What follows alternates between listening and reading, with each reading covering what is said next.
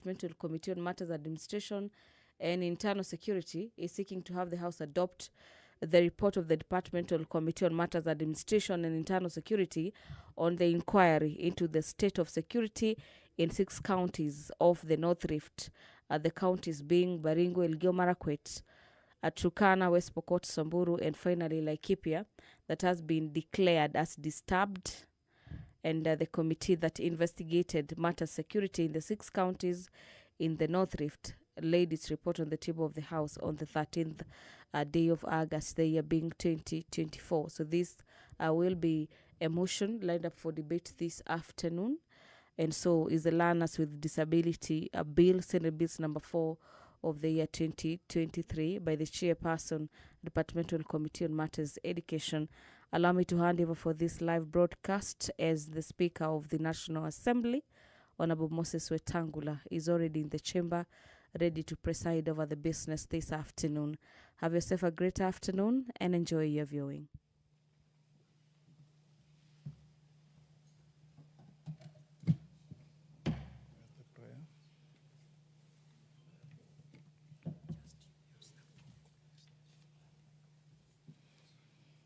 Waheshimiwa, tuombe. Ewe Mwenyezi Mungu ambaye kwa hekima na wema wako umetoa nyadhifa za viongozi na mabunge kwa ustawi wa jamii na utawala wa haki wa wanadamu, tukusihi utazame kwa neema nyingi sisi watumishi wako ambao wameridhika kutuita tutekeleze shughuli muhimu za jamhuri yetu. Tunakuomba uteremshie baraka zako sisi tuliokutanika hapa, na utujalie tuyatende na kufikiria mambo yote yatakayofikishwa mbele yetu kwa njia ya haki na uaminifu, ili utukufu na sifa zako siendelezwe, na ili kustawisha amani, ufanisi na heri ya nchi yetu na wale ambao haja zao umezikabidhi mikononi mwetu. Amen.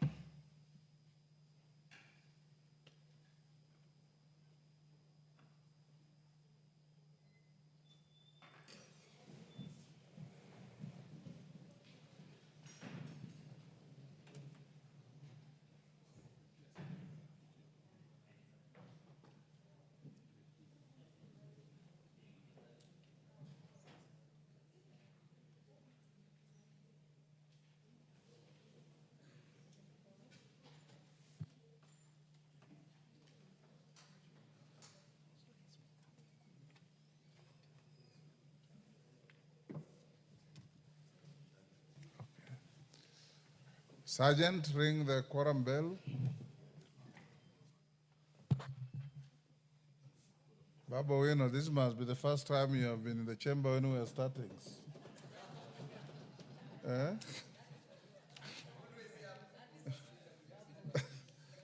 You always appear here like a stranger.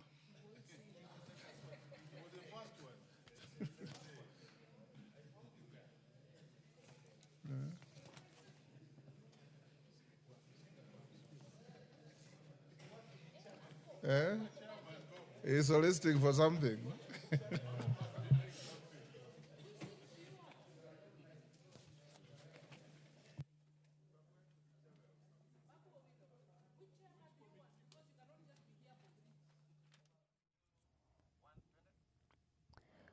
Well, the business at the National Assembly has already commenced this afternoon, and immediately after the commencement, the Speaker has directed that the quorum bell be rung for a few minutes to give some sort of leeway for members of Parliament who are still within the presence of Parliament to make their way into the chamber this afternoon, to necessitate the House to raise quorum this afternoon.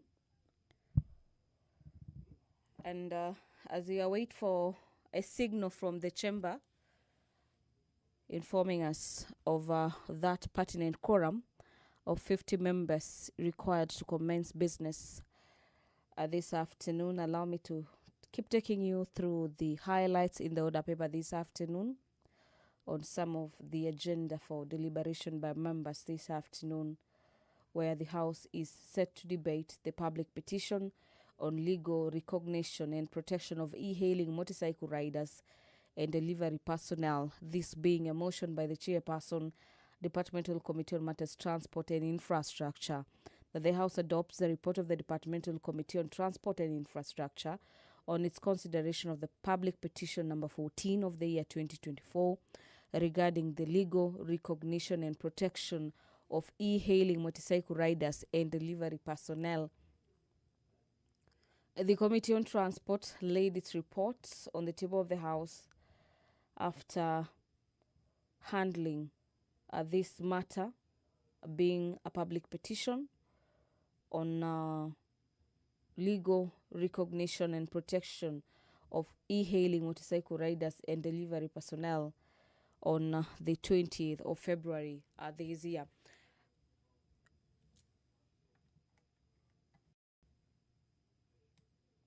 The House will this afternoon resume debates on the realization of the two-thirds gender principle. This debate has a balance of about 1 hour and 36 minutes, where members of the National Assembly are set to debate the Nadco report and the multi-sectoral working group report on the realization of the two-thirds gender principle. This is a report that has been done by both committees of the National Assembly and the Senate on matters justice and legal affairs.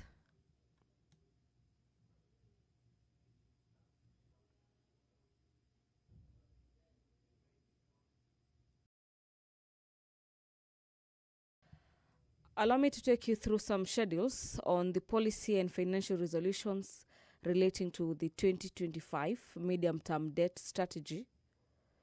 And some of the policy resolutions is that to meet the Public Finance Management Act of 2012, a threshold of debt to GDP in present terms of 55% by 2028, the Cabinet Secretary for the National Treasury and Economic Planning. Quorum.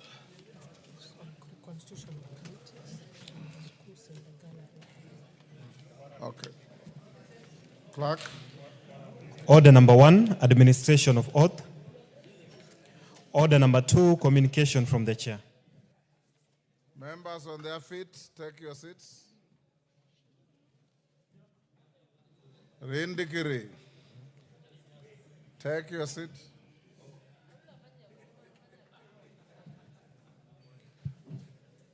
Honorable members, I have 2 short communications to make. The first one is on the commencement of the resolution with respect to reconstitution of committees. Honorable members, you recall that during yesterday's afternoon sitting of Wednesday, 5th March 2025, the House approved the appointment of members to 41 committees. As you are aware, Standing Order 179-2 requires that whenever a vacancy arises in the office of chairperson or vice chairperson of a select committee, the clerk shall within 7 days appoint a place and time for the meeting of a committee to elect its chairperson and vice chairperson. In that regard, honorable members, I instructed the clerk to prepare a schedule for the affected committees to convene and conduct the said elections. A concern has risen, honorable members, regarding whether members who are appointed to the respective departmental committees may participate in the legislative business that was already before the committees. Honorable members, you will note that in today's order paper there is a rectification being made to correct the resolution of the House with respect to 3 committees. Further, it's notable that the departmental committees are engaged in the process of considering the 2025 budget policy statement and supplementary estimates for financial year 2024-25. This process, which have statutory timelines, are not to be interrupted by the changes made to committees yesterday. In this regard, therefore, honorable members, it is hereby clarified that the resolution of the House with respect to reconstitution of committees and indeed the changes to be made today will commence on Wednesday, 12th March 2025. That's next Wednesday. The clerk is therefore directed to circulate a consolidated schedule showing the place and time of election of chairpersons and vice chairpersons of all affected committees before the rise of the House today. For clarity, honorable members, the counting of the 7-day period contemplated under Standing Order 179-2 shall commence tomorrow, Friday, 7th March 2025. This implies that the elections for chairpersons and vice chairpersons of the specified committees will be held on Wednesday, 12th March 2025, or Thursday, 13th March 2025. You are accordingly guided. Order members remain at the bar. Honorable members, the second is an invitation to Muslim members of Parliament to the Parliamentary iftar dinner. Members, take the nearest seat. I can see Honorable Shimba. On account of your seniority in age, we can't keep you waiting. And Junet is a fortunate beneficiary to that.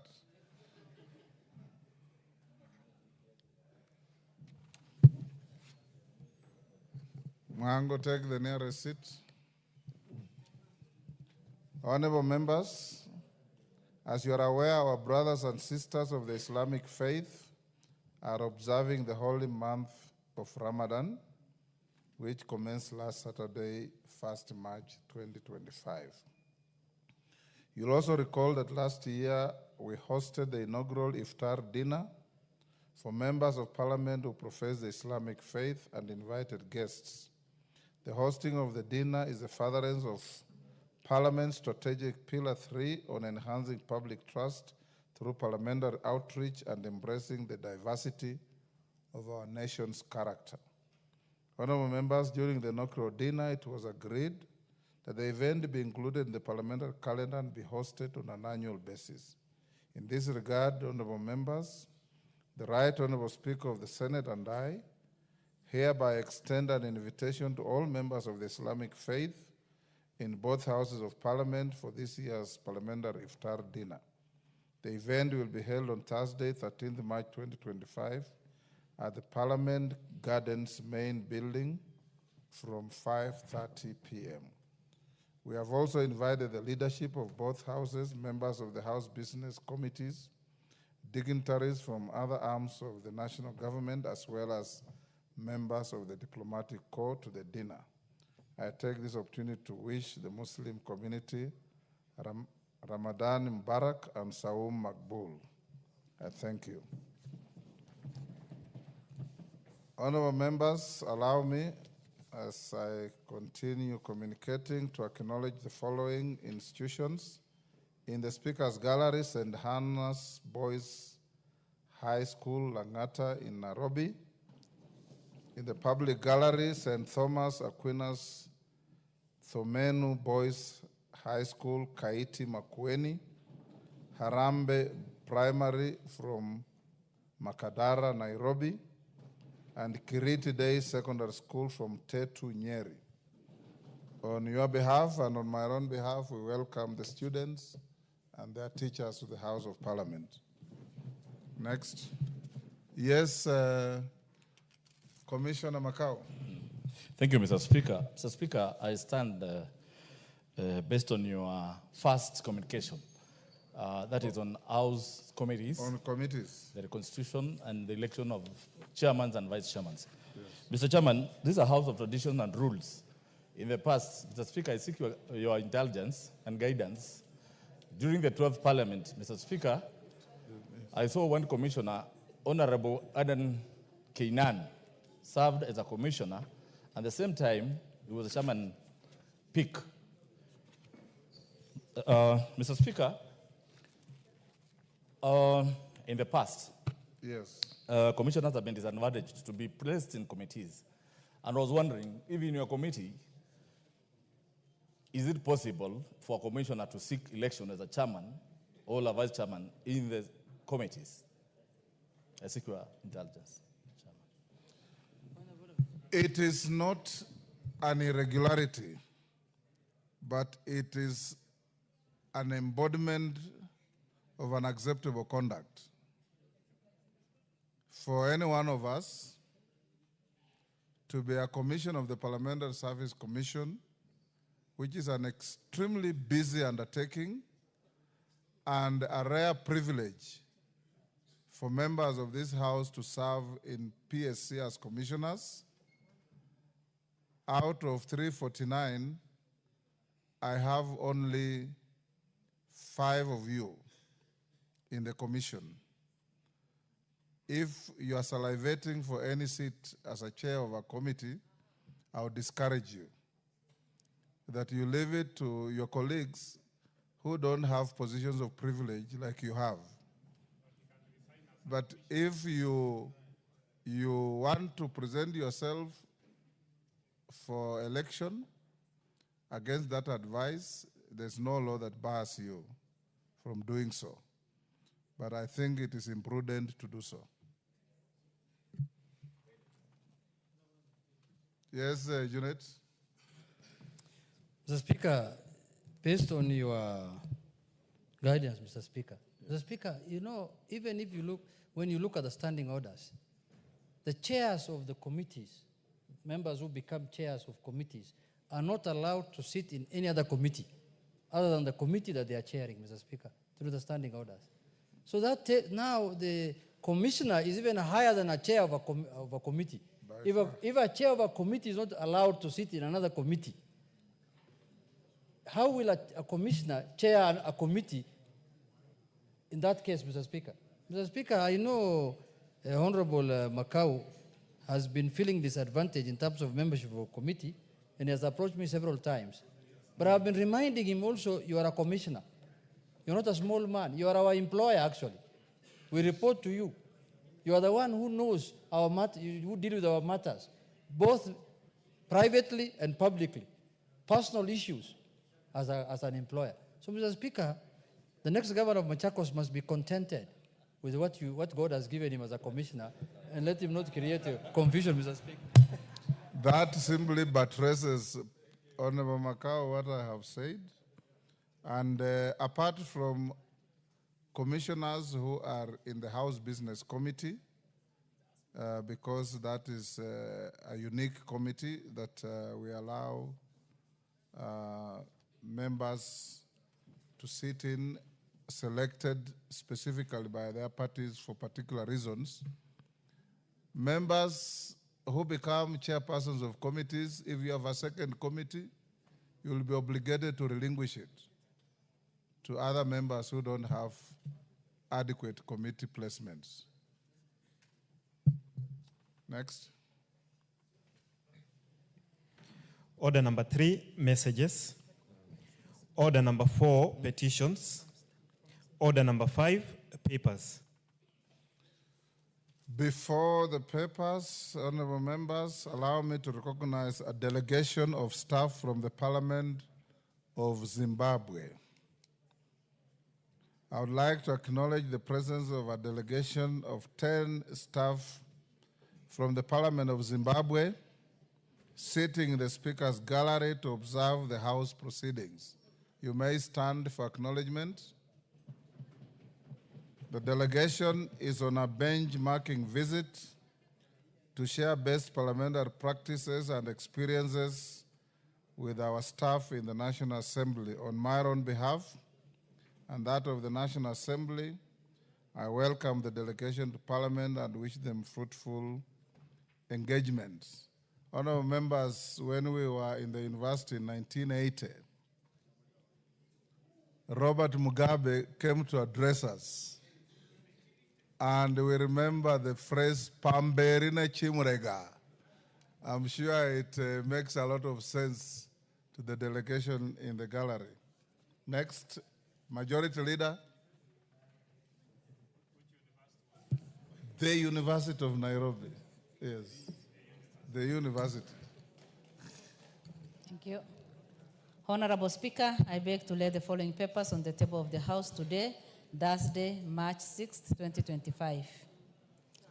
1. Reports of the Auditor General and financial statement for the year ended 30th June 2023, and the certificates therein in respect of, number 1, Ahmed Shahame Mwindani Technical Training Institute, 2 Coast Institute of Technology, 3 Kekrao Technical and Vocational College, 4 Kendenge Technical and Vocational College, 5 Keroka Technical Training Institute, 6 Kinango Technical and Vocational College, 7 Likoni Technical and Vocational College, 8 Mabera Technical and Vocational College, 9 Mawego Technical Training Institute, 10 Msambweni Technical and Vocational College, 11 Mugutsi Technical and Vocational College, 12 Musakasa Technical Training Institute, 13 Okame Technical and Vocational College, 14 Sangalo Institute of Science and Technology, 15 Sirisia Technical and Vocational College, 16 Taveta Technical and Vocational College, 17 Wanga Technical and Vocational College, and 18 Wamingu Technical and Vocational College. Number 2, reports of the Auditor General and financial statement for the year ended 30th June 2024 and the certificates therein in respect of 1, Anti-Doping Agency of Kenya, 2, Anti-Female Genital Mutilation Board, 3, Asumbi Teachers Training College, 4, Augustine Teachers Training College, Iregi, 5, Bomet University College, 6, Child Welfare Society of Kenya,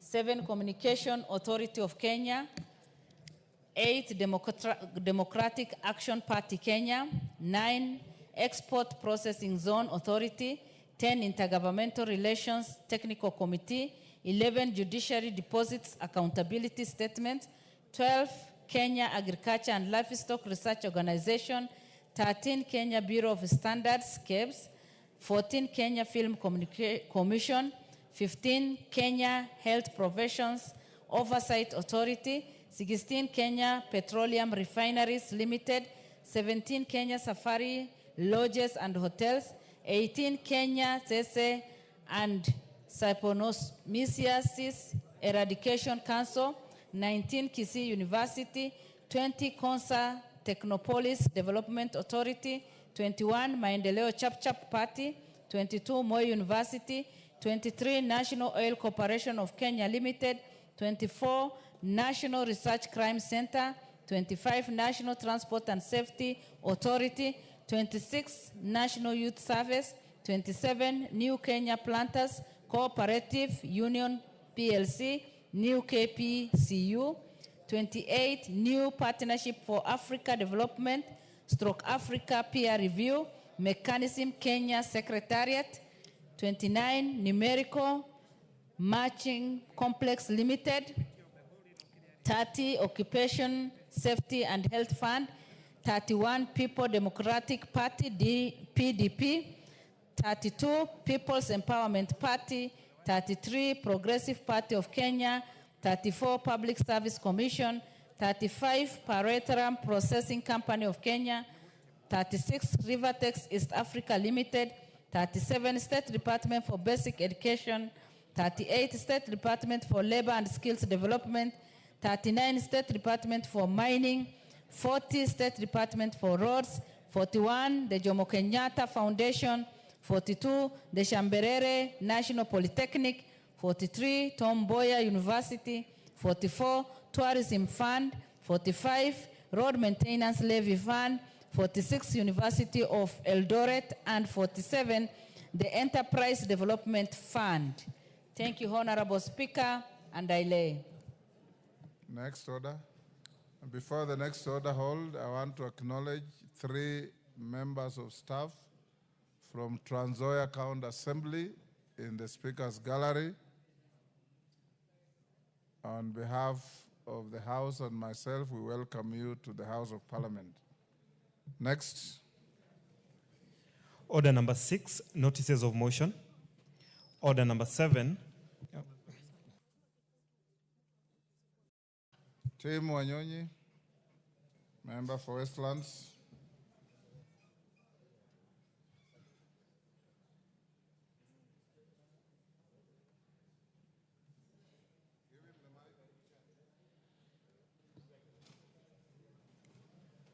Thank you, Honorable Speaker. Honorable Speaker, I beg to give notice of the following motion. That aware that land is a critical but limited factor of protection that supports human habitation and food production. Noting that agriculture is Kenya's economic mainstay. Appreciating that the Central Bank of Kenya, CBK, Monetary Policy Committee Agriculture Sector Survey 2022 estimated the contribution of the agriculture sector to be the country's gross domestic product, GDP, to be 22% directly and 27% indirectly through its linkages with other sectors. Further appreciating that the survey showed that the sector employs over 40% of Kenya's total population. Concerned that the Land Reform Volume 3 publication, the Kenya Land Alliance land estimated that only 17% of the country's land mass is classified as suitable for rain-fed agriculture land, while the remainder is either semi-arid or arid. Further concerned that the country's agricultural productivity has been decreasing over the years, cognizant of the fact that the decline in agricultural productivity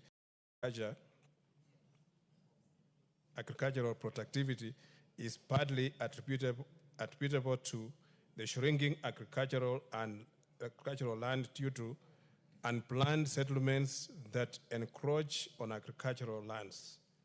Further concerned that agricultural lands in rural areas are continually being subdivided into small portions that build for build-up development, therefore diminishing the size of land available for agriculture, noting that there is need to put in place measures for effective land use in the country in order to guarantee optimal use of agriculture. Now, therefore, this House resolved that the government, through the Ministry of Lands, Public Works, Housing, and Urban Development, puts in place a policy framework for effective land use in rural areas by consolidating and designating zones for build development, for commercial and residential developments with shared public utilities and separate zones for agricultural use in order to arrest further diminishing of agricultural land and steady the country's agricultural product. Thank you,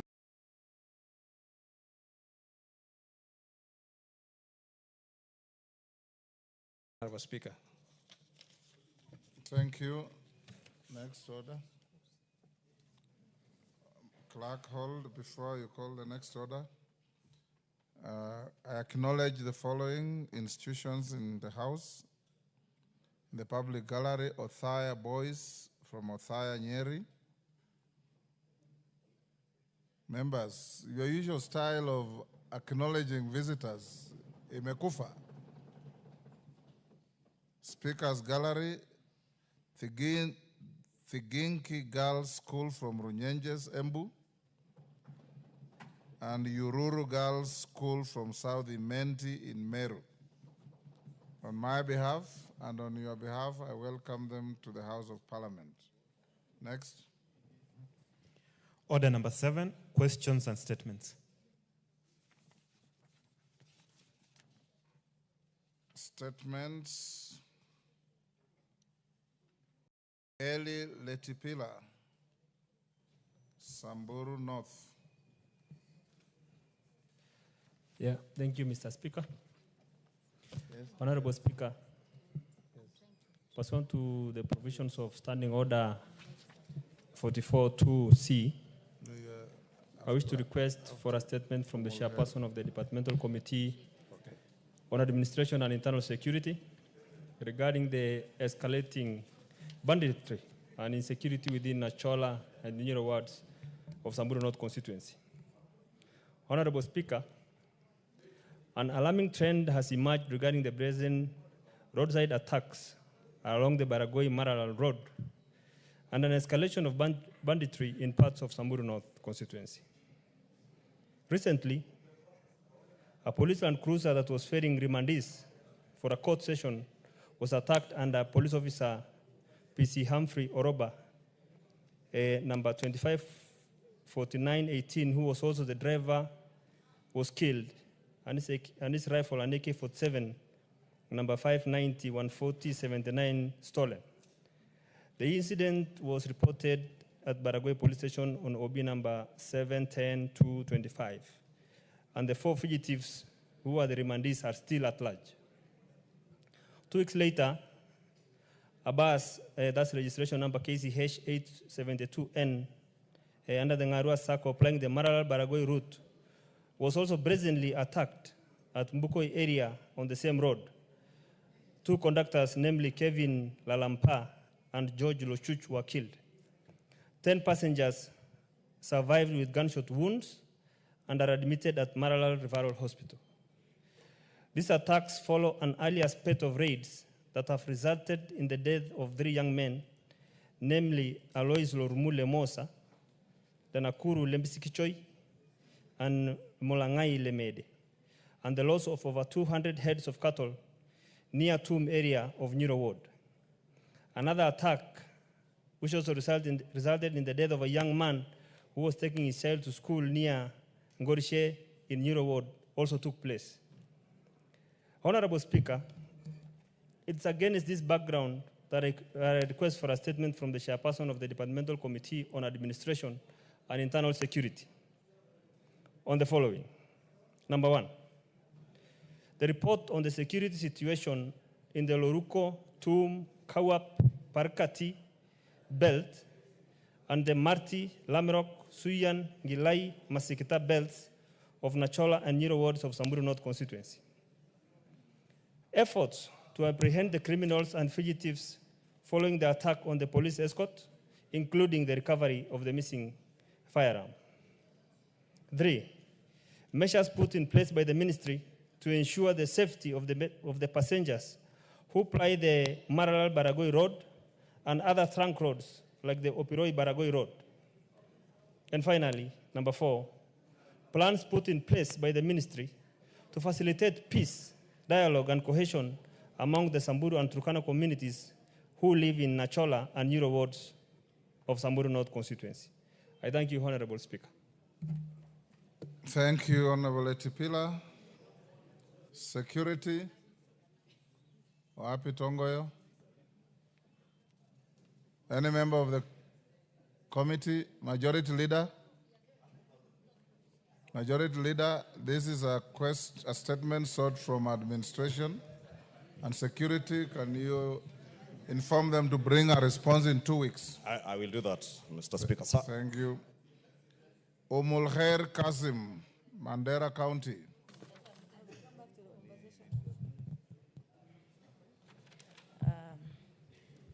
Thank you, Honorable Speaker. Honorable Speaker, I'm requesting for a statement regarding power outages in Mandera County.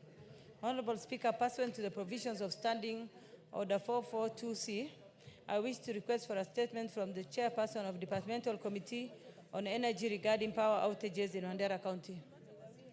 Honorable Speaker, in the recent past, there have been frequent power outages in Mandera County, especially Mandera East and Mandera South constituencies, which have disrupted critical services offered at health facilities, public institutions, and commercial operators. In January 2025, the Kenya Power and Lighting Company installed 2 generators in Mandera East. However, one of the generators broke down within the same month. The frequent power outages have caused panic among the affected residents, noting that this exposes the area to incidences of insecurity and negatively impacts economic activities. In addition, due to the high temperatures in the area, residents are at risk of suffering from heat strokes and also affect the observance of the holy month of Ramadan. Due to this, residents have been compelled to purchase ice blocks across from Somalia, thereby increasing the cost of living. The incessant power outages continue to cause distress to the residents of Mandera. Honorable Speaker, it is against this background that I request for the statement from the chairperson of the Departmental Committee on Energy on the following. 1, to report on the steps being taken by the government to address the frequent power outages. 2, the immediate measures being put in place to replace malfunctional generators, including providing additional generators with the required wattage to ensure constant supply of power in the county. 3, the long-term plans for stable power supply in the county, including exploring alternative avenues such as acquisition of generators through the independent power producers, which, Honorable Speaker, their contract was terminated in 2023, thereby resulting into this unfortunate incident that we are in right now. Thank you. Yes, Cynthia Muge, you want to joyride on that? Honorable Speaker, allow me to joyride on this statement because I have a burning issue, Honorable Speaker. Yes. That the KPLC company is not only the home of inefficiencies, Honorable Speaker, but it is also a home of inconvenience. Honorable Speaker, the Office of Nandi County National Government Affirmative Action Fund paid a whooping 800,000 shillings, Honorable Speaker, for the purposes of installation of power at the Kabirsang Rehabilitation Center 1 year, 3 months ago, Honorable Speaker. And efforts to even follow up for its installation is not bearing any fruit. This is a very inefficient company, and they should be able to put their act together as they sort out the issues that have been raised by Honorable Umo. Thank you. Omanyo, you also want to joyride on that? Thank you, Mr. Speaker. I also want to just add on what my colleagues have said about Kenya Power and Lighting. I come from a border point, Busia, where we share, we get so many trucks passing across Malaba town and Busia town. But unfortunately, every time there is a power blackout and the streets have no lights, I'm hoping and urging the Kenya Power and Lighting Company to up their game, especially in towns like Busia, where it serves so many other nations. So many trucks go to Rwanda, Congo, Uganda, across Busia and Malaba customs. Thank you, Mr. Speaker. Yes, honorable member for...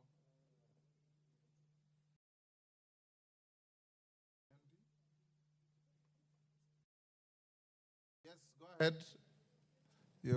Thank you, Mr. Speaker. You'll be the last joyrider. Thank you, Mr. Speaker. I also want to ride on the same. Central. Yes, Mr. Speaker. Thank you very much for giving me this opportunity. I want to ride on the same on KPLC, Mr. Speaker. They are becoming a real troubleshooters. Mr. Speaker, in my Gembe Central constituency, the KPLC installed transformers, 6 of them in numbers. And they registered members of the community as users and agreed on meters. Then they installed the power. They delayed the meters for almost 8 months.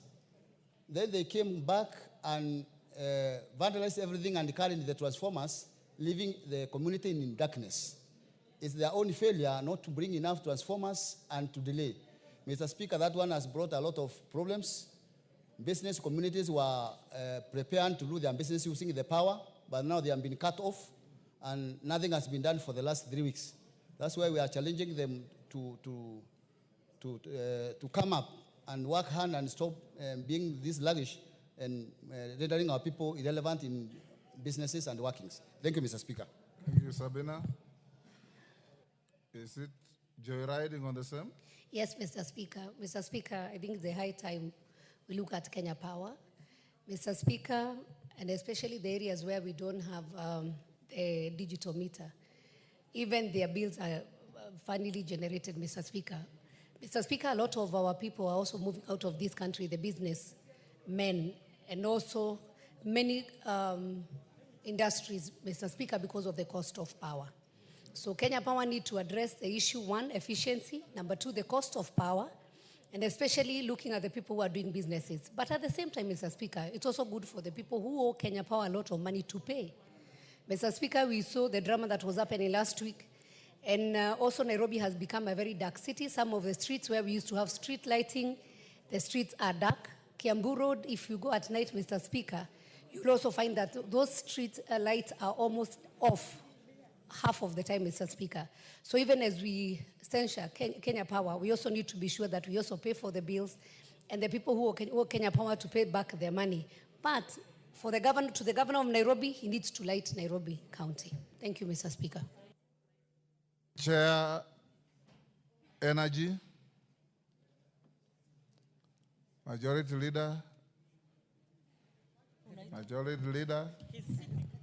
Ensure the Chair Energy brings a response in 2 weeks. Yes. Jerry Maina. Kasheri, Kirinyaga County. Thank you, Honorable Speaker. Honorable Speaker, I rise to request for statements regarding issuance of title deed in South Ngariama settlement area. Honorable Speaker, pursuant to the provisions of the Standing Order 42-2C, I wish to request for a statement from the chairperson of the Departmental Committee on Lands regarding the delay in issuance of title deeds in South Ngariama settlement scheme, Mwea constituency in Kirinyaga County. Honorable Speaker, the South Ngariama settlement scheme is a 17,000-acre land located in Kirinyaga County, which was established to provide land to residents of Mwea constituency. However, for decades, the process of formal land allocation and issuance of title deeds has remained unresolved. In February 2023, the Ministry of Lands initiated an adjudication process following a directive issued by the Kirugoya Environment and Lands Court. Yet to date, the issuance of title deeds is yet to be finalized. This prolonged delay in issuing title deeds has affected development in the area. Without legal proof of ownership, investors remain hesitant and donors are reluctant to fund community projects. Furthermore, the delay has caused land-related disputes with a rise in conflicts in the area over land ownership. Article 40 of the Constitution guarantees the right to ownership of property, and the continued delay in issuance of the title deeds restricts the ability of residents of Ngariama settlement scheme from exercising this right. Honorable Speaker, it is against this background that I request for a statement from the chairperson of the Departmental Committee on Lands on the following. 1, a report on status of the adjudication process of the South Ngariama settlement scheme, indicating whether the process references initial mapping conducted in 2009. 2, the specific timelines for the conclusion of the titling process, including issuance of title deeds to the rightful residents. And 3, measures being taken by the Ministry of Lands, Public Works, Housing and Urban Development to address land ownership disputes in the area, including steps taken to facilitate verification of rightful ownership in cases of disputes. Thank you, Honorable Speaker. Thank you, Kasheri. Lands, Majority Leader again, inform them to bring a response in 2 weeks. Mark Mwenje, Embakasi West. Thank you, Honorable Speaker.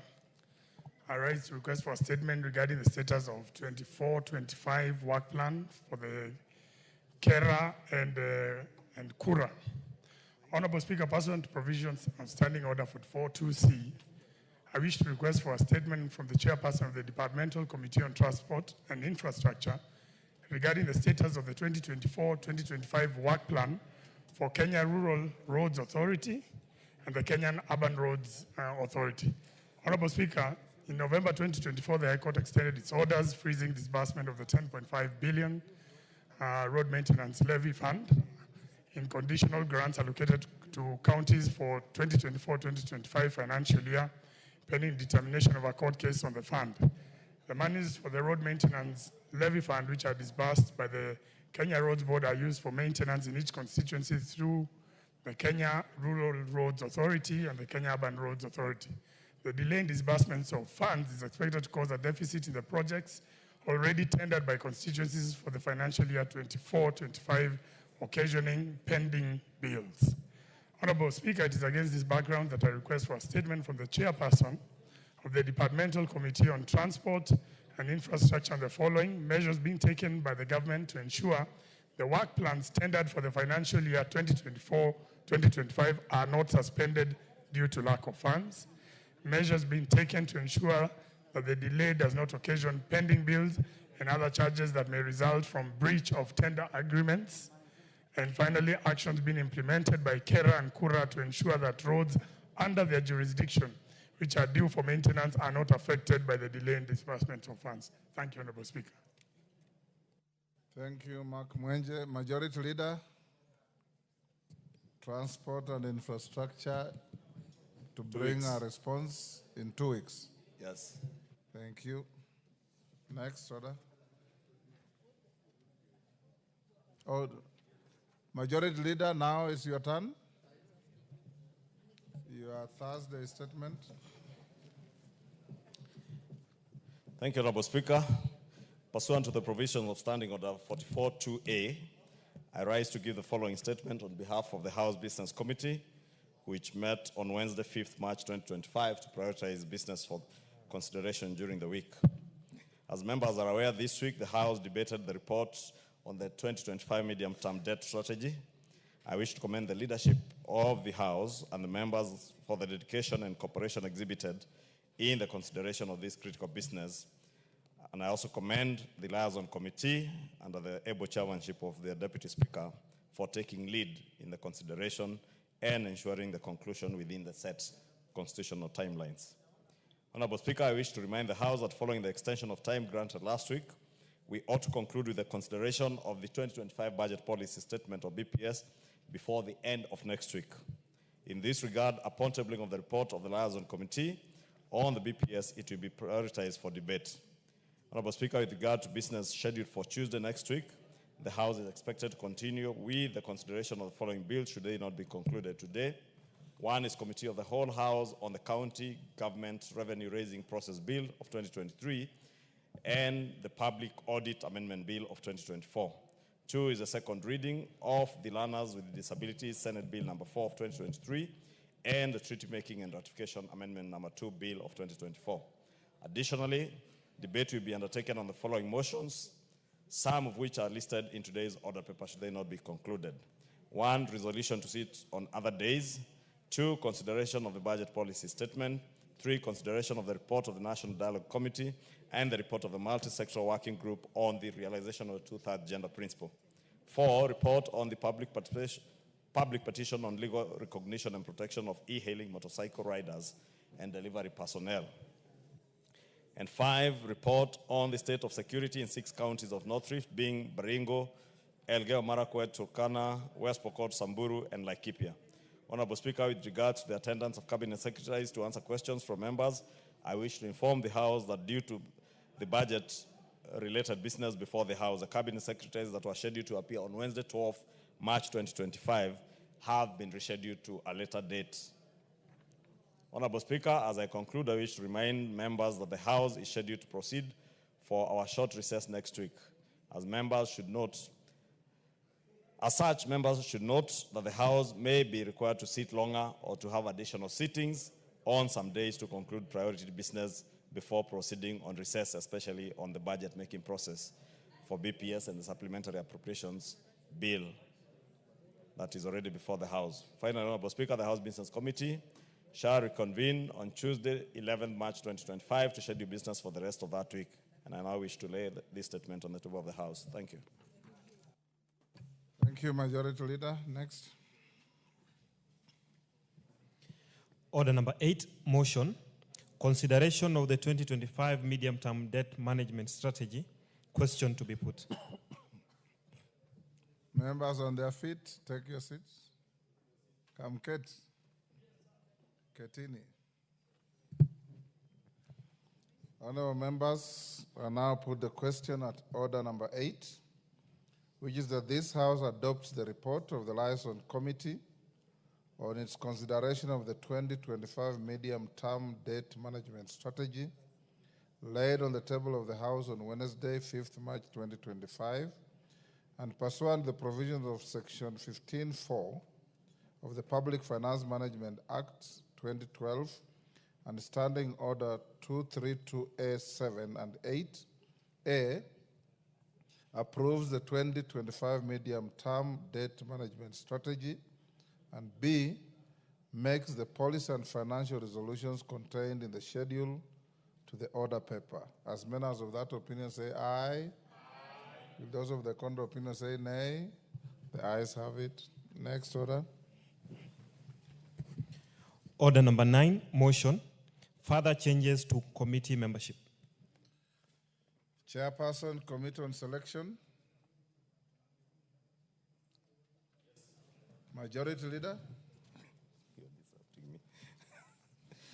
Honorable Speaker, at times you run into problems when you sit next to honorable members who are very engaging, like the member for Muranga and the member for Laikipia. I notice your level of concentration has diminished considerably. It is the member for Muranga, Honorable Speaker, who has taken the deputy majority leader seat, and the member for Laikipia took the whip's seat. Now I'm used to sitting with gentlemen here, and the two gracious ladies have given me very good company. Honorable Speaker, I wish to move the motion that further to the resolution of the House of Wednesday, 5th March 2025, appointing members to various committees, and pursuant to the provisions of Standing Order 175, this House further approves the appointment of the following members to the respective committees as specified hereunder.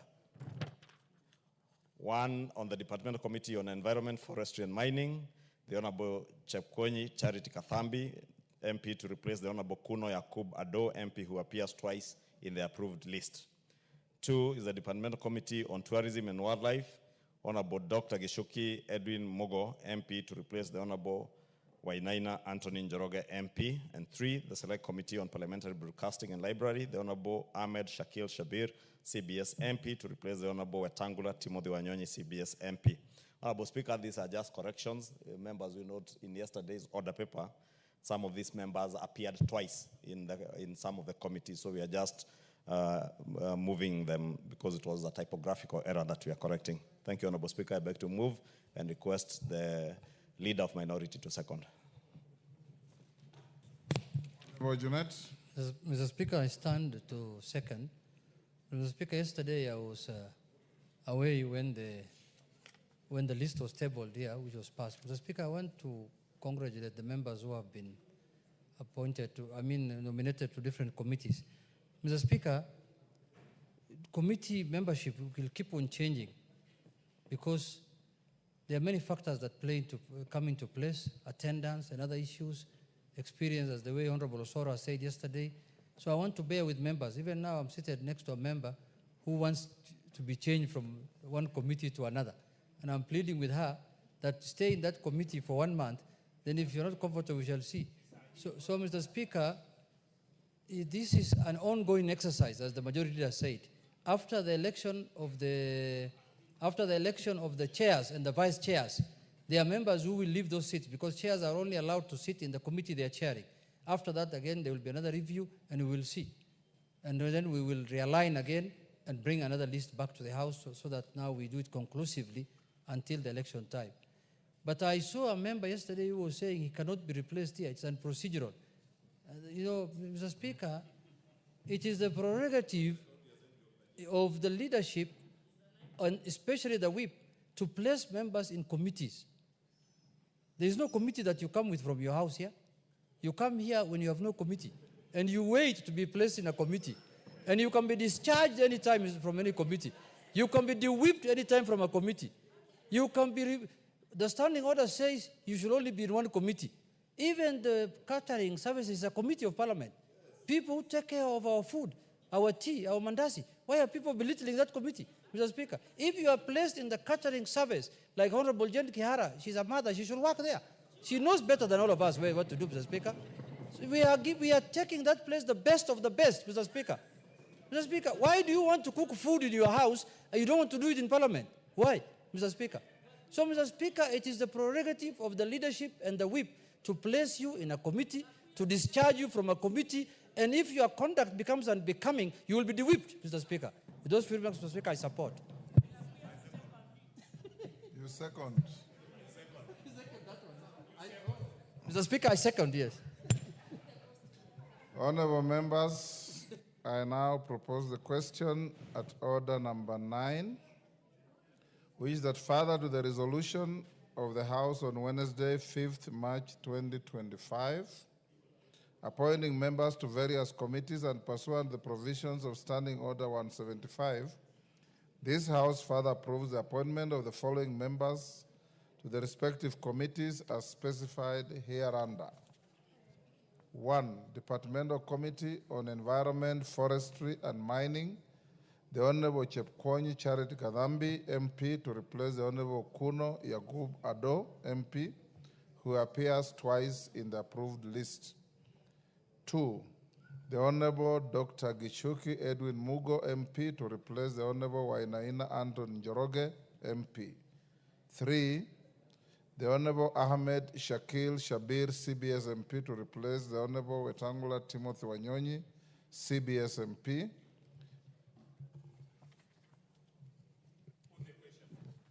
Put the question? Yes. I now put the question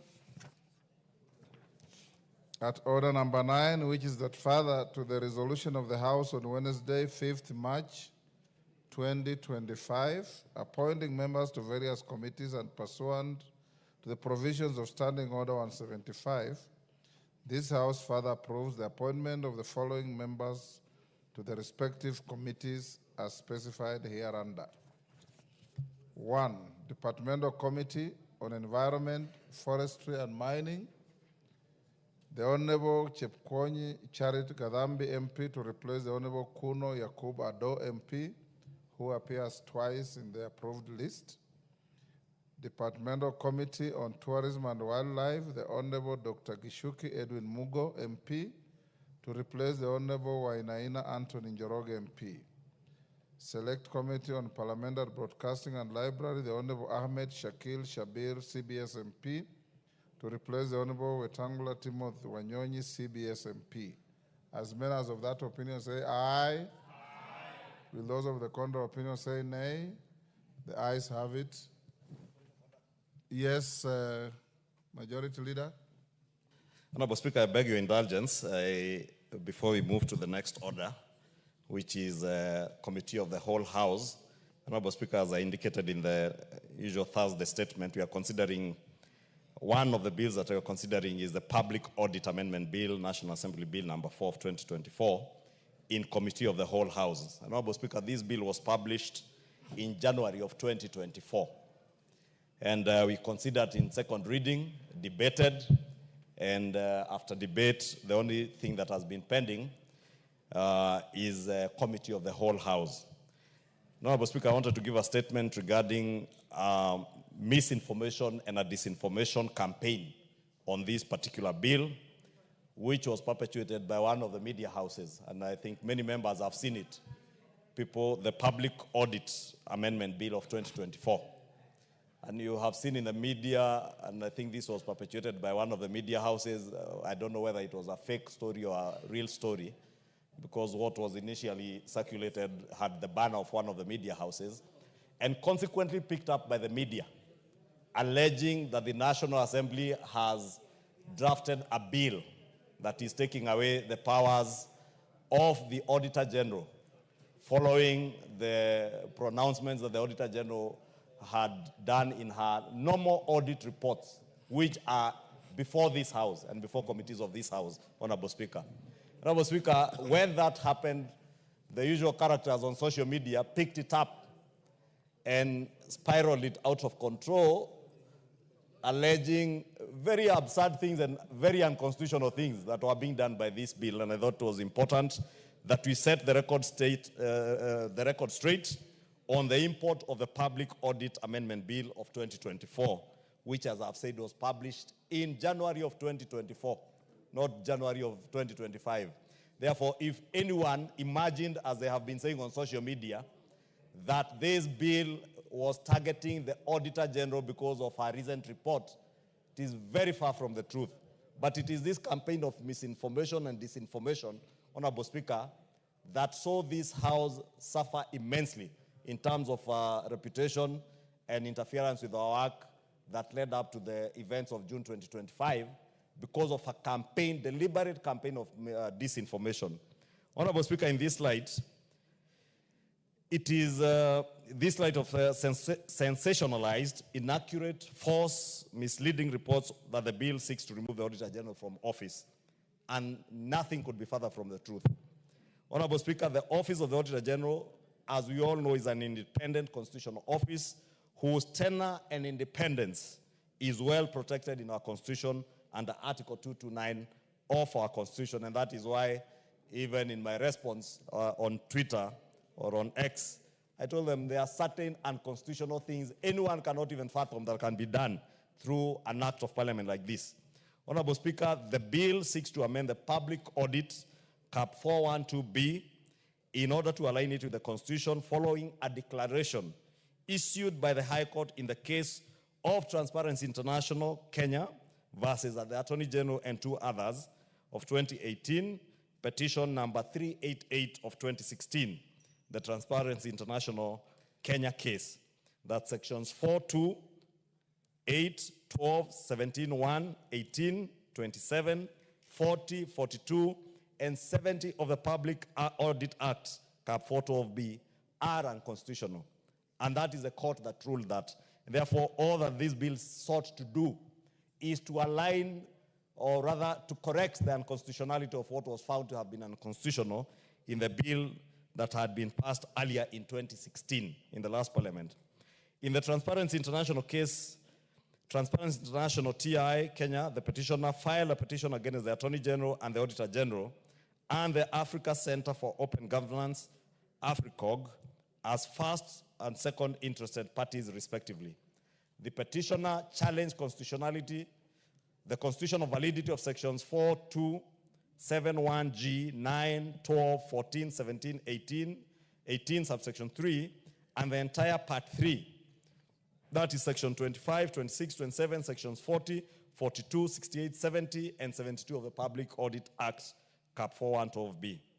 Justice Chacha Mwita held that sections 4.2, 8, 12, 17, 1, 18, 27, 40, 42, and 70 of the Public Audit Act, Cap 412B, were inconsistent with and in contravention of the Constitution and were invalid. Honorable Speaker, this is the reason why we had this bill, so that we could align the Public Audit Act to the High Court declarations. I have looked at the Departmental Committee on Finance and National Planning's report that was tabled and its proposed amendments to the bill. And I have not seen anywhere of a proposal to remove the Auditor General as head of the National Audit Office. In any case, when the Auditor General, Honorable Speaker, appeared before the committee and she made representations before the Finance and National Planning Committee, she never indicated that the bill sought to remove her from her office. The committee report is publicly available and on the parliamentary website.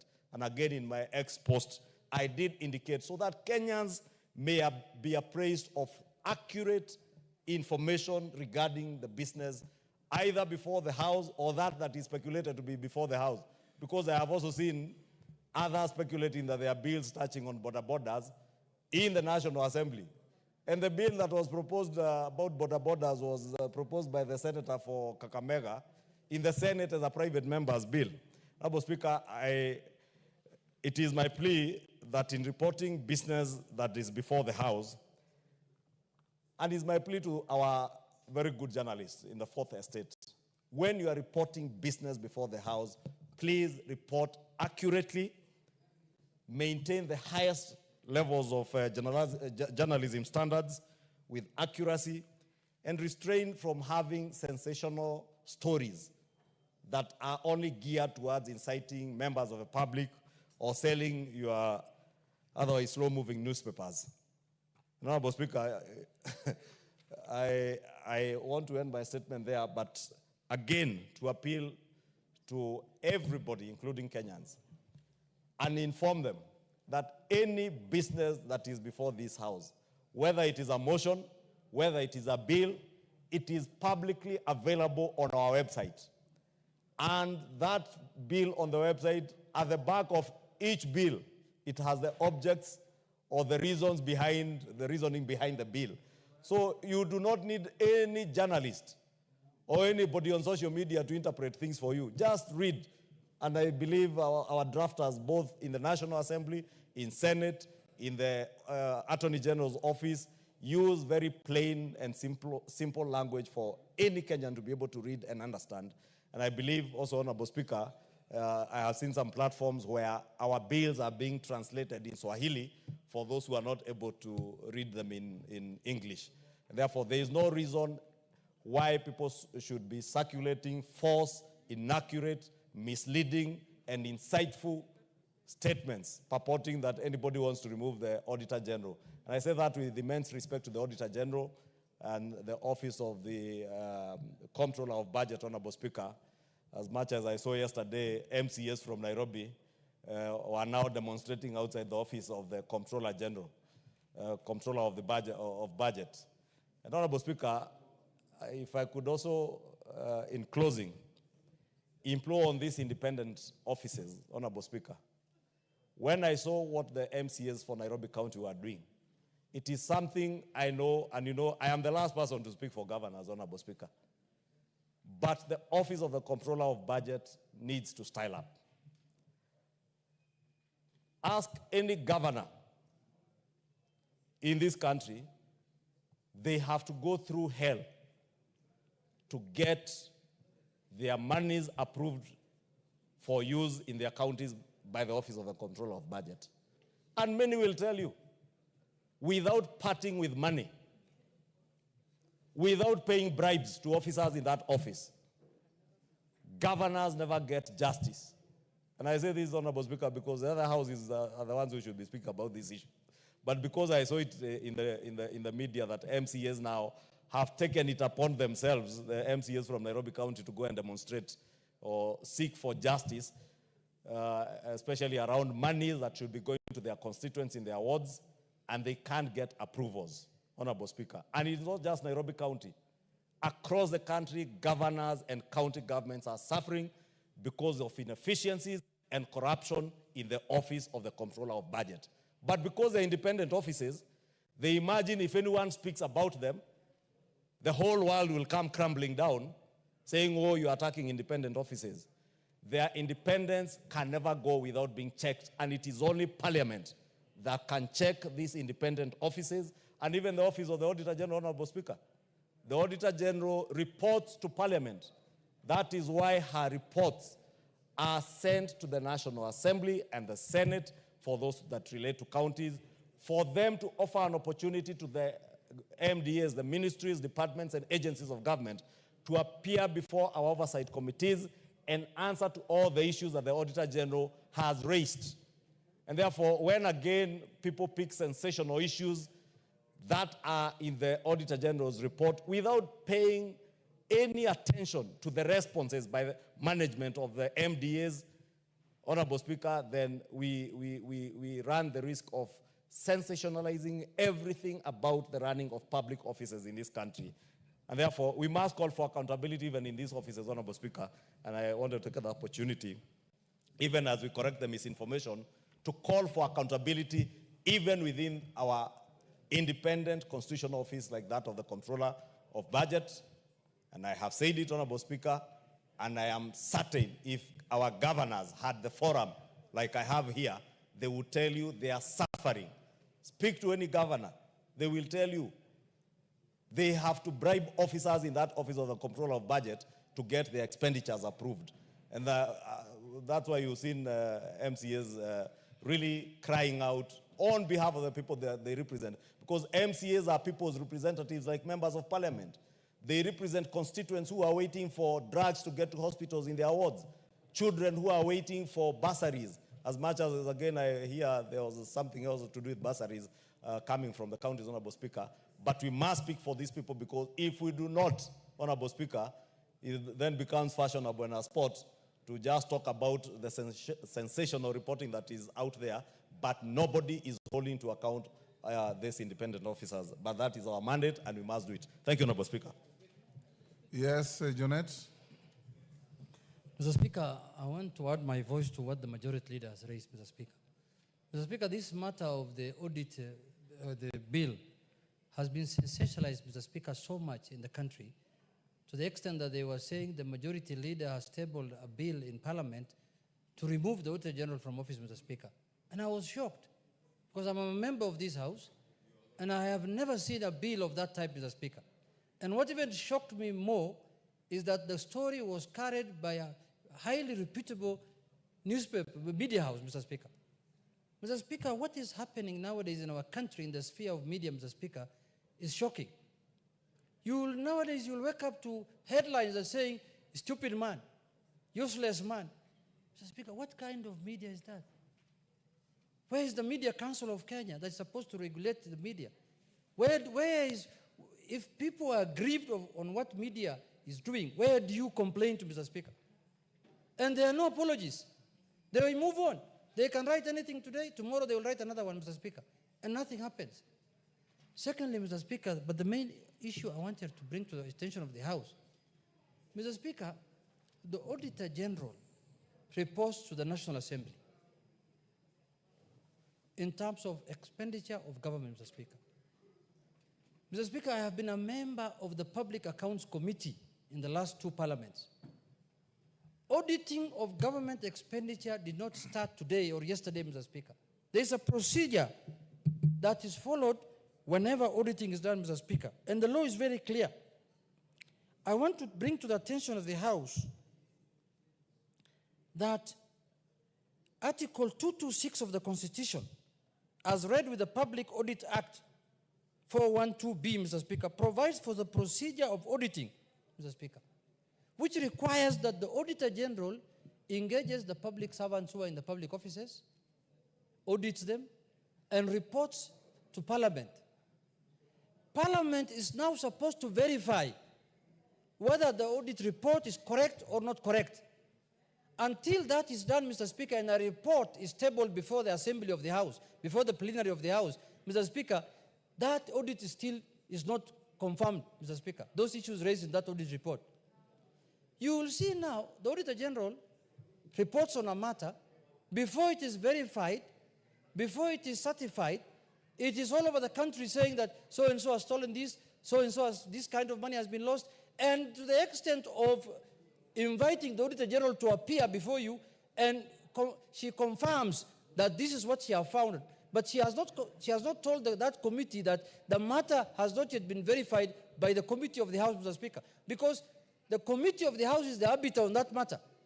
The public servant who has been accused of malpractice and the Auditor General, who is the prosecutor, appear before the Committee of the House, and everyone brings his or her documents before the Committee of the House. Unless we have changed our rules, unless we have changed our laws on auditing, Mr. Speaker, that is the position as far as I'm concerned. Now, Mr. Speaker, any audit report is a confirmed report before it is audited, before it is brought before the House. Mr. Speaker, that culture will lead to anarchy. That culture will lead to people's names being destroyed, Mr. Speaker, without any recourse. Mr. Speaker, why the civil servants are being given an opportunity to explain what the Auditor General has reported is because they might have been delaying submission of documents, there have been misinformation, could have been misinformation, they could have been misreporting. All that needs to be looked at. But if the Auditor General's word is final, then why report to Parliament then? Why can't the auditor do the report and publish it, and that should be the end of the story? That is not what the law says. And we must be people who are guided by the Constitution and the law.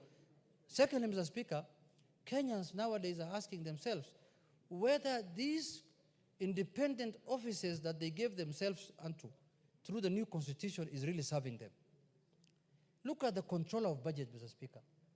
County government, you know, the controller of budget, Mr. Speaker, is supposed to check whether the expenditures that are being incurred by the county government and the national government are in tandem with the budget that has been approved by Parliament, period. But now, every county government must seek the approval of the controller of budget for any expenditure. If they want to build a dam, he must go to the controller of budget and ask her, can I build this dam or not? Then there is a lot of corruption. The other day, the auditor, the controller of budget reported that the government, the national government, spent 1.3 trillion manually without passing through our office, Mr. Speaker. And he said that money was supposed to be spent electronically. Mr. Speaker, who is this mad person who knows that Parliament is going to audit them, Parliament is going to hold them accountable, and you can spend public funds which are not budgeted for? Mr. Speaker, the corruption in the controller of budget office must end. Devolution is suffering. Governors are suffering. Governors are unable to perform. Governors cannot access monies that have been appropriated for them, Mr. Speaker, because of the office of the controller of budget, Mr. Speaker. And it has been the norm. And the controller of budget has refused to take any action. She has been summoned to the Senate. She has been summoned to the National Assembly. Governors have gone to see her. The Council of Governors have gone to plead with her that devolution is suffering. There is corruption in her. For every approval, you must part with something. Governors are saying openly everywhere that for us to get approval from the Controller of Budget's office, we must give some money.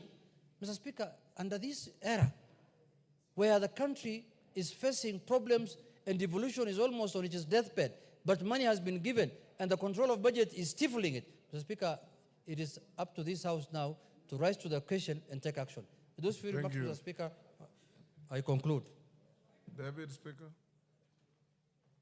Thank you, Honorable Speaker. I just want to take 2 minutes. Yes, I'll take 2 minutes. I just want to follow up on the issue that has been said by the majority leader and the minority leader in regards to the media.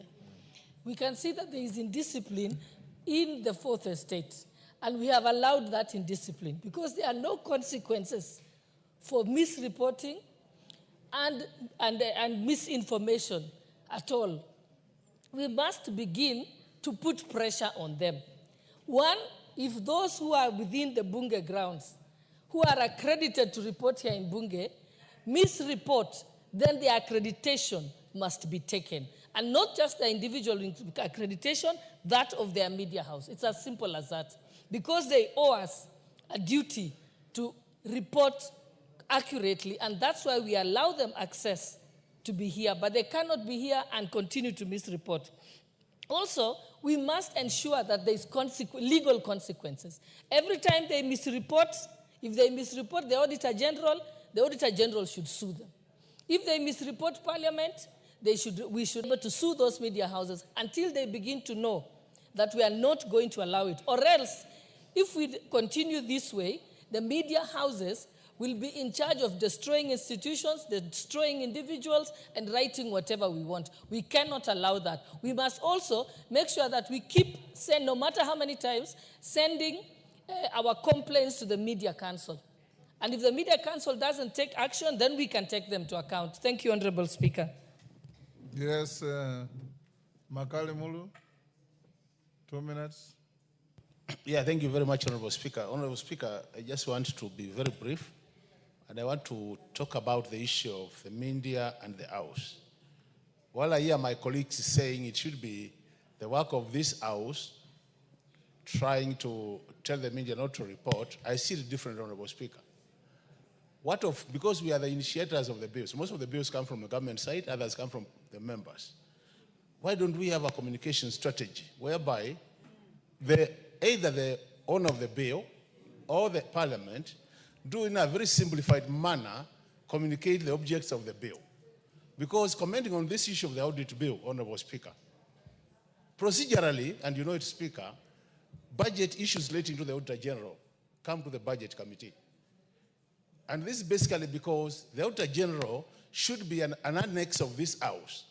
The work of the Auditor General is to help this House do proper oversight because they give us information. So that being the case, Honorable Speaker, I don't know at what point we decided that this bill should be looked at by the Finance Committee, which normally looks at issues of Treasury. Because from where I say, I might be misinformed, I'm not a lawyer, but I thought procedurally, we have, as a House, we have actually guarded. We have more, as a House, we have made sure that we don't expose the Auditor General to the interaction with the Treasury. And I think that is good for democracy and for purposes of our oversight role as a House, Honorable Speaker. So even as we discuss this audit bill, For me, I think that the gap has always been because we might have not, as a House, communicated effectively what are the objectives of this bill. And I think the majority leader should have taken a bit of time to do that so that we don't allow Kenyans out there to comment on a bill which they don't understand. I submit, Honorable Speaker. Thank you.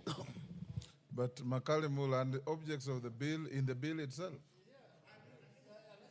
Yes, Kimani? Thank you, Honorable Speaker. Honorable Speaker, misinformation starts with errors. Disinformation starts with agenda. When I looked at what the media reported on this particular bill, I could tell for a fact that was the agenda that they were trying to pursue. This bill, Honorable Speaker, in any case, it is giving more power and more authority to the Office of the Auditor General. The function of, for example, auditing human resource was not expressly provided for in the law. And therefore, these particular proposals are actually giving more power and more influence to the Office of the Auditor General. On the issue of this disinformation, Honorable Speaker, last week we held a meeting with the Controller of Budget on the issue of those manual and automatic payments. I was surprised on the headline to see on the Sunday Nation the following day. I wondered, was this the same meeting I was chairing? Because the issue of that particular discussion, how it was translated, it is like National Treasury went to Central Bank and withdrew 1.3 trillion shillings in cash. And that is what disinformation was meant to inform Kenyans. And what that really actually meant, National Treasury, for a very long time, National Treasury will process payments manually. There would be a lot of paperwork that the PS has to sign, taken to the control of budget manually for approvals. What now National Treasury has done is to come from manual to automatic approval of transactions. However, because debt payments are extremely many and they're payments that are made every time, some of these processes have not fully migrated into automation, Honorable Speaker. So what we should be doing is congratulating the Principal Secretary and the CS National Treasury for coming out from the manual systems to the automatic systems and encourage them that all those payments should all be onboarded onto automatic system, Honorable Speaker. But the disinformation is an agenda and you must call them out because... Honorable members, I think we'll end up there. It is important to point out to our compatriots in the media that we expect and require you to report factually, accurately, because these are not abstract issues. Bills are published, they're in print, they are posted on the parliamentary web, and you can also get hard copies from the government printer and from the House of Parliament itself. And we have said, following the President's set in the impeachment proceedings, that we will also be posting bills to offices of members of Parliament at the constituency and the county level for women reps, for members of the public to access these bills, those who want to read, understand, and they are free to critique without sensation, without disinforming. And for avoidance of doubt, honorable members, the Auditor General of the Republic of Kenya is appointed under Article 229 and can only be removed from office under Article 251 and not in any other manner. The Speaker of this House will not approve any bill that is brought to this House to purport to remove the Auditor General, because the process of removing the Attorney General from office is provided for in the Constitution. And we encourage the media, where they are not able to comprehend any matter before the House, to feel free to reach out to the office of the leadership of the House, the majority leader, the minority leader, the Speaker's office, the clerk's office, and any other office that they can access for clarity on matters that concern the public. I think we can leave it there. Honorable members, I've got two short communications. In the public gallery of the House, we have Namanga Secondary School from Mathioya in Muranga. On my behalf and on your behalf, we welcome the students and their teachers to the House of Parliament. Secondly, honorable members, there's a corrigendum on the stay of consideration of the Kenya Sign Language Bill, National Assembly Bill number 1 of 2024. Yesterday, honorable members, you recall that during the afternoon sitting, I guided the House on the stay of consideration of the Kenya Sign Language Bill, National Assembly Bill number 1 of 2024. The bill is sponsored by the Honorable Umulkhair Harun Mohammed, MP nominated. Honorable members, in the communication I indicated that the bill has similar proposals as those contained in the Kenya Sign Language Bill, Senate Bill number 9 of 2023, co-sponsored by Senator Crystal Asiga MP, and the Minority Whip, the Honorable Millie Odhiambo Mabona, CBS MP, which is also before the House. In this regard, honorable members, I wish to clarify that the Kenya Sign Language Bill, Senate Bill number 9 of 2023, is co-sponsored by Senator Crystal Asiga MP and is to be co-sponsored by the nominated member, the Honorable Umulkhair Harun MP in the National Assembly, given that the bills were identical and Honorable Umulkhair had sponsored the bill in this House. We are accordingly guided. Thank you. Next order.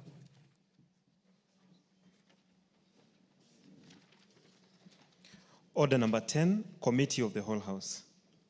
Members, will you be upstanding? Oh, hold on. Sorry, I had given Timothy Kiprotich an opportunity to raise a point of order, and as a matter of interest, it is directed at both majority and minority leaders. Timothy, go ahead for 2 minutes. Thank you, Honorable Speaker. We'll Honorable go to Speaker, the committee I of will the pray whole for after extension that. of time. Honorable Speaker, I pray for 5 minutes to raise a certain matter, Honorable Speaker, on a certain constitutional matter regarding the reconstitution of committees by this House. Honorable Speaker, I rise pursuant to Standing Order number 1, as read with Standing Order 173, regarding the reconstitution of committees by this Honorable House. Honorable Speaker, this House consists of members from the majority party, from the minority, but Honorable Speaker, we also have independents, members who are elected on an independent ticket to this Honorable House. Honorable Speaker, independent members of Parliament are elected pursuant to Article 85 and Article 99 of the Constitution of the Republic of Kenya. Honorable Speaker, further, Article 103(e)(2) provides that the office of MP becomes vacant if an independent member joins a political party. Honorable Speaker, further, Standing Order 259(b) establishes the caucus of independent members as a coordination and advocacy platform to safeguard the interests of independent members of this House. Honorable Speaker, cognizant of the fact that independent caucus selected one of their members to sit in the committee of selection in order to protect, defend, and uphold the interests of the independent members of this House. Honorable Speaker, independent members are nominated to committee through the Committee on Selection as per Standing Order 173, which provides that the independent caucus of members of Parliament, which has been formally been recognized by this House, to submit names of their preferred committees. Honorable Speaker, concerned that the majority whip, in particular, has jurisdiction over members of the majority party and does not have authority on or jurisdiction over independent members who are not bound by the party's disciplinary or attendance guidelines. Honorable Speaker, acknowledging the importance of fair representation in committee assignments and the autonomy of independent members in the governance of parliamentary business, Honorable Speaker, in your direction issued yesterday, you ruled that you ruled that what was before the House was reconstitution of committees rather than discharge of members. But, Honorable Speaker, be that as it may, can House committees be reconstituted without taking into account the interests of the names submitted by the caucus of independent members of Parliament? Honorable Speaker, I seek your ruling on the two following issues. One, whether in the process of reconstituting committees, the majority whip can remove or reassign independent members of Parliament without consulting them or the caucus of independent members of Parliament. Number two, Honorable Speaker, whether such reallocation or reassignment or reconstitution would violate the role of the Committee on Selection as outlined in Standing Order 73 and the principle of fair representation in committees. Honorable Speaker, if you give me 1 minute to explain. Honorable Speaker, we have 12 members of Parliament elected on an independent ticket to this National Assembly. Honorable Speaker, I'm one of them. I'm here not because of a political party, but I was brought here directly by the people of Marakwet West. Honorable Speaker, the practice in this House, when the first committees were nominated, was that we sat down, we formed a caucus. The caucus was formally recognized by yourself, Honorable Speaker. Honorable Speaker, we sat down, we nominated members, our members to serve, to select committees in which they want to serve in. Honorable Speaker, we have one member, one independent member, Honorable Karole Ngeleche, who sits in the committee of selection of this House to protect the interest of the independents in this House. Honorable Speaker, I am not under the guidance or the leadership of Honorable Kimani Chungwa, who is the leader of majority, because, Honorable Speaker, he is not my leader in this House. I am an independent member. I am not under the guidance or the supervision of Honorable Kimani Chungwa. I am not under the guidance or supervision of the majority whip of this House, nor the minority whip. Honorable Speaker, therefore, I have no issue. I have been removed from the committee. I have no issue. But for posterity, Honorable Speaker, it is good you issue a ruling to protect the independent members of this House who are elected from their constituencies to serve the interests of their people before the floor of this House. Honorable Speaker, I would invite your ruling on those two fundamental issues so that the interests of independent members of this House are not subverted. Thank you, Honorable Speaker. Junet. Mr. Speaker,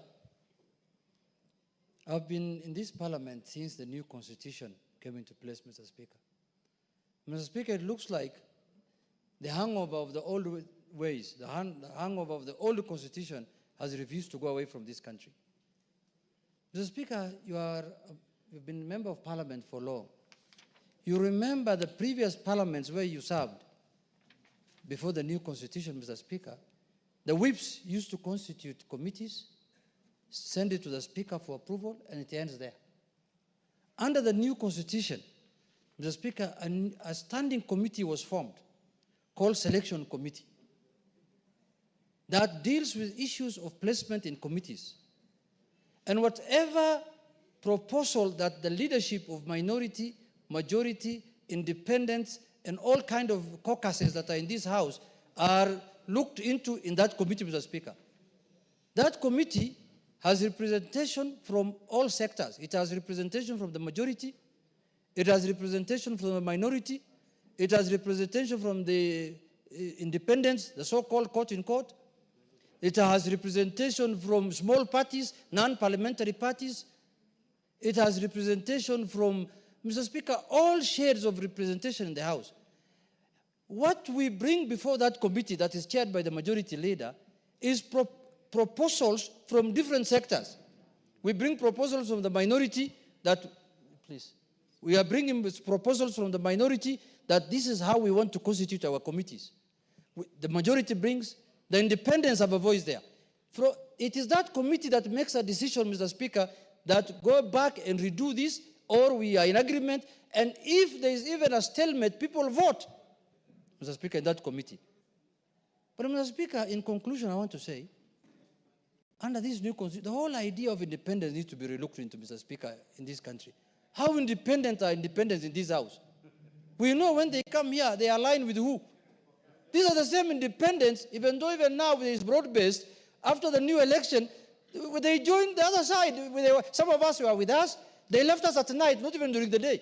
I called them, I told them, where have you gone? They told me we were in Karen. Karen where? Where the new president is. Oh, I told them, we shall meet later. So we need to exercise, we need to look into this matter of independence, generally, Mr. Speaker. You cannot be independent when you want committees, but when there are serious fundamental issues of the country, you are not independent. You are either with the minority or you are with the majority, Mr. Speaker. There are independents on our side here, like Fatuma Full Network, the woman rep for Migori. By all intent and purposes, she's an ODM member. She votes with us.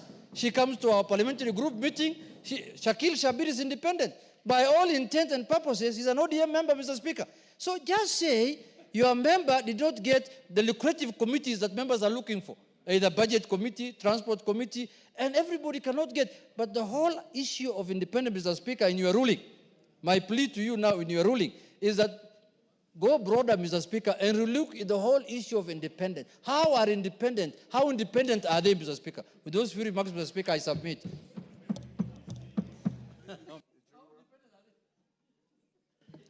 Majority Leader. Thank you, Honorable Speaker. Honorable Speaker, I don't buttress what has already been said by the Leader of Minority, because indeed it is true that under the current dispensation, the political parties, both parliamentary and non-parliamentary political parties, in line with our standing orders, are represented in the Selections Committee, which I happen to chair. And decisions of that committee are not decisions of the chair, are decisions, as the Leader of Minority have said, decisions of the committee. By consensus, and where there is no consensus, we vote. And it's also true, Honorable Speaker, in line with our own standing orders, the independents in the House, and I don't want to question the independents myself, but the independents in the House are accorded an opportunity to sit in that Selections Committee.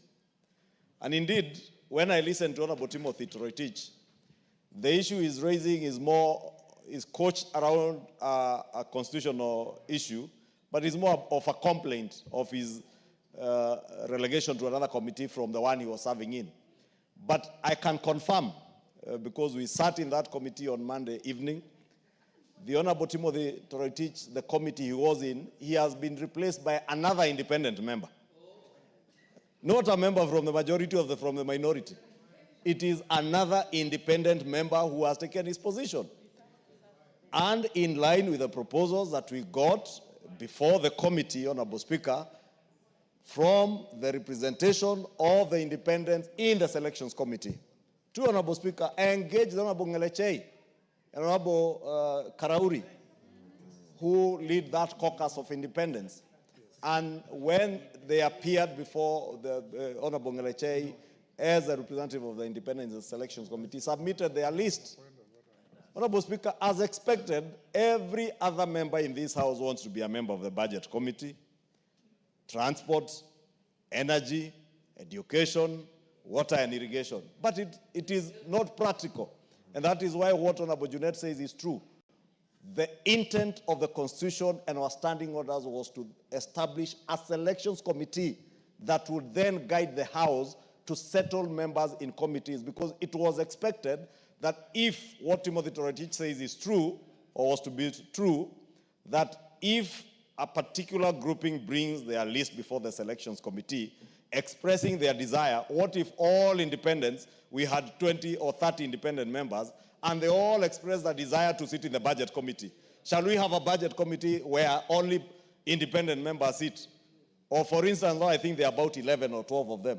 If they all wanted to sit in the Transport Committee, would it mean then that that is the only committee they will all sit in?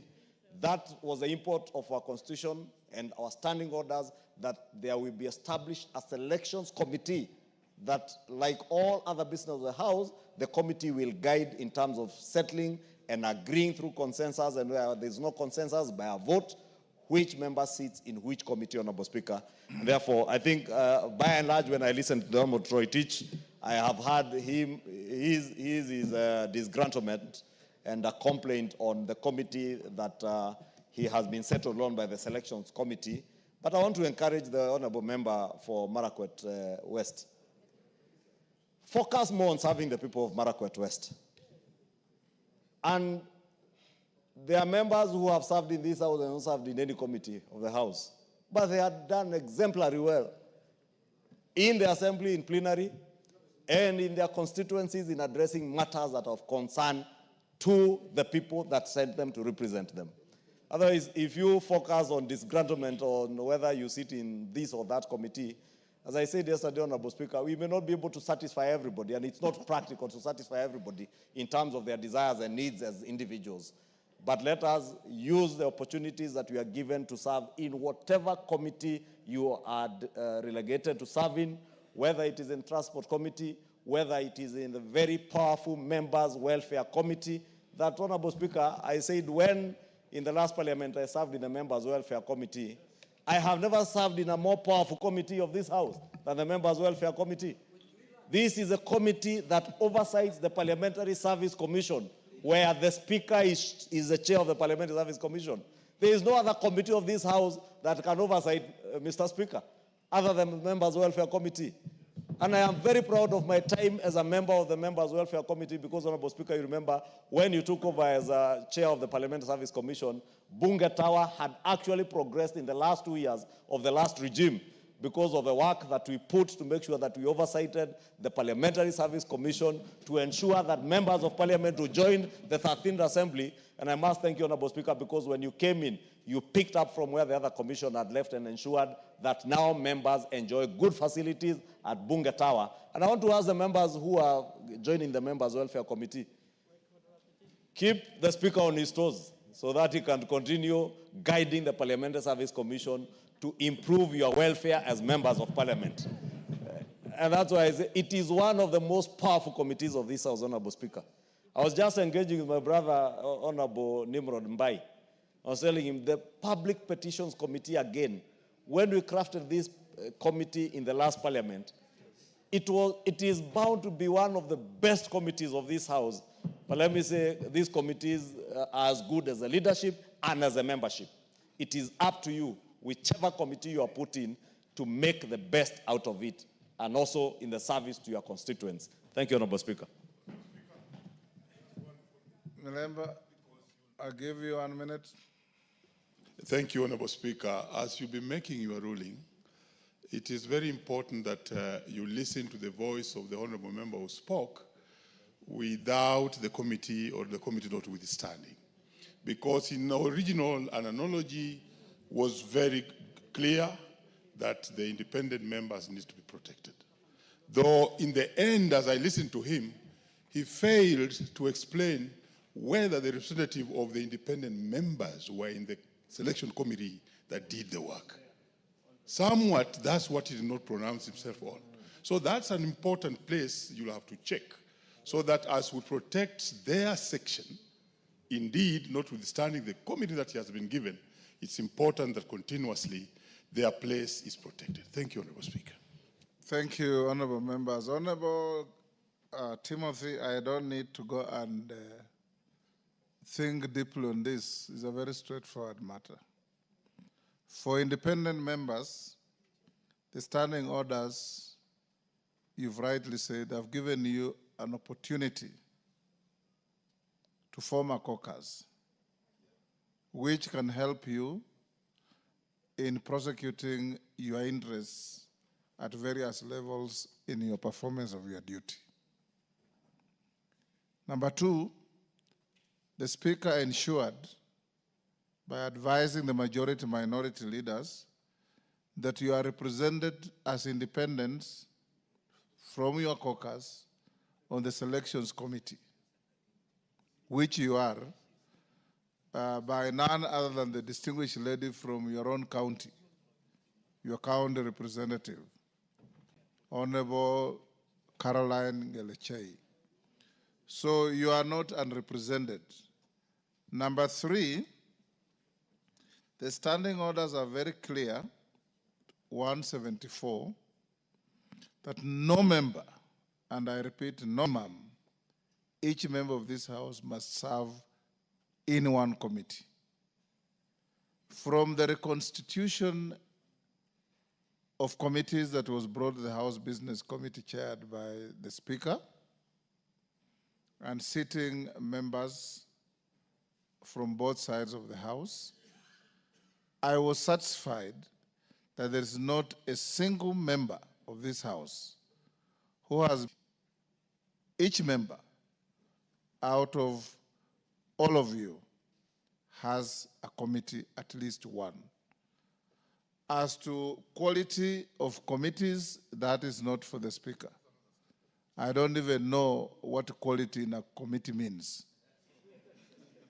What I know is that we have committees of the House in the standing orders that I participated with Julius Sunguli, the late Godana, former member from Nakuru called Bishop Kimani, the late Henry Obocha. We wrote these standing orders. Before then, this House had only 4 committees: public accounts, public investments, house business, and powers and privileges. There were no other committees. We created committees to make the House work better. So what I advise you, Honorable Kipchumba, go back to your representative in the selections committee. You heard Honorable Junaid say this is a moving target.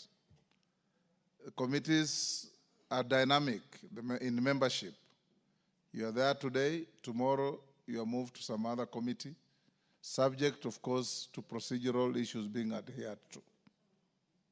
So I don't see any issue for me to retreat and bring a ruling. It's as straightforward as that. Number 3, I want also to advise you as a young member. Your prowess in your representation, debate, and legislation is not hinged on which committee you sit in. It has many variables. For over 30 years, I have been in Parliament. There is not a single parliamentary session that I served in more than one committee, by choice. Every time I was given more than one committee, I declined. I served only one committee at a time. For over 30 years, I have never chaired a parliamentary committee. The only time I now chair a committee is by virtue of the office I hold. That is House Business Committee.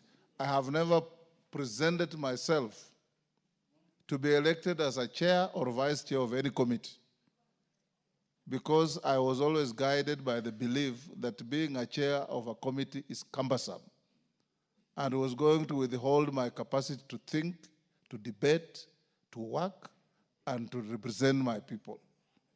So I kept off from chairing any committee. But that Honorable Bukosa holds a different view. That is entirely up to you. So Honorable Kipchumba, as you navigate in your first term, try your best to establish good PR with your colleagues, especially those you send to sit in those committees, so that they can represent you better, represent your interests, agitate for your interests, vote for your interests, and give you what you want. The Speaker has no capacity to place any member in any committee. He only has capacity to ensure that you cannot be committeeless. I think that helps you, Timothy, going forward. And in future, that is how we shall operate. Allow me to acknowledge Sacho High School from Baringo Central, Baringo County, who are in the public gallery. I welcome them to the House of Parliament on my behalf and your behalf. Pardon? I have welcomed them on your behalf, Honorable Kandia. And I'm sure you will go out there to engage them after this. Next order. Oh, sorry, Jared Okello, what is it? Take 1 minute. Honorable Speaker, there is this thing that is now becoming my pet project, inadvertently though. You have ordered more than 4 times for a report that feeds into hardship areas in this country. The classification of hardship areas. Of hardship areas. 4 Yes. times you have asked the majority leadership to avail the report here. In fact, last week when you were giving what I would call the final directive, the majority leader himself did talk about the imbalances in his own constituency, where he averred that one particular location has one sub-location that is hardship, and the rest of the locations is That the is same. enough. You have made that point many times. Yes. Majority Leader, when is the report? Honorable Speaker, allow me to do that when we resume from the short recess. That is after 3 weeks. Yes. Jared, you will hold your horses until after 3 weeks. Honorable members, can you call out the next order? Order number 10, Committee of the Whole House. Honorable members, will you be upstanding?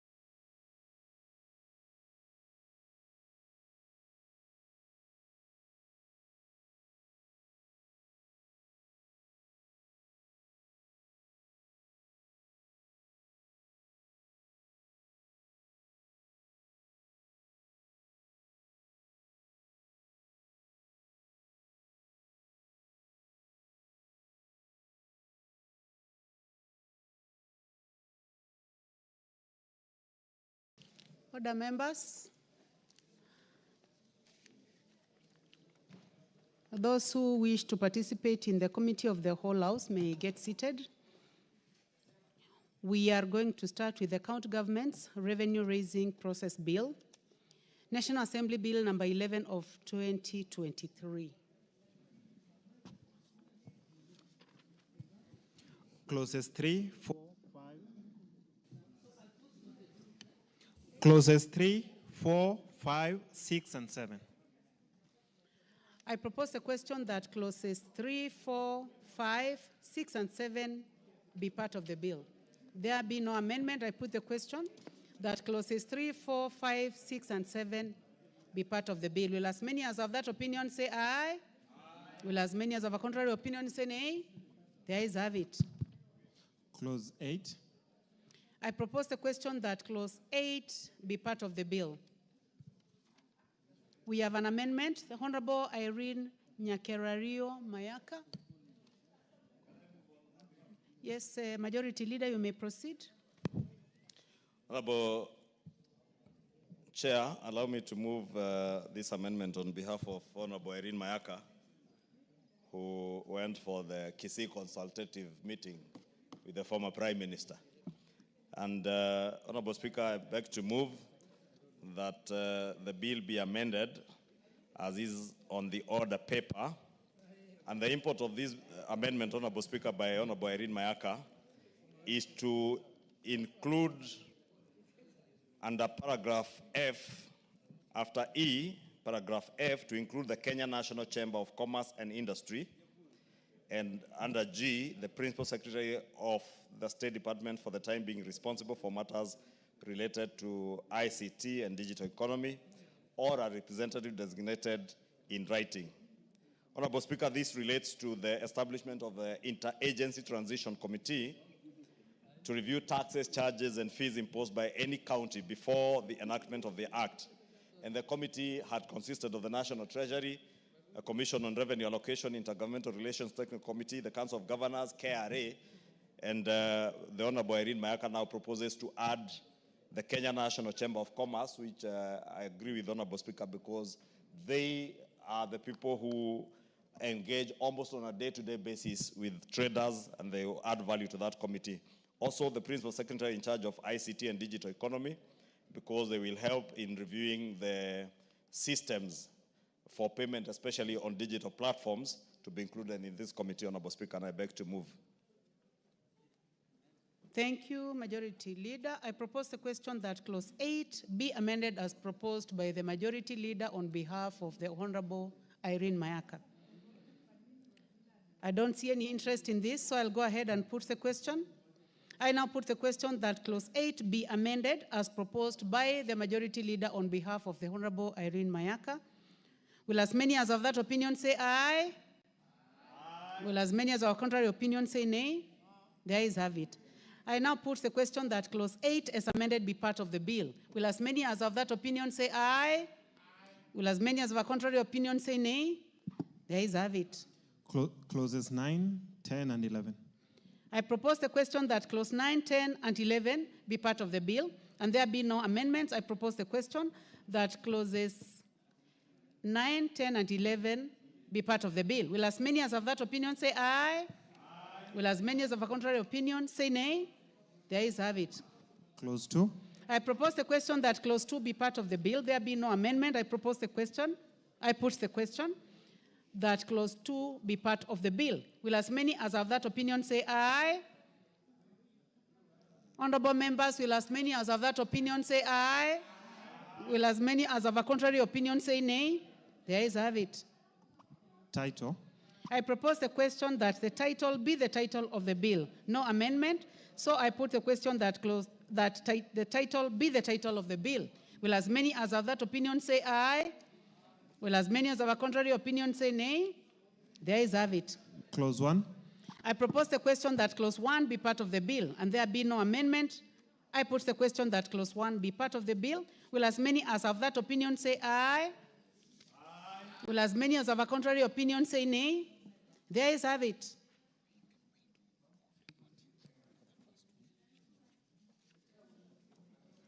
Honorable members,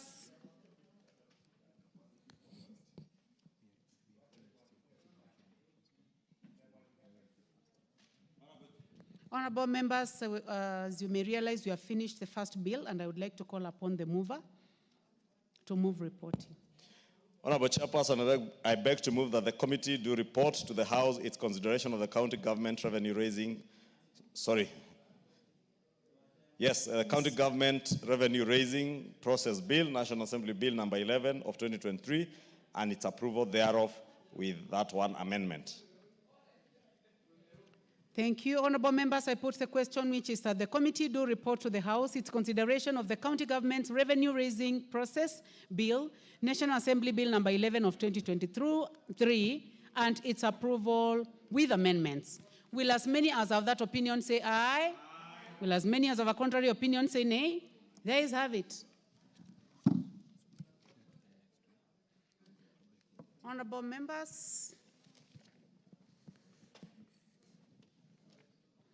we are now going to go to the next bill, which is the Public Audit Amendment Bill, National Assembly Bill number 4 of 2024, by the Majority Leader.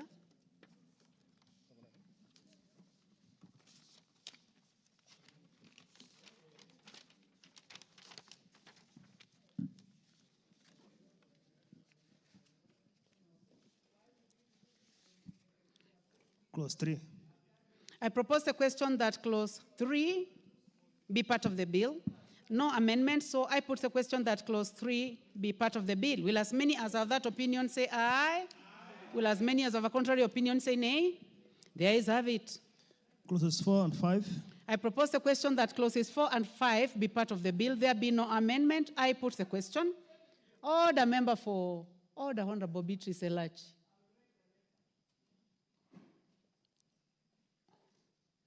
Okay, let us proceed. We'll go back to clauses 4 and 5. Clauses 4 and 5.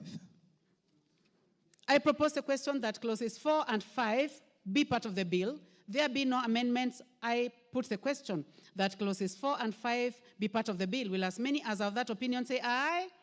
Will as many as of a contrary opinion say nay? There is have it. Clause 6. I propose the question that clause 6 be part of the bill. And there is an amendment, Majority Leader.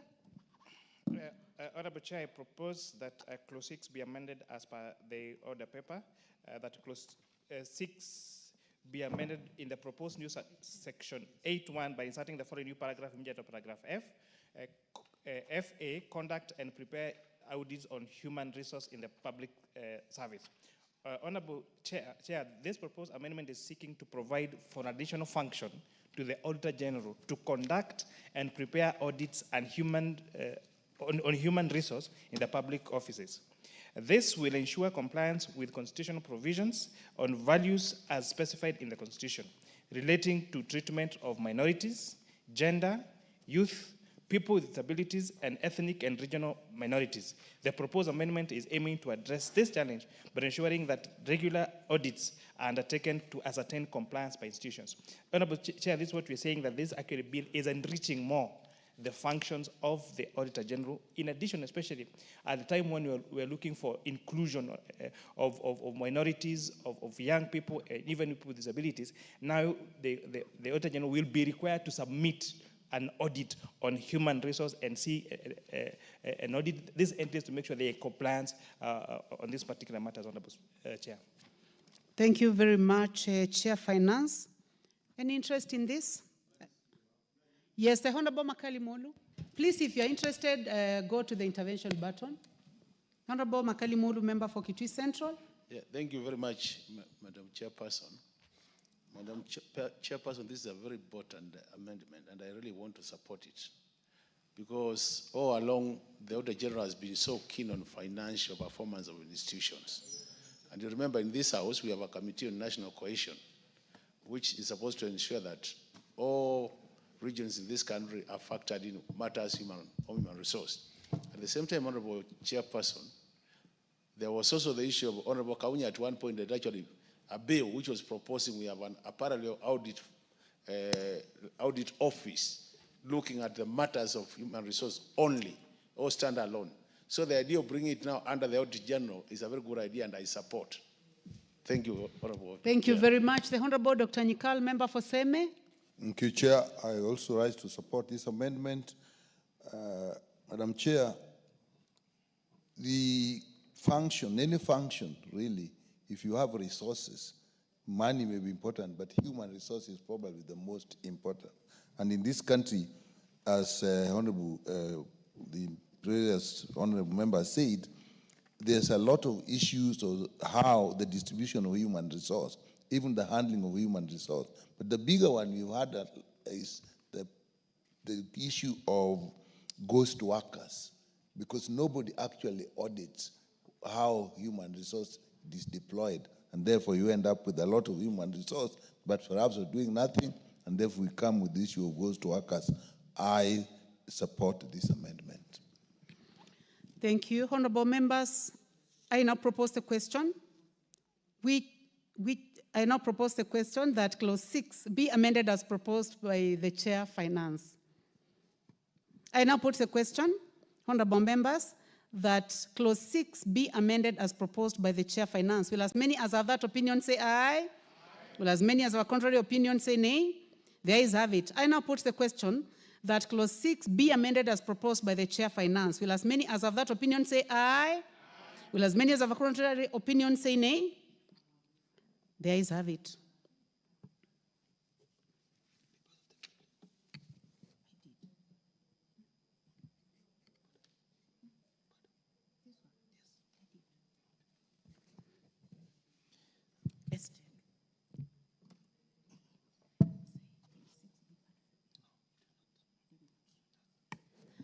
Honorable members, I now put the question that clause 6 as amended be part of the bill. Will as many as have that opinion say aye? Will as many as have a contrary opinion say nay? The ayes have it. Clauses 7, 8, and 9. I propose the question that clause 7, 8, and 9 be part of the bill. There be no amendment. I put the question that clause 7, 8, and 9 be part of the bill. Will as many as have that opinion say aye? Will as many as have contrary opinion say nay? There is have it. Clause 10. I propose the question that clause 10 be part of the bill. We have an amendment. Chair Finance. Honorable Chair, I beg to move that clause 10 be amended as per the order paper. That clause 10 of the bill be amended, A, in paragraph A by inserting the word senior immediately after the words shall be are, and B by deleting paragraph B. Honorable Chair, this clause had sought to provide for a Deputy Auditor General without taking into consideration the existing structure in the office of the Auditor General, where there are 7 deputies. The position of Senior Deputy Auditor General that currently obtains in the Act is therefore practicable.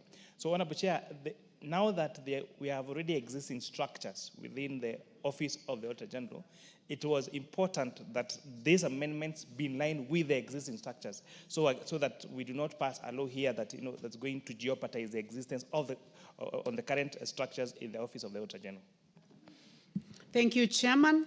Honorable members, I now propose the question that clause 10 be amended as proposed by the Chairman Finance. I don't see any interest in this, so I go ahead and put the question that clause 10 be amended as proposed by the Chair Finance. Will as many as have that opinion say aye? Will as many as have a contrary opinion say nay? There is have it. I now put the question that clause 10 as amended be part of the bill. Will as many as have that opinion say aye? Will as many as have a contrary opinion say nay? There is have it. Clause 11. I propose the question that clause 11 be part of the bill, and we have an amendment. Chair Finance.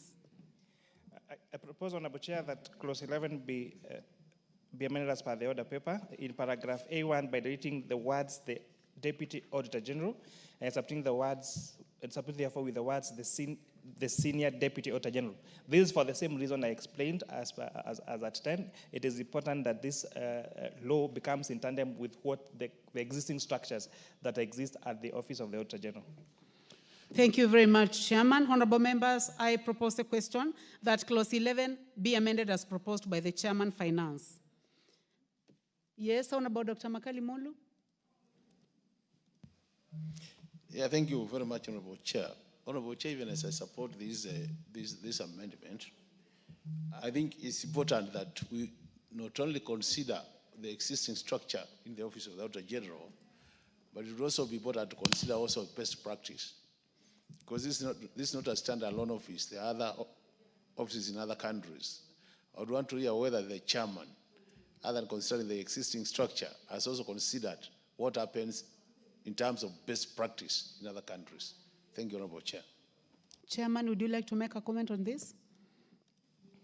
So, Honorable Chair, I would like to confirm that the amendments that we are seeking has been in very long consultations and checking on matters of best practice and how the best offices of the Auditor General across the world are structured. And therefore, the amendment is not just to be in tandem with the existing structures, but also in line with best practice. Thank you, Chair. Thank you, Honorable Makali. Thank you, Chairman. I now put the question that clause 11 be amended as proposed by the Chairman Finance. Will as many as have that opinion say aye? Will as many as have a contrary opinion say nay? There is have it. I now put the question that clause 11 as amended be part of the bill. Will as many as have that opinion say aye? Will as many as have a contrary opinion say nay? There is have it. Clauses 12, 13, 14, 15, and 16. I propose the question that clauses 12, 13, 14, 15, and 16 be part of the bill. There be no amendment. I put the question that clause 12 to 16 be part of the bill. Will as many as have that opinion say aye? Will as many as have a contrary opinion say nay? There is have it. Clause 17. I propose the question that clause 17 be part of the bill. Chairman, you have an amendment. Honorable Chair, I beg to move that clause 17 be amended as per the order paper by deleting paragraph D, paragraph E, and by inserting the new paragraph in paragraph C, one, a nominee of the Institute of Human Resource Management, a nominee of the Institute of Internal Auditors of Kenya. Honorable Chair, clause 17 of the bill, it was seeking to provide for the Audit Advisory Board. So what we found interesting was this clause that we are deleting, like D, was providing for the chairperson of the Budget and Operations Committee of the National Assembly being part of the advisory board. And E, two representatives from Parliament, one from National Assembly, and one from the Senate from the committees in charge of public finance and audit. So we found this to be quite intriguing, and that's why during public participation, we are now recommending in our report and bringing this amendment on the floor to delete these provisions, because we cannot have the Constitution is clear on the separation of power between the executive and Parliament.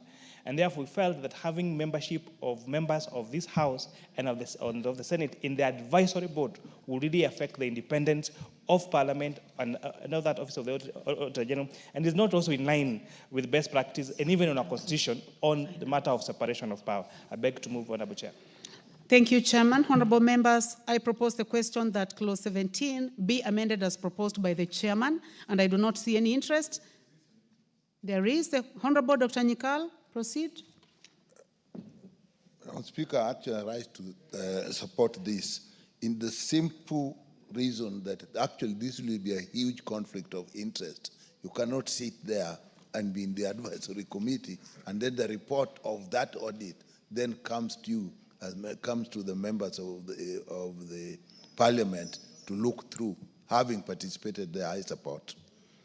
Thank you very much, Dr. Nyikal. Honorable members, I now put the question that clause 17 be amended as proposed by the Chairman, Finance. Will as many as have that opinion say aye? Will as many as have a contrary opinion say nay? The ayes have it. I now put the question that clause 17 as amended be part of the bill. Will as many as have that opinion say aye?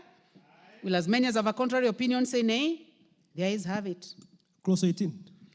I propose the question that clause 18 be part of the bill, and there be no amendment. I put the question that clause 18 be part of the bill. Will as many as have that opinion say aye? Will as many as have a contrary opinion say nay? The ayes have it. Clause 19. I propose the question that clause 19 be part of the bill. I now put the question that clause... Yes, this one as an amendment. Chair, Finance. Thank you, Honorable Chair. Honorable Chair, I beg to move that clause 19 be amended in paragraph B of the proposed section 27 by inserting the word strategic planning immediately after the word management. This is providing for additional function that is arising from the proposed additional function arises because budgeting and human resource management and development functions are contained and derived from a strategic plan. Thank you, Chair. Honorable members, I now propose the question that clause 19 be amended as proposed by the Chair, Finance. I'll go ahead and put the question that clause 19 be amended as proposed by the Chair, Finance. Will as many as have that opinion say aye? Will as many as have a contrary opinion say nay? The ayes have it. I now put the question that clause 19 as amended be part of the bill. Will as many as have that opinion say aye? Will as many as have a contrary opinion say nay? The ayes have it. Clauses 20, 21, 22, 23, 24, 25, 26, 27, 28, 29, and 30. Honorable members, I propose the question that clause 20 to 30 be part of the bill. There be no amendment. I put the question that clause 20 to 30 be part of the bill. Will as many as have that opinion say aye? Will as many as have a contrary opinion say nay? The ayes have it. Clauses 31, 32, 33, 34, 35, 36, 37, 38, 39, and 40. Thank you, honorable members. I put the question that clause 31 to 40 be part of the bill, and there be no amendment. I put the question that clause 31 to 40 be part of the bill. Will as many as have that opinion say aye? Will as many as have a contrary opinion say nay? The ayes have it. Clauses 41, 42, 43, 44, 45, and 46. I propose the question that clause 41 to 46 be part of the bill. There be no amendment. I put the question that clause 41 to 46 be part of the bill. Will as many as have that opinion say aye? Will as many as have a contrary opinion say nay? The ayes have it. New clauses, new clause 6A.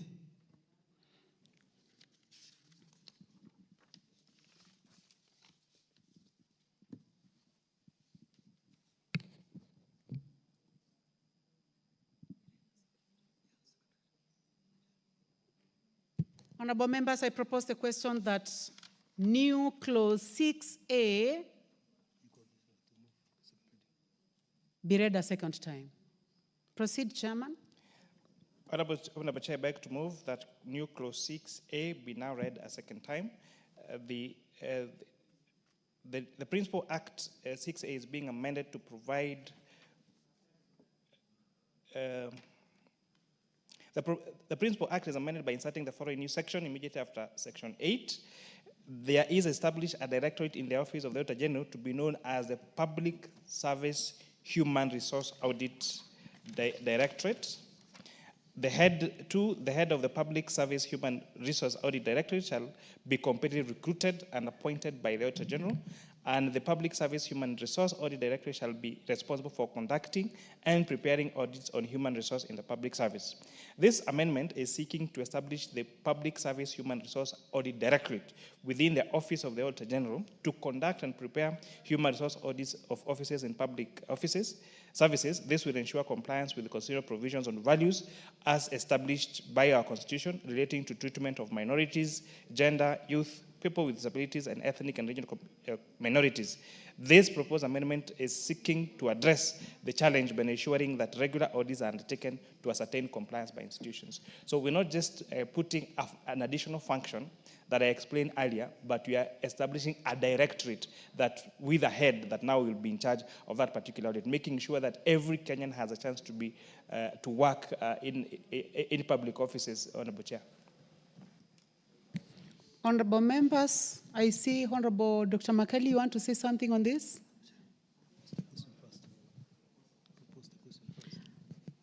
Before the Honorable Dr. Makali, I now propose the question that clause 6A be now read a second time. Honorable Dr. Makali, you may proceed. Yeah, thank you very much, Honorable Chairperson. Honorable Chair, I really want to appreciate this new clause. The earlier amendment was to create a human resource function in this audit office. Now that we have created that function, it is important that we have a directorate which will carry out that function. And that's why this clause becomes very important, Honorable Chairperson. And Honorable Chair, basically, what will happen is now we are defining the functions of that directorate. And it's important when I listen to the mover, giving the details, it is coming out very clearly that we are put into consideration the constitutional provisions in terms of ensuring that the minority, the disabled, and the marginalized groups in this country are part and parcel of our public service, Honorable Speaker. Honorable Chairperson, this country has suffered a number of challenges because of the human resource function, where you realize that at times when we get these reports from the ministries, these be not independent reports coming to the House, I always suspect there could be manipulation just to not to give us the right picture or the clear picture of what is happening. So when this will be now be done by the Auditor General as an office, we are sure that now we'll be getting the right and correct information for purposes of ensuring we make the right decisions. So I do support this new clause, Honorable Chairperson, and I really want to thank the Chair Committee of Finance for this important new clause. I submit. Thank you very much. Honorable members, I put the question that new clause 6A be now read a second time. Will as many as of that opinion say aye? Aye. Will as many as of a contrary opinion say nay? The ayes have it. Honorable members, I now propose the question that new clause 6A be part of the bill. I will go ahead and put the question. Honorable members, I put the question that new clause 6A be part of the bill. Will as many as of that opinion say aye? Aye. Will as many as of contrary opinion say nay? The ayes have it.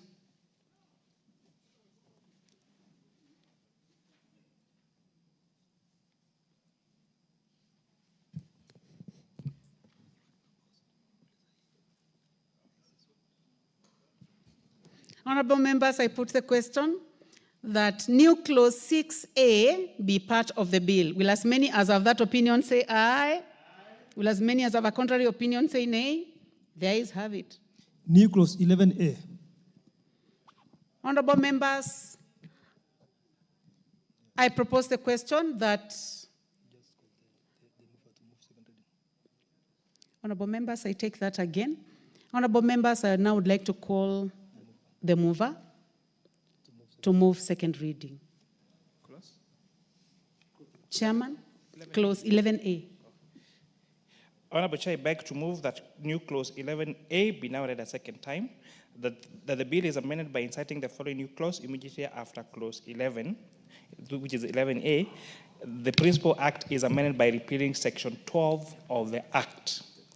Honorable Chair, this section 12 of the Public Audit Act was providing for having an Auditor General in an acting capacity. However, Honorable Chair, the case of Transparency International, TI versus the Attorney General and two others in 2018, petition number 388 of 2016, they found that particular clause to be unconstitutional. You cannot have someone in the office of the Auditor General serve in an acting capacity. And this, Honorable Chair, was envisioned in the event where, I think during the time of FCP Oko, or around that time, where the public service took a very long time before appointing a new Auditor General. And then the thinking then was maybe there is need to have someone act, in the absence of appointing in the absence of an Auditor General. But however, Honorable Chair, having listened to all the stakeholders, because the term of the Auditor General has a constitutional timeline, it is actually possible to predict when that time is coming to an end and start the recruitment process of an Auditor General on time, so that when the term of the serving officer, before it's ending, then a new Auditor General will be in place almost immediately. And therefore, that is why we are providing for repealing of this section 12. Thank you very much, Chair. Honorable members, I propose the question that new clause 11A be now read a second time. I do not see your interest through intervention. Honorable Dr. Nyikal, please proceed. Madam Chair, I actually like to support this, but I would just probably inquire a little more from the mover. Does this apply to all independent constitutional officers? Because it does appear like that actually is the basis of what that case was all about. Just for my information, but I support the amendment. Chair, you may respond to the Honorable Dr. Nyikal whether this is giving a transition. I think if I got the question right by Dr. Nyikal, this particular provision only relates to the Auditor General, where now the current act, the current law was providing for having an Auditor General appointed in an acting capacity. And that is what, when these people, Transparency International, went to court, this is when now the High Court declared that to be unconstitutional. And therefore now what we're doing is now repealing that section 12 so that we do not have an Auditor General in an acting capacity. Because even when the Constitution created the office of the Auditor General, it was not envisioned that the dependence of such a great office would be someone appointed in an acting capacity. Thank you, Chair. Honorable members, I now put the question that new clause 11A be now read a second time. Will as many as have that opinion say aye? Will as many as have a contrary opinion say nay? The ayes have it. I now propose the question that new clause 11A be part of the bill. Will as many as have that opinion say aye? Will as many as have a contrary opinion say nay? The ayes have it. Honorable members, I now put the question that new clause 11A be part of the bill. Will as many as have that opinion say aye?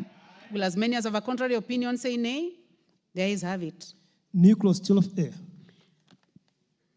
Honorable members, I would like to call the mover. Honorable Chair, I beg to move that new clause 12A be now read a second time, that the bill be amended by inserting the following new clause immediately after clause 12, which is that 12A, the principal act is amended by repealing section 18 of this act. In the case that I referred to, Honorable Chair, the Transparency International versus Attorney General and two others, petition number 388 of 2016, the High Court held that Section 18 of the Public Audit Act providing for secondment of officers was unconstitutional. The code had stated that secondment of staff and the terms of Section 18 of the Public Audit Act would be improper, as it would lead to familiarity, it would undermine the independence of individual staff and interfere with the institutional independence. And therefore, the section was declared unconstitutional. So we're saying that because of the nature of the need for independence of the officers serving in the office of the Auditor General, it is important that such officers should not be on secondment, that they should be employed to serve under the office of the Auditor General and not seconded from other areas, Honorable Chair. And maybe to give an example, it's maybe to imagine an accountant, say, who has served for many years at National Treasury, being now seconded to office of the Auditor General. There would be a general feel for other staff to feel that, are you loyal to the office of the Auditor General or from where you came from? And therefore, there is now need to remove that secondment of officers to the office of the Auditor General. Yes, Honorable Millie Odhiambo, first. Honorable members, before we go to the Honorable Millie Mabona, let me propose a question. Honorable members, I propose the question which is that new clause 12A be now read a second time. Honorable Millie Odhiambo. Thank you, Chair. Chair, I wish to support that proposed amendment, and I want to say that I agree with the court. Chair, this is something that I've actually raised a lot of times before this House, and I brought many amendments in relation to secondments to independent institutions, but also the issue of in cases where in offices where we have vetted people, or where Parliament, they get parliamentary vetting, and then we provide in the law that those people can then second, or I'm trying to get the second word, I don't know which word. I'm always bringing an amendment, which is then bringing people through the back door in independent institutions. So I wish to support that amendment and agree with the court. Thank you very much, Dr. Makali Mulu. Yeah, thank you, Madam Chair. Madam Chair, I also want to support this amendment, and more so on the basis of the independence of the Auditor General, where it is important that that separation of power is, this being a constitutional office, I think it's important that we get officers who are loyal to this institution.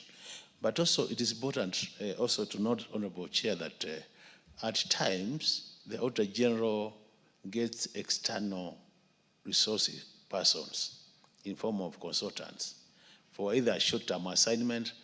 I would want to hear from the chairman whether that position is still obtained, or will it be doing away with that position where you could have a short-term consultancy, somebody coming on board to do just short-term assignment for the Auditor General and then disappear?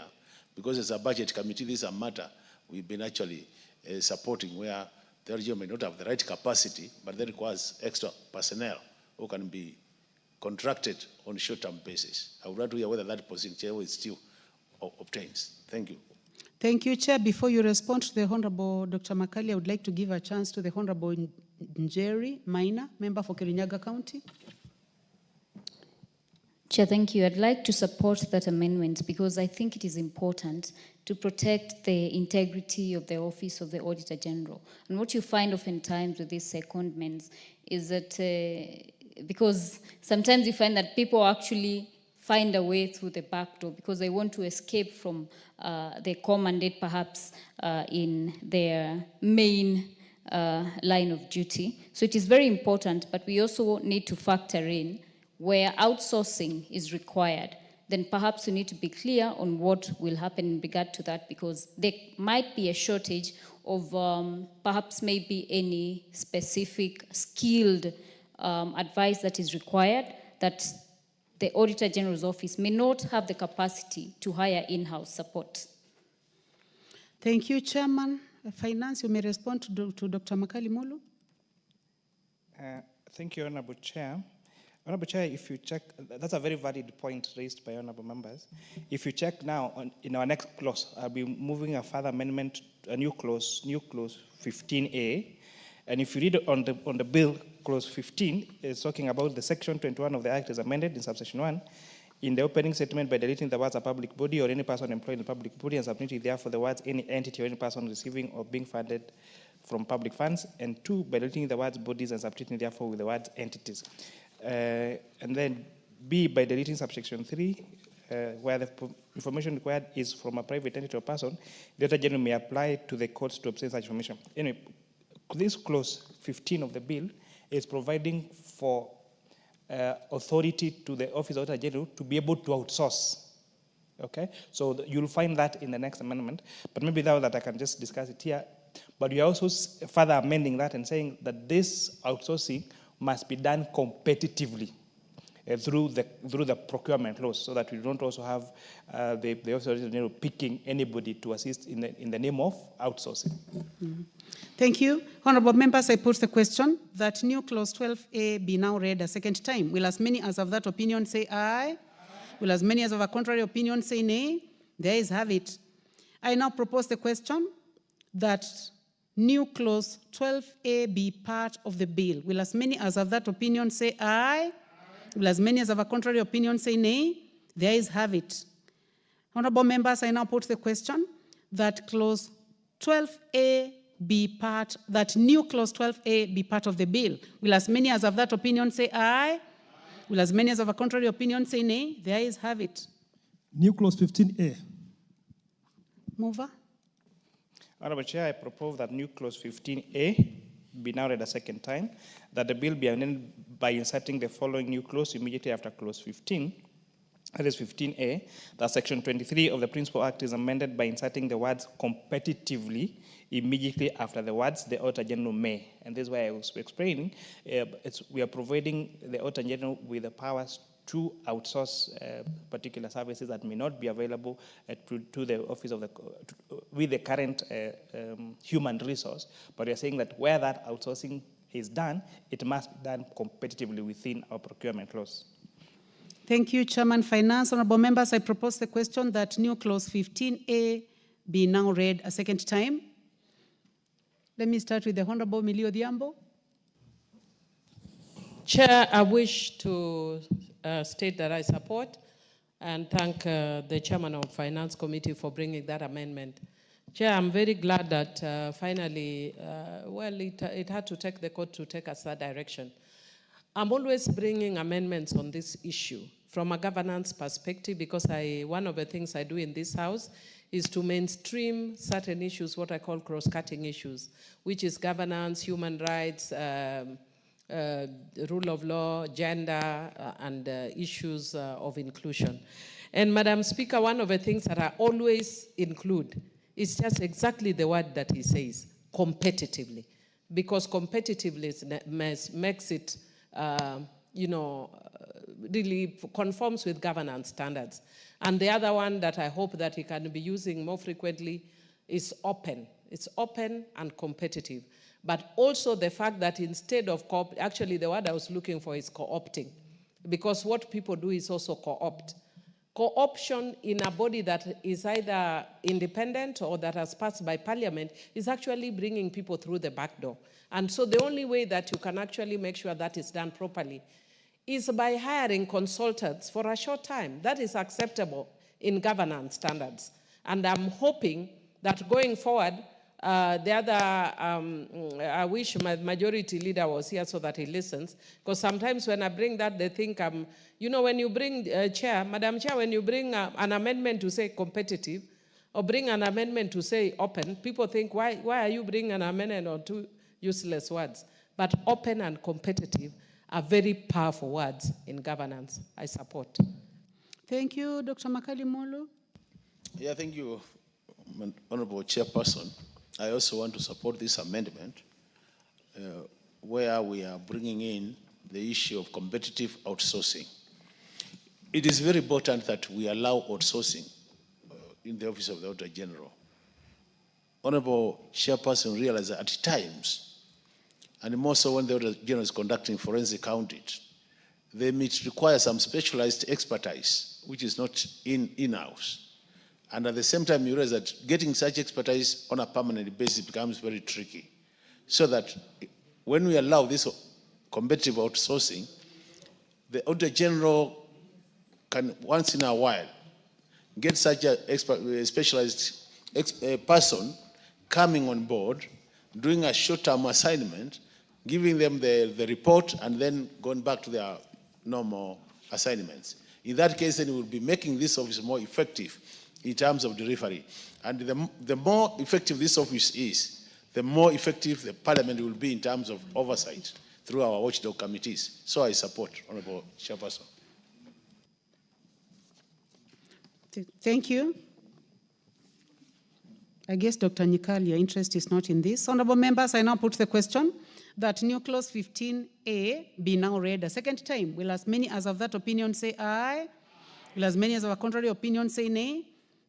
The ayes have it. I now propose the question that new clause 15A be part of the bill. Will as many as of that opinion say aye? Will as many as of a contrary opinion say nay? The ayes have it. I now put the question that new clause 15A be part of the bill. Will as many as of that opinion say aye? Will as many as of a contrary opinion say nay? The ayes have it. New clause 29A. Mover? Honourable Chair, I beg to move that new clause 29A be now read a second time, that the bill be amended by inserting the following new clause immediately after clause 29, that is 29A. The Principal Act is amended by repealing section 40. So what section 40 of the Public Audit Act was providing for restriction of audit of national security organs. So what that law was saying is limiting the powers of the Auditor General to audit security organs. And again, the Transparency International versus Attorney General and two others, petition number 388, declare that particular section unconstitutional.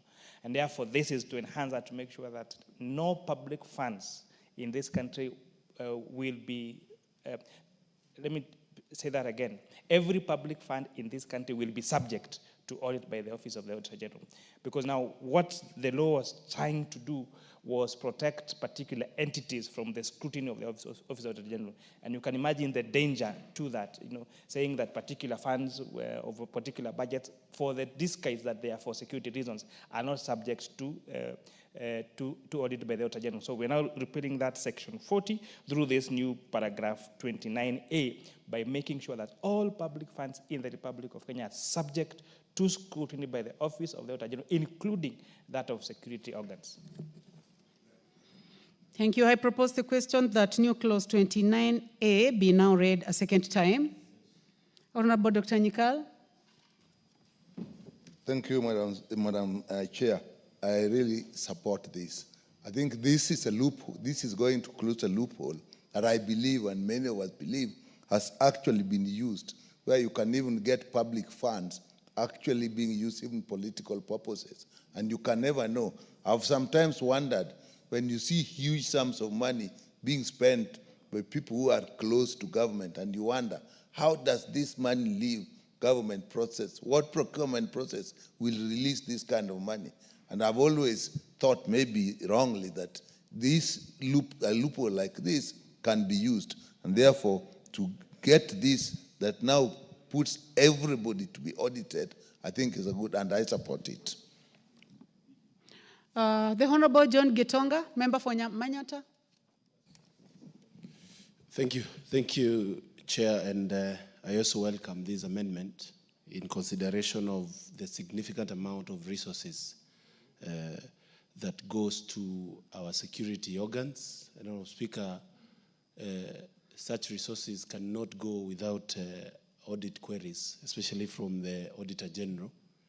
And this amendment is going to ensure that at least we don't have misuse of resources in the guise of being used in security. So I rise and I support this amendment. Dr. Makali Molu. Yeah, thank you so much, Honorable Chairperson. Honorable Chairperson, I want to say this amendment has made my day. It is an excellent amendment.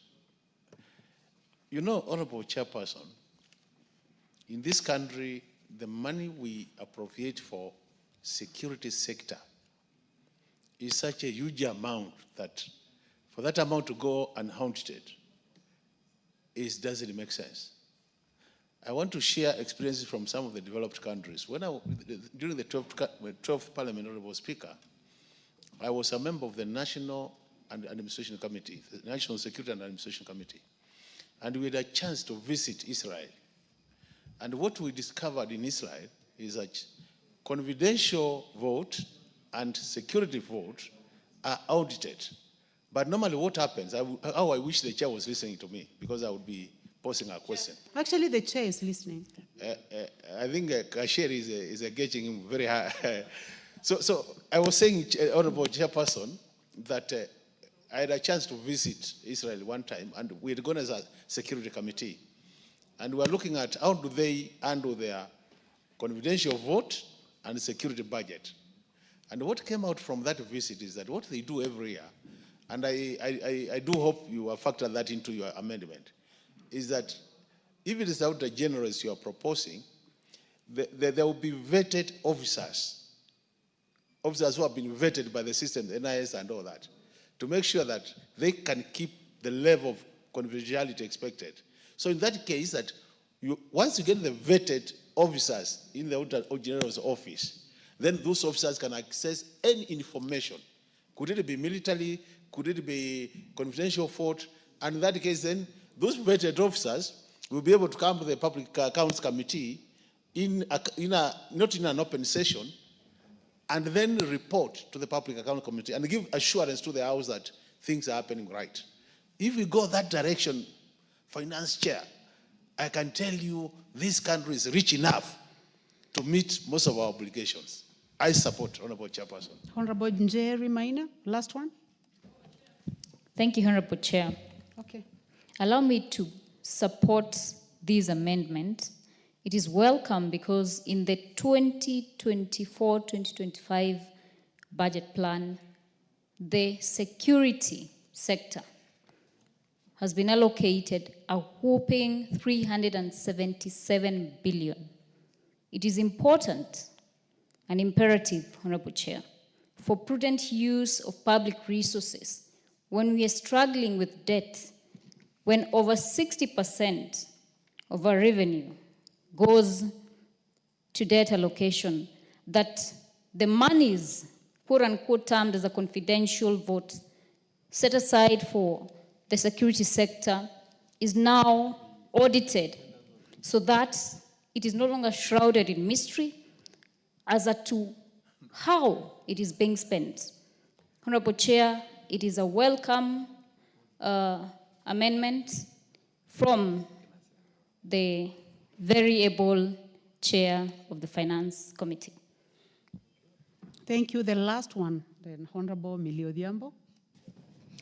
Thank you, Madam Chair. I encourage you to make the comments short, bearing in mind that this is the Committee of the Whole House. Yes, thank you, Madam Chair. Oh, thank you, Madam Chair. Madam Chair, I wish to state that I support this amendment. I know that there are many people who may not be very happy with this amendment, but sometimes, you know, especially for democracies as small like ours, you need to take very brave steps. And Madam Speaker, because I've served both in the Budget Committee until yesterday, and now still serve in Defense, that also oversees intelligence. And Madam Speaker, I know that it was well intended when this was, the security money was ring-fenced against audit. But Madam Speaker, this is one area that has potential for misuse. And Madam Speaker, again, going by the same thing that I talked about governance, that it actually endears the country towards governance. And I think what Honorable Makali Mulu has said is perhaps the way to go to ensure that you have specific officers that are vetted to take that. But Madam Chair, in completing, I just wanted to say that there's something that I observed which is nice. That Honorable Njeri is in the House. She's not just outside giving pastors a run for their money. But she's in the House and now also distracting the chairman of finance. I guess part of that was banter and canter. So, honorable members, I'll now put the question that new clause 29A be read a second time. Will as many as have that opinion say aye? Aye. Will as many as have a contrary opinion say nay? The ayes have it. I propose the question that new clause 29A be part of the bill. Will as many as have that opinion say aye? Aye. Will as many as have a contrary opinion say nay? I now put the question that new clause 29A be part of the bill. Will as many as have that opinion say aye? Aye. Will as many as have a contrary opinion say nay? The ayes have it. New clause 30A. I now call upon the mover to move second reading. Honorable Chair, I beg to move that new clause 30A be now read a second time, that the bill be amended by inserting the following new clause immediately after clause 30. That is 30A, that the Principal Act is amended by repealing section 42. So section 42 of the current Public Audit Act was gagging the Office of the Officer General from questioning government policy objectives. And again, the petition in Transparency International versus Attorney General petition number 388 found this to be unconstitutional. And therefore, we are proposing that that particular section be repealed.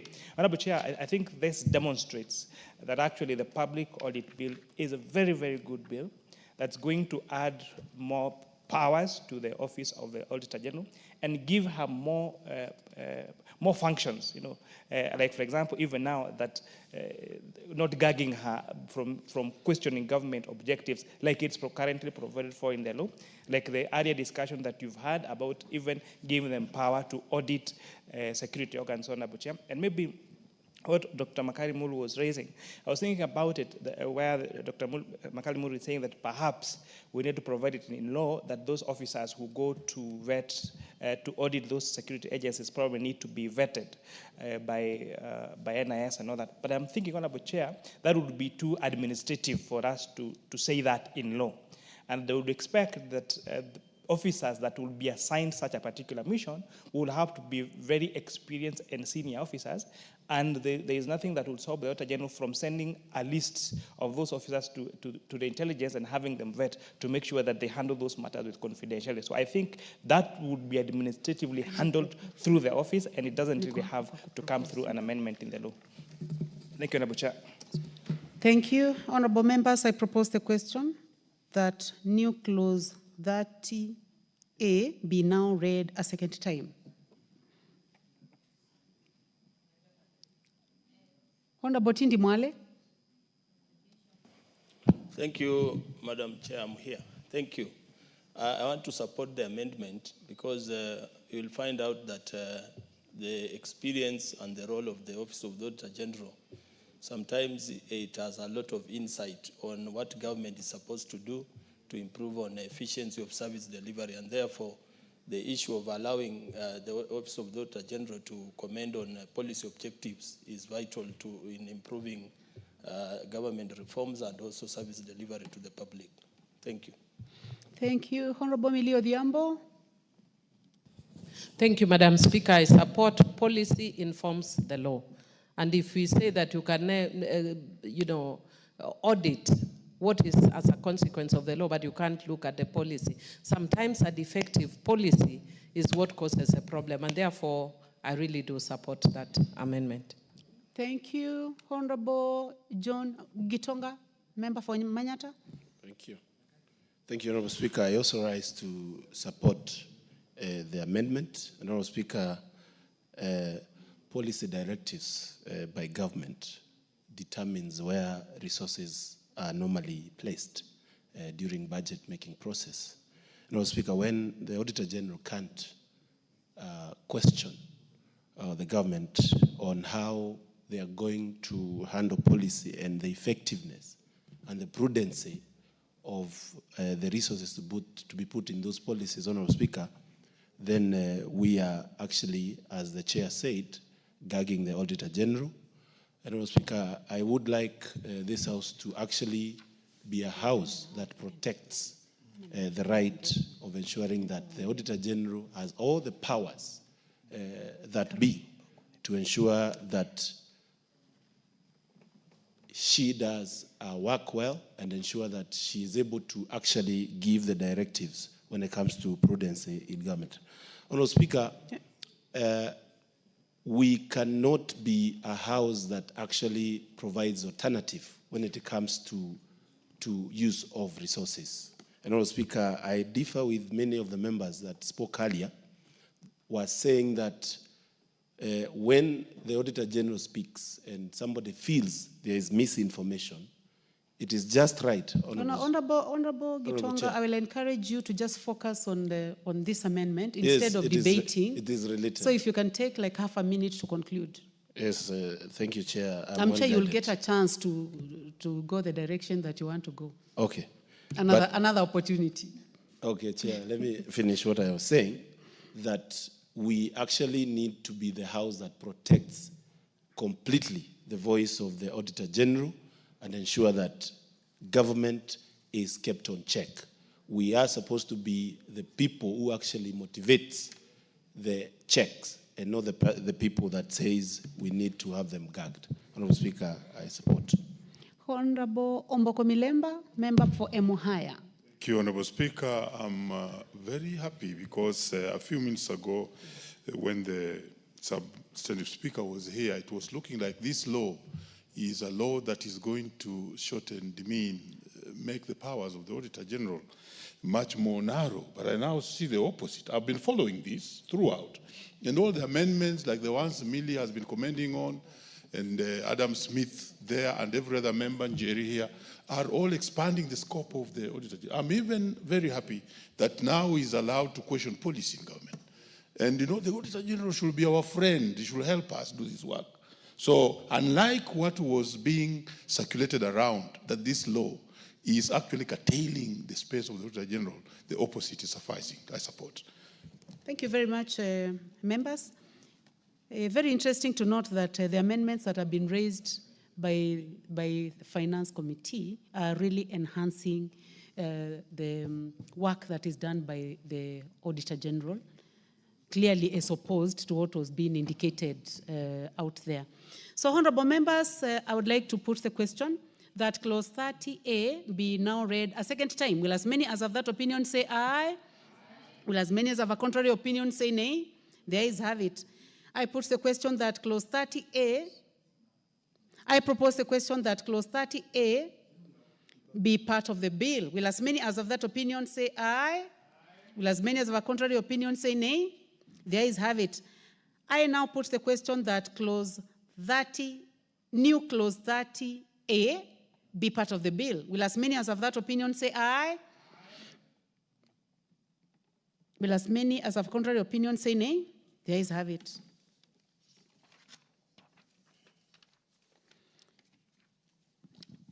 Clause 2. I propose the question that clause 2 be part of the bill. No amendment, so I put the question that clause 2 be part of the bill. Will as many as have that opinion say aye? Will as many as have a contrary opinion say nay? The ayes have it. Title. I propose the question that the title be the title of the bill. No amendment, so I put the question that the title be the title of the bill. Will as many as have that opinion say aye? Will as many as have a contrary opinion say nay? The ayes have it. Clause 1. I propose the question that clause 1 be part of the bill. I put the question that clause 1 be part of the bill. Will as many as have that opinion say aye? Will as many as have a contrary opinion say nay? The ayes have it. Mover, I would like you to call upon you to move reporting. Honorable Chairperson, I beg to move that the committee do report to the House its consideration of the county government's revenue-raising process bill, National Assembly Bill number 11 of 2023, and its approval thereof with amendments. Thank you very much, Chair. Honorable members, I put the question, which is that the committee do report to the House its consideration of the Public Audit Amendment Bill, National Assembly Bill number 4 of 2024, and its approval thereof with amendments. Will as many as have that opinion say aye? As many as have a contrary opinion say nay? The ayes have it.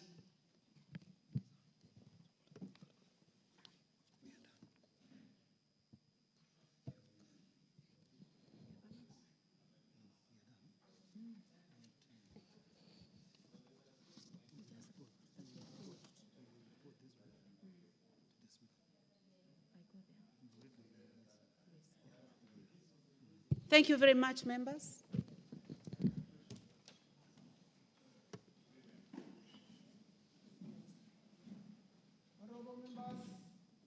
Mr. Speaker.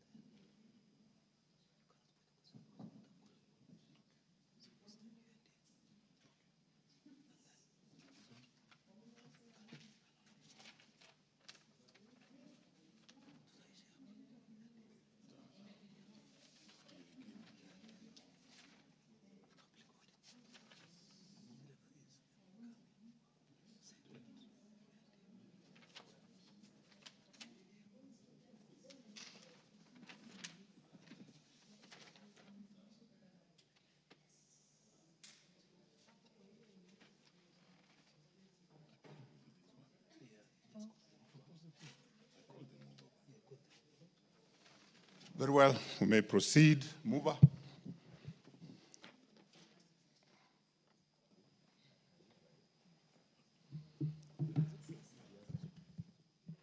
Please, and give the mover the requisite materials.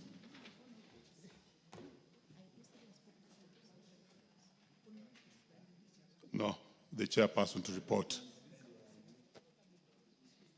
No, county government. We begin with the County Government Revenue Raising Process Bill, National Assembly Bill, number 11 of 2023. Thank you very much. Honorable Speaker, I beg to report that the Committee of the Whole House has considered the County Government's Revenue Raising Process Bill, National Assembly Bill number 11 of 2023, and approved the same with amendments. Very well, mover.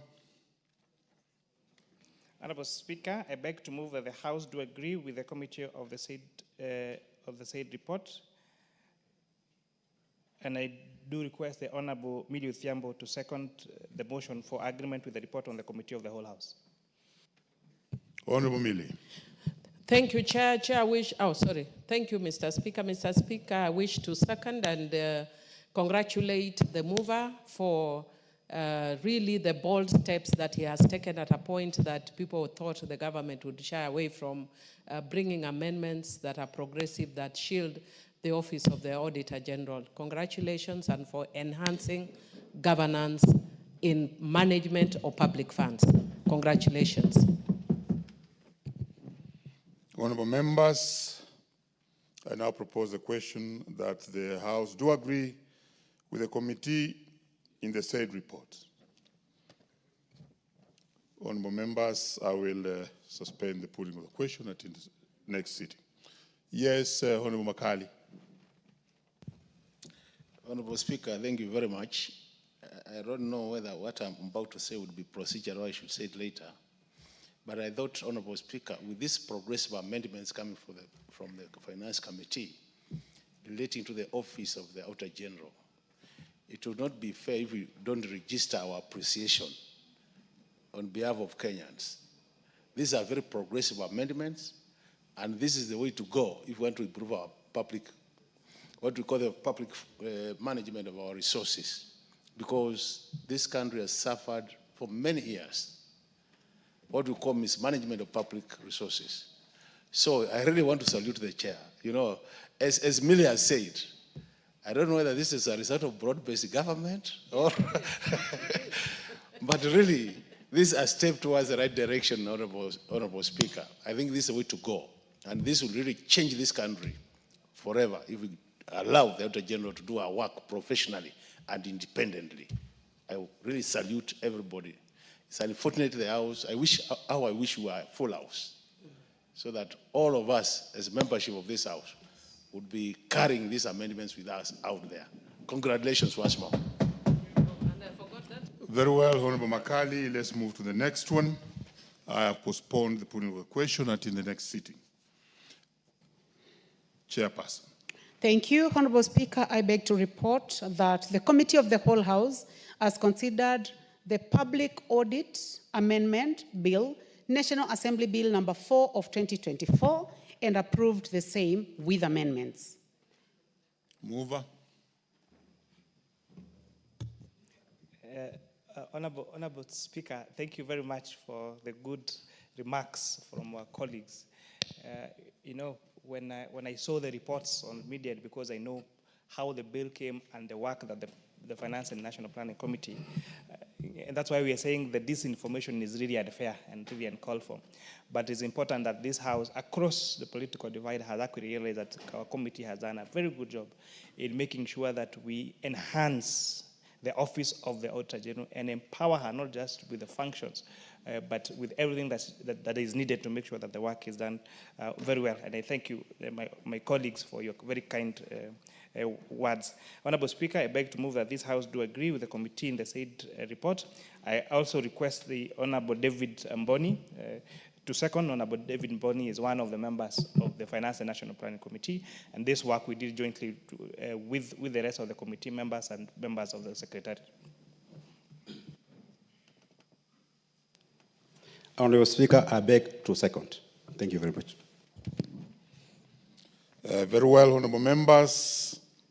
I now propose the question that the House do agree with the committee in the said report.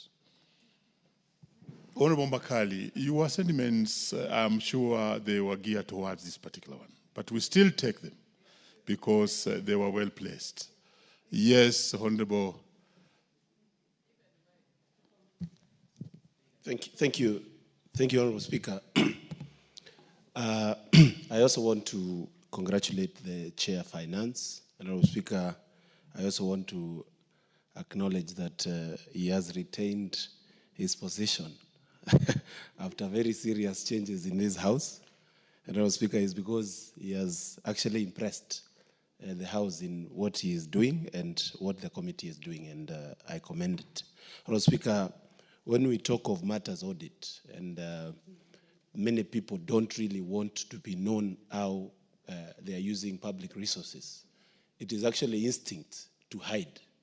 But, Honorable Speaker, such matters as Auditor General's report and the work, Honorable Speaker, is something that this House must always enhance, improve, and ensure that it is always maintained. Honorable Speaker, as I was saying before, I would like this House to go down in history as the House that left the Auditor General of this country with even more teeth to bite, other than actually, Honorable Speaker, cutting down on its powers. I was one of those people, Honorable Speaker, who expressed dissatisfaction with actually the original bill.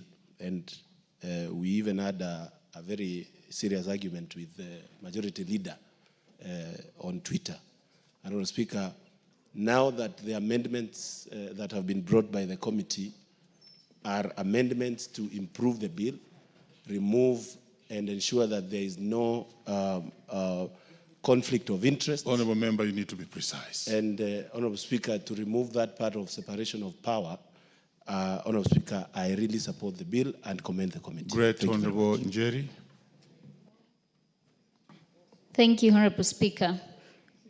allow me to also commend the committee and, like I have said, the very able chair. And you know, Honorable Speaker, Honorable Mili forgets that I am a student of law and my evidence lecturer, Muthomithi Ankulu, told me, deny, that was not me you saw. Honorable Speaker, allow me to note that one of the highlights of these amendments is repealing of Section 42. And it is very important that the media also follows so that we can engage on information that is accurate and correct. I recently went to CPU on an AI-based conversation, and AI is one of the tools that can be misused to bring down democracies. So as we report, let us report accurately. I commend these amendments. Thank you, Honorable Speaker. Great. Finally, Honorable Nyamai.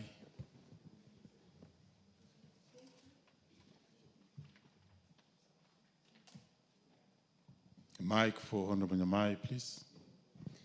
Thank you very much, Honorable Speaker. Let me take this opportunity to congratulate the chairman and his committee for their dedication.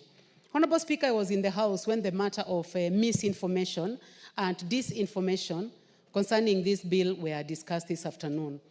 And contrary, Mr. Speaker, as I sat there presiding, I listened to the chair move very strong amendments. And I listened to members on both sides of the House supporting and giving very strong justifications, saying that this is a law, this is a bill that is going to enhance governance.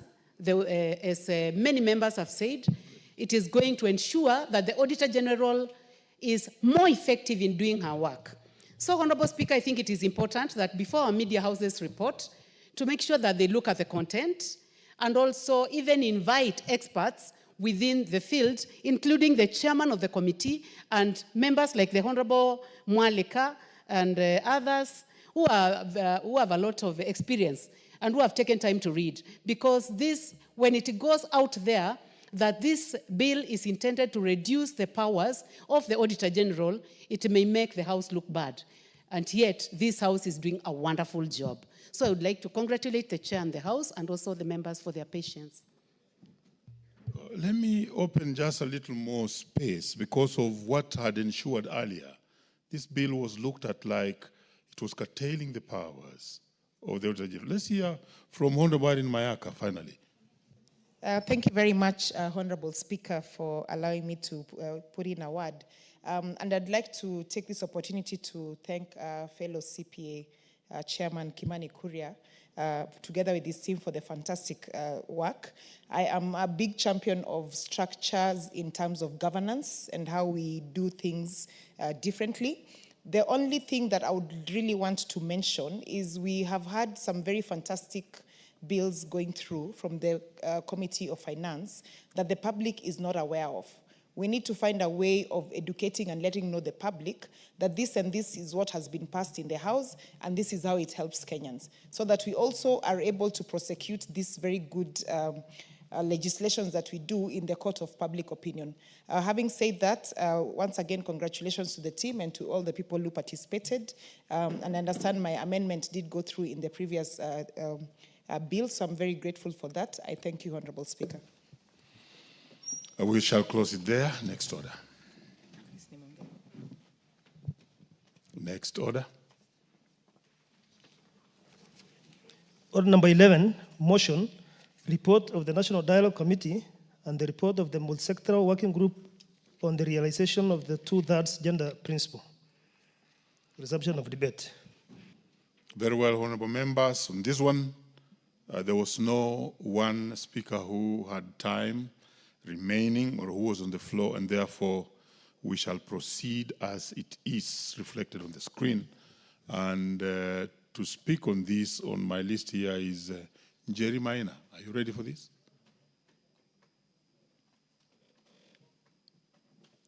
We have Tindi Mwale next.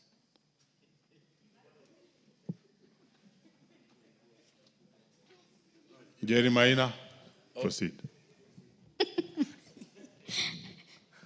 Thank you, Honorable Speaker. I seems to have saved Tindi Mwale. Let me bite the bullet for him. Honorable Speaker, we have come so far in terms of equality and equity, and I want to first commend the working group on the 2/3 gender rule implementation. Honorable Speaker, oftentimes when we speak about women, we find that the concern for Kenyans was these gender top-up positions, how are they going to be arrived at? It was a general feeling that perhaps it is a preserve for WAGs, it's a preserve for people who are connected, and not for that grassroots woman who is very well-versed to the needs of the common mwananchi at the ground. Honorable Speaker, as we agitate for this, and I often say that I always will back a woman who is worth backing. I know the veracity of that statement sometimes does not sit well with radical feminists, but it is very important that if we are going to have and justify an extra budget and cost for gender top-up positions in this House and in Senate, let us bring women who have the capacity to aggravate and push for the women's issues. I also want to commend my chair, Honorable Murugara, former chair, Honorable Speaker, as I have been affected by the de-whipping of committees. But I am grateful to have served as a member of Justice and Legal Affairs Committee. And I will continue to serve diligently, Honorable Speaker, wherever I will be in, and in whatever capacity, Honorable Speaker, because I believe that I am like the mustard seed. Wherever you put me, I will germinate. So I commend the Nadco report and the 2/3 gender principle. Let us fast track this issue so that we do not again find ourselves as a House improperly constituted as per the Constitution that we passed in 2010. Thank you, Honorable Speaker. Very well, Honorable Njeri Maina. You are a promising young legislator, committees notwithstanding. So continue doing your work very strongly from where you are. Honorable Tom Kajwang. Mr. Speaker, there are several things that arises from this motion, especially the report of the committee. And I may not deal with all of them. I just want to speak from where the distinguished member for Nyeri has left it. And I differ with her, as I've differed and as I've spoken publicly about some of these things. Women issues, in my view, is not 2/3 representation in this House. Women issues are maternal health care. Women issues are capacity building for Mama Mboga to be able to be economically viable in her local environment. Women issues is about safe water for the mothers as they bring up their families. Women issues, it is so simplistic in my view, and this is really advanced by the political class, by the elite, who would wish that representation is a woman issue, because those of us who are Yes, Honorable, what's your point of order? TJ, let's hear this point of order.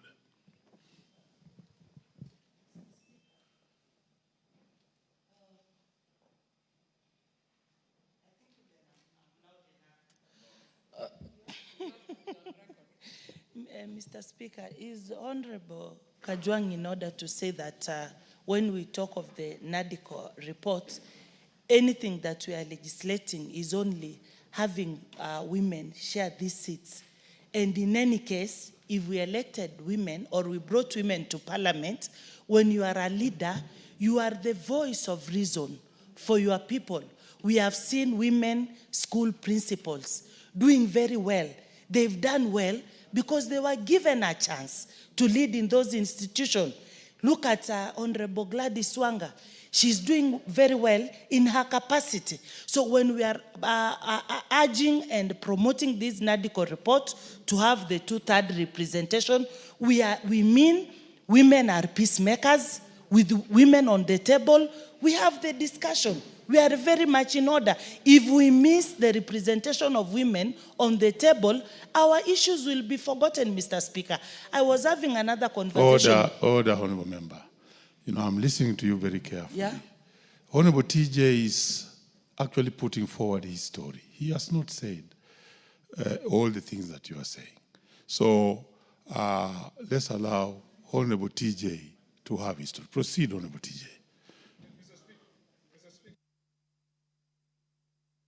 Mr. Speaker, I hope you will add me time because I've listened to the veteran member, but I've not heard her advance anything which is out of order.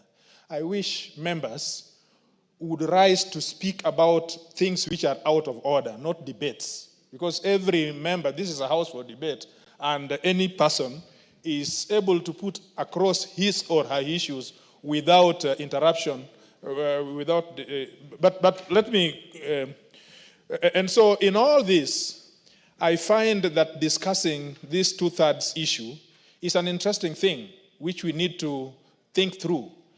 Honorable Justice Maraga Emeritus declared that that house, the other house which I served, was unconstitutional and we should have been sent home. I do not know why Honorable Justice Quorum is taking too long to declare also this house, because we will never get that formula at all. Because you see, we are trying to get into a situation in which we are forcing the law to do something which is out of ordinary. We are forcing the law to create a situation in which our mothers or our fathers produce more women or more girls to be able to effect these 2/3. It is impossible. We cannot use the Constitution or legislation for that matter to create that situation. It must be something outside, something biology, something outside the law to be able to provide. And did you remember, Mr. Speaker, come to think about it, that this issue is about 2/3 representation in Parliament.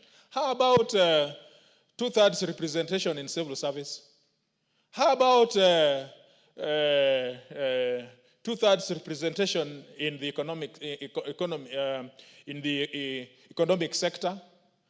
Why is this aberration about representation? Just the fact that, and I have a lot of respect for the distinguished members who are in this house, but they do not come here as women. They come here as national leaders. And so, in my view, the member for Tharaka, for example, is able to advance all those issues that are affecting women of Tharaka as well as the whole country. And I would suppose that member for Nyeri would espouse all those issues that are affecting the men of Nyeri, and I know that their problems are many. But I am encouraged that the member for Nyeri is really representing them because he's really feeling it. So I expect that these are not gender issues. These are able leaders who are able to bring up issues that are concerning. And so when I look at the whole debate on this Nadco, I feel that it is something which is promoted more by political expediency than the need for law. I wish that we all went home, but not to do general election, to do a referendum on this women thing. You will be surprised. You will be surprised on this women representation. The answer that Kenyans will return, the verdict that Kenyans will return. I really would wish that the chair of the committee would propose that we go on referendum on this issue and try it afresh. You may find that the constitution would be so altered in such a manner that you'll never believe. I thank you, and in one way I support it because there are all those issues which had been advanced by the proposer. But on this issue, I object. Thank you. Very well. Honorable Millie. Thank you, Mr. Speaker. Mr. Speaker, of course, I do support the report whole. And just wish to say, Mr. Speaker, I didn't want to start this way, but Honorable Kajwang has forced me to go this direction. First of all, I'm very disappointed that he originally comes from my constituency. I am also disappointed that he is actually our grandson in Kolo Kanyala village in Rusinga Island. I am disappointed that he is my protege as a law student. He actually, together with Honorable Chilo Ayako, used to study my notes. And that's why he has passed and is excellent. So I am disappointed that he has such retrogressive ideas. It means I didn't do my work well, but there is still room. I will do that work to change his mind about this. Mr. Speaker, I want to also apologize again because of all the factors I've indicated here for the next things that I'm going to say. That Honorable Kajwang, we may be educated and even have PhDs, but there are factors that cannot change. One of the factors that can't change is that as a man, you have never had periods and you have no clue what it is like to have periods. So please don't talk for me. Honorable Kajwang, you have never carried a baby for 9 months. Maybe there, me and you are the same. But most of the women here have carried babies for 9 months. So you cannot talk for them. They know what it is to labor for 9 months. So don't talk for us on issues of women. Don't purport to know issues relating to women. Mr. Speaker, it's the same way. I cannot talk about wet dreams because I don't know what it is like to ejaculate in the night, Mr. Speaker. Mr. Speaker, we are all very different as men and as women. And therefore, let us keep our lane. Let us love our brothers. Let us love our boyfriends. Let us love our husbands. Let us love our uncles. Let us love our fathers. Similarly, please, also love your sisters, love your aunties, love your mothers, love your grandmothers. It's not a competition. Everybody knows that the world is skewed against us. What I'm telling Honorable Kajwang, in a very crude manner, is that you are not wearing my shoe. Only the wearer of the shoe knows. Mr. Speaker, I've said it here in this house before, that there were days that if I were to come here to debate the House on a critical issue, I wouldn't even come here. Why? Because I would be in a pool of blood. Because I would faint. I was being admitted in hospital every month for 3-4 days. Honorable Kajwang has not had to go that. And you expect me to go out there and compete equally with you. There is a load that I'm carrying as a woman that you have never carried and you don't know how to carry. And you will never know to carry because you have the privilege of being a man. The same way in the US and other countries, there is white privilege. And so a white person cannot lecture a black person because you have not lived the shoes of a black person. In the same manner, a man cannot lecture me about being a woman because you don't know. And if you actually look at all the things that bedevil women, they start with men, menopause, menstruation and all that. Even though we love you and you are a necessary evil in our lives. That's why we marry you and you have you as boyfriends and all that. But you are a necessary evil. So I want to lecture you, but also plead with you, my brother, and my grandson. Yes, that please, don't make it look like women, that this thing of affirmative action is by elite women. We had Honorable Eshomo here, Mr. Speaker. She didn't know how to read and write when she came in here. She could only speak in Kiswahili. What is so elite about her? Is the fact that she can't read or write so elitist? She came from Samburu. That's where she grew up and she was raised. Right now, I've just come from where I've just gotten an award for working for women. And we were with the Chief Justice, Martha Koome. And I told her right there that I was not happy that she called us hot hair and all those kind of things. But I told her about it when it comes to women's issues, my tribe is woman, and I told off the people who are attacking her that what they need to look at are governance issues and not hound her out of office simply because she's a woman. because we know some of the people hounding out of office are themselves extremely corrupt. But they didn't raise those issues about men. It is only when you have Martha Koome or Nancy Baraza sitting in those peace. Those are the things, in those offices, those are the things that I'm telling you that I wear a special shoe that you don't understand. Try wearing this high shoe.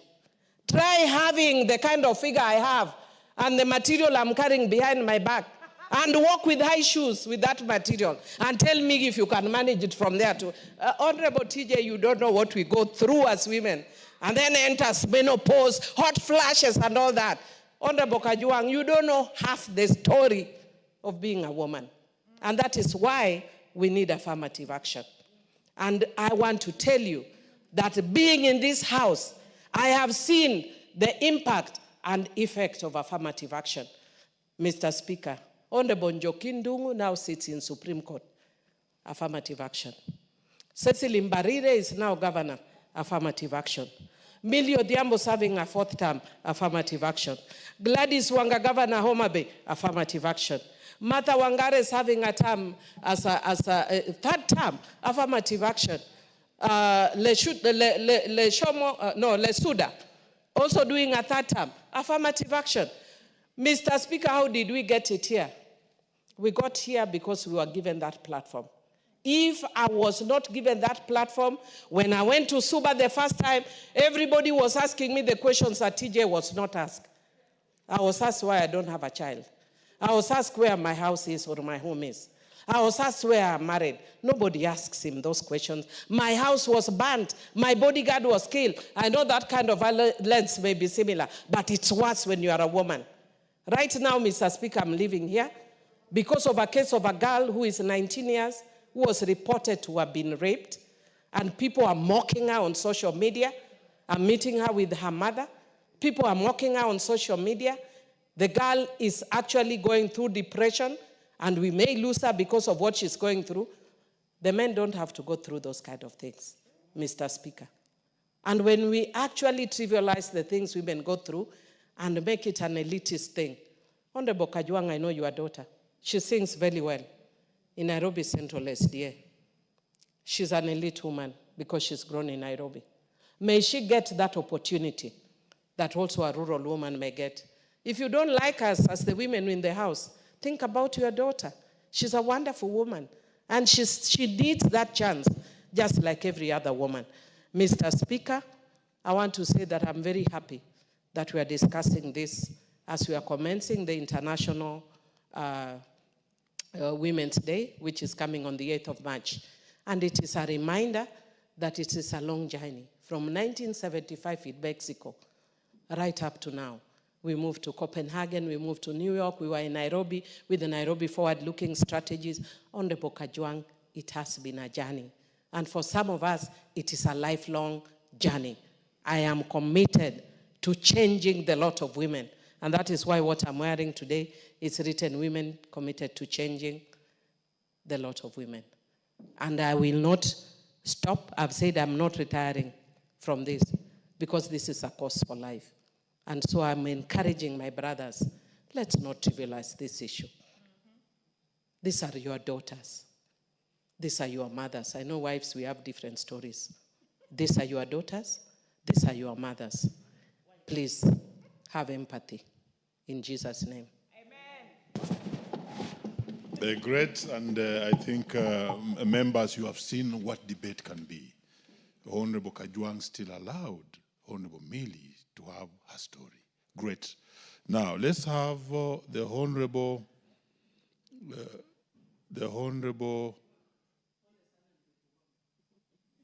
John Gitonga. Is in the house. Are you ready for this? Yep. Proceed. Thank you. Thank you, Honorable Speaker. When we speak after Honorable Millie, you feel a little bit down because of how she speaks passionately about the other gender, Honorable Speaker. But Honorable Speaker, on the JLAC report, on the report of the National Dialogue Committee and the multi-sectoral working group on the realization of the two-third gender rule principle, Honorable Speaker, First of all, Honorable Speaker, this report, as I've perused through, Honorable Speaker, really is very realistic when it comes to recommendations that have been made by the two multi-sectoral committee and the Nadco report, Honorable Speaker. And Honorable Speaker, the proposals, many of them around increment of many offices, including the opposition leader's office, Prime Minister's position, Honorable Speaker, they are very serious recommendations that are actually changing the way we govern this country. And Honorable Speaker, one of my many interactions with the people, whenever there is an issue that involves increment in the number of leaders of this country, the uproar from the people is actually deafening, to say the least. Currently, Honorable Speaker, because of our current governing system, almost 70% of our resources goes to what I would call recurrent budget. That involves salaries and these other things, Honorable Speaker, that are needed to be able to govern the country. And Honorable Speaker, the recommendations involving creation of offices, Honorable Speaker, that must go through a referendum, up to and including the issue of getting gender parity in our leadership. I want to inform this House, without a doubt, it will not get support from the public, and it will fall flat if it goes on a referendum, Honorable Speaker. And Honorable Speaker, this is because the Constitution 2010, which was a constitution checking mostly on fairness on representation, forgot that a lot of this fairness on representation will come with a cost when it comes to usage of resources and usage of our budget, Honorable Speaker. And I would say that this House needs to consider dropping these two reports and check on what really touches on Kenyans and what can improve the lives of our Kenyans. Honorable Speaker, it is enough as of right now to be talking about accommodation of people in government and accommodation of leadership or certain individuals, Honorable Speaker, in the leadership of our nation. I believe the conversation that should be taking center front, Honorable Speaker, is a conversation involving how we can improve the pockets of Kenyans. And this House has had its fair share of having face-to-face with unpopular bills by the public, Honorable Speaker. And I would say that we need to be very careful to not find ourselves in situations we were in before in the year 2024, Honorable Speaker. But without saying much, Honorable Speaker, the issue about election preparation and ensuring that there is fairness in representation when it comes to leadership of IEBC is something that I support and I recommend. Honorable Speaker, we shall be debating this. I know it is going to... Very well, you have had your bite. The Honorable Kuria Kimani. Thank you very much, Honorable Speaker. Honorable Speaker, first is to really thank the chair of JLAC and the committee for doing a very good work on the reports that they have tabled in this House, Honorable Speaker.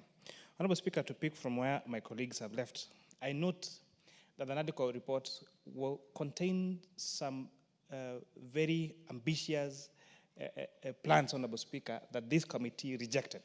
And I think I want to point out to a few of those proposals that are contained in the audit report that this committee broadly said no to and rejected. Honorable Speaker, interestingly, there is a proposal in the Nadco report to extend the term of senators from 5 to 7 years. And now the question is, then why would we need to extend the term of senators, Honorable Speaker, from 5 to 7 years?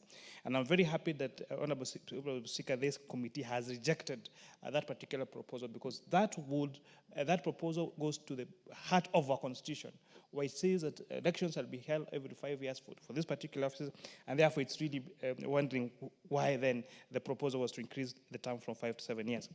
Honorable Speaker, on the entrenchment of the office of the Leader of Opposition, Honorable Speaker, the proposal undermines the presidential system of governance in Kenya.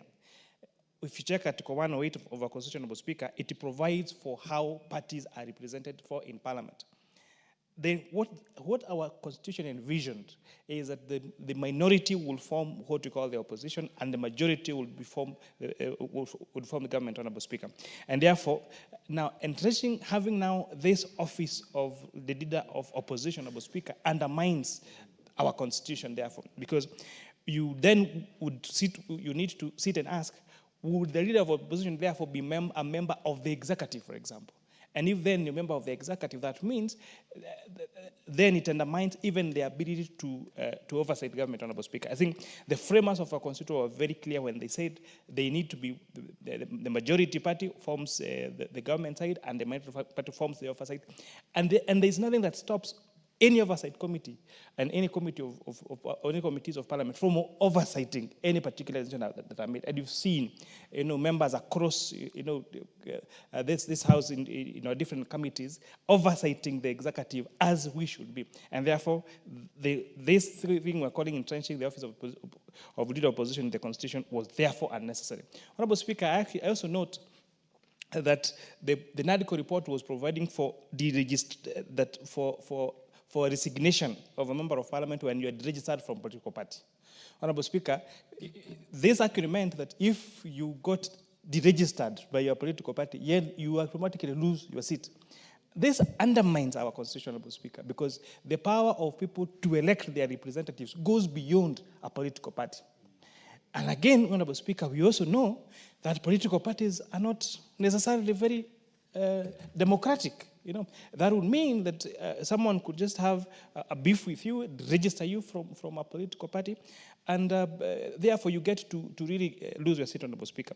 And again, in any case, how we've seen, unfortunately, apart from parties like congratulate like ODM that has existed for over 20 years, and you're hoping that the UDA party now would follow suit and exist for very many years, Honorable Speaker. Most of how patterns go in Kenyan elections is that people change their political parties all the time, This time it is TNA, then the other time it's another political party, and therefore this requirement, Honorable Member, of someone losing their seat because of being deregistered by a political party, Honorable Speaker, is very unfair, and therefore I commend the committee for rejecting that particular proposal in the Nadco report, Honorable Speaker.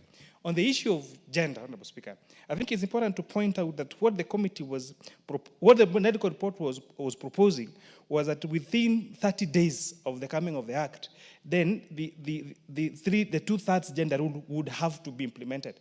And therefore, I think what what the committee is saying, they are not undermining the need to have women leadership or the current provisions of having 2/3 as per our Constitution.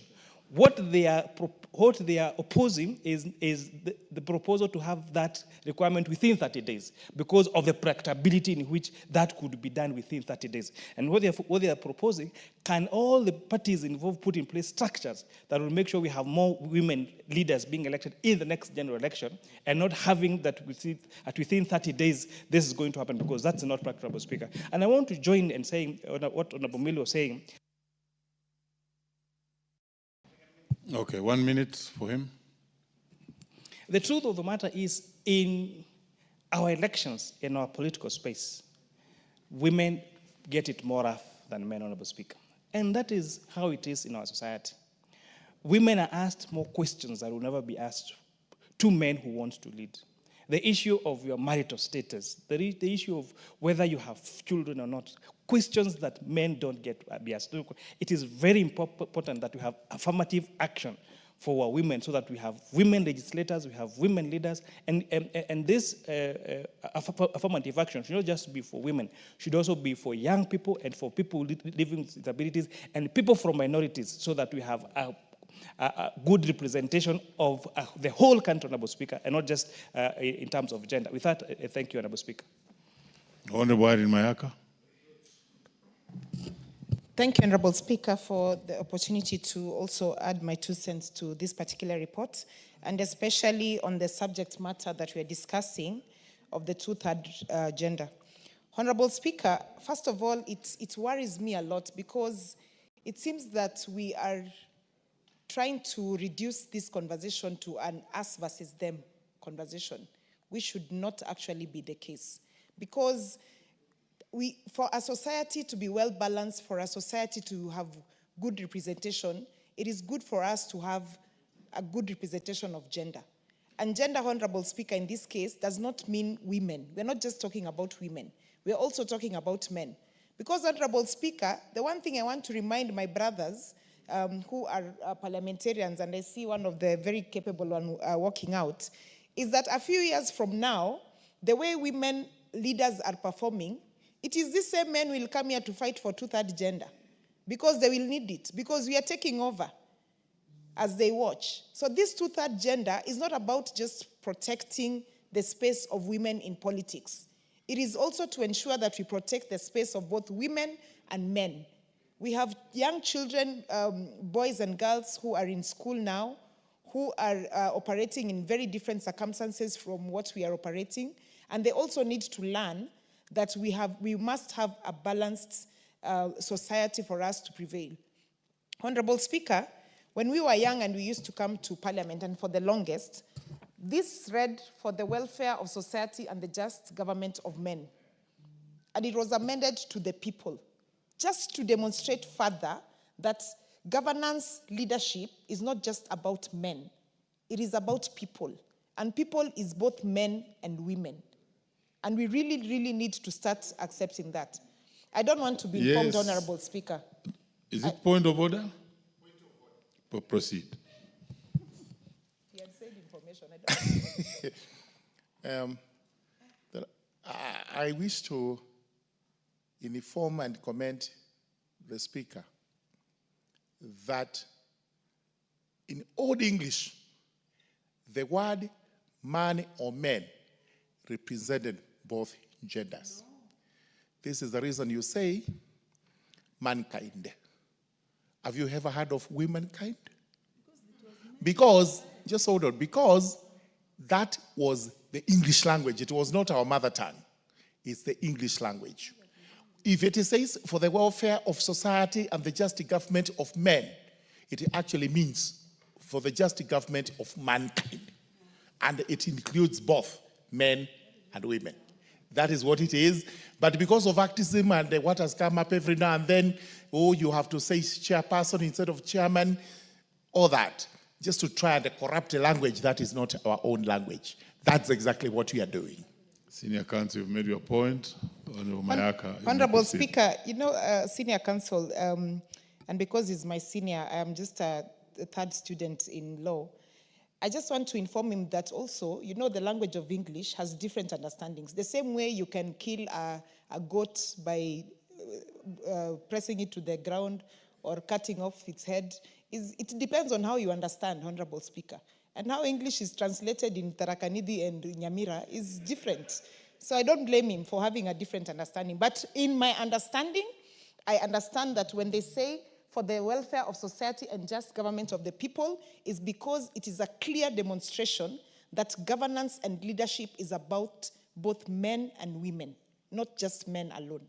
Honorable Speaker, back to my point so that I'm not derailed any further. I just want to also say one thing that we also must all accept. We have people, we have men, sons, fathers, partners in our lives who have been really supportive of our spaces out here. And that is something that is so beautiful that we must also just embrace. Honorable Speaker, I have seen the comment number 133 from the committee. And I just want to read what the justification said because I cannot believe my eyes still. The proposal is too ambitious and cannot be implemented in the current parliament. It would be neater to implement the proposal during the next general election. Honorable Speaker, the Kenya Kwanza government has been a government of braveries. It is a government that has attempted to implement the SHA. It has attempted to implement housing levy, all these other things because they believed it can actually work. Why is it that when it comes to women issues, now it is considered not to be neat or not to be possible or to be ambitious? Why are we afraid of implementing something because we think it's too ambitious? Since when did us as the people of Kenya, as leaders of Kenya, think of anything as being too ambitious? Just because it involves women? Because, Honorable Speaker, I really need to understand that better. I can't believe my eyes that this actually came from a recommendation from the committee. That when it comes to women issues, that it is too ambitious, that it requires neatness. What do you mean? Yes, she can inform me. Out of order, you have no permission from the Speaker. You may proceed, Honorable Mayaka. Thank you, Honorable Speaker. Honorable Speaker, and therefore, I just want to say, and Honorable Millie gave very many examples of women who have come before us, others who are still in this house, who have been extremely, extremely fantastic leaders, and who we continue to learn so much from, because we also want to go in the same path that they've shown us. And therefore, Honorable Speaker, as I finish, I just want to say, and I am saying this being one of the people who do not support blind gender, because I believe that also when to whom much is given, much is expected. We have to put in the work. Those of us who are in these spaces, who have been privileged to be in these spaces, have to demonstrate to people out there, both men and women, that we are actually also capable. That is the only way that society will continue to believe that women as well as men, for us to have equity and a fair society, we must have both of them in these spaces. And finally, Honorable Speaker, I just want to finish by wishing all the women in this world, both in Kenya, Nyamira, and the entire world, a happy International Women's Day as we celebrate the day on Saturday. I thank you. The Honorable Florence Jamatia. Thank you so much, Mr. Speaker, and I want to join my colleagues in contributing while supporting this very fundamental bill. Congratulate the chair of the JLAC and the members of the committee for putting up a very elaborative report that is going to guide us going forward.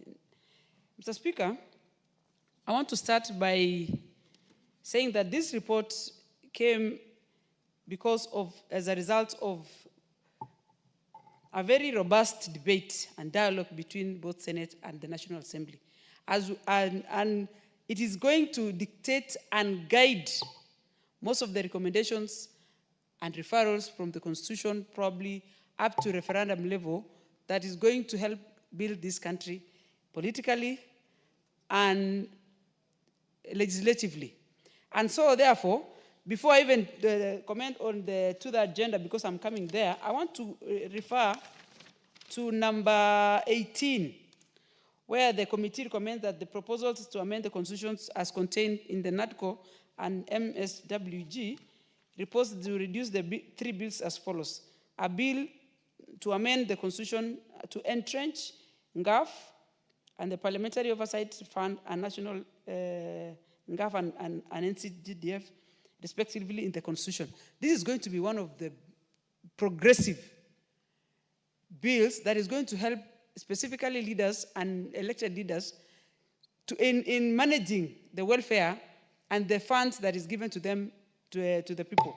If you look at NGAF, I want to speak for myself, is that I compete with members of parliament who sit here in the sub-counties, but as a member of county, if you look at the funds that I get, I would shy to say that these funds and this seat was designed to fail, Mr. Speaker.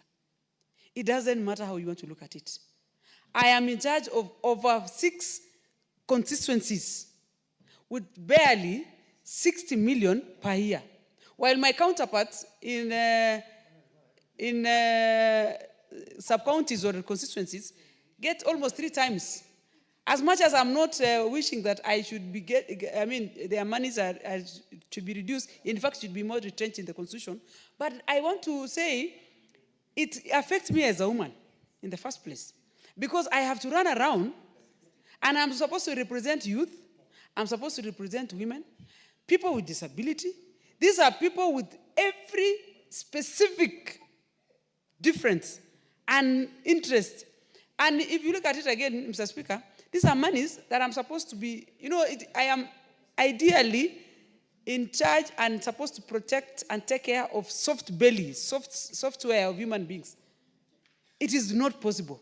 And that way, as much as we are going to entrench this in the Constitution, we would really want to propose in the future, and we will debate more, that this money, as much as it's going to be entrenched, to be added more.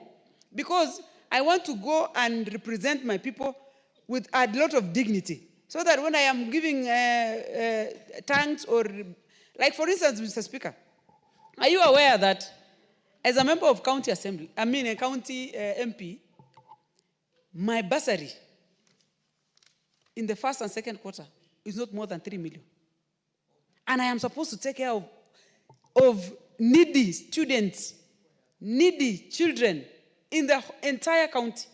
This needs a serious affirmative action. And that way, I want to say I support it to be entrenched fully in the Constitution as going forward.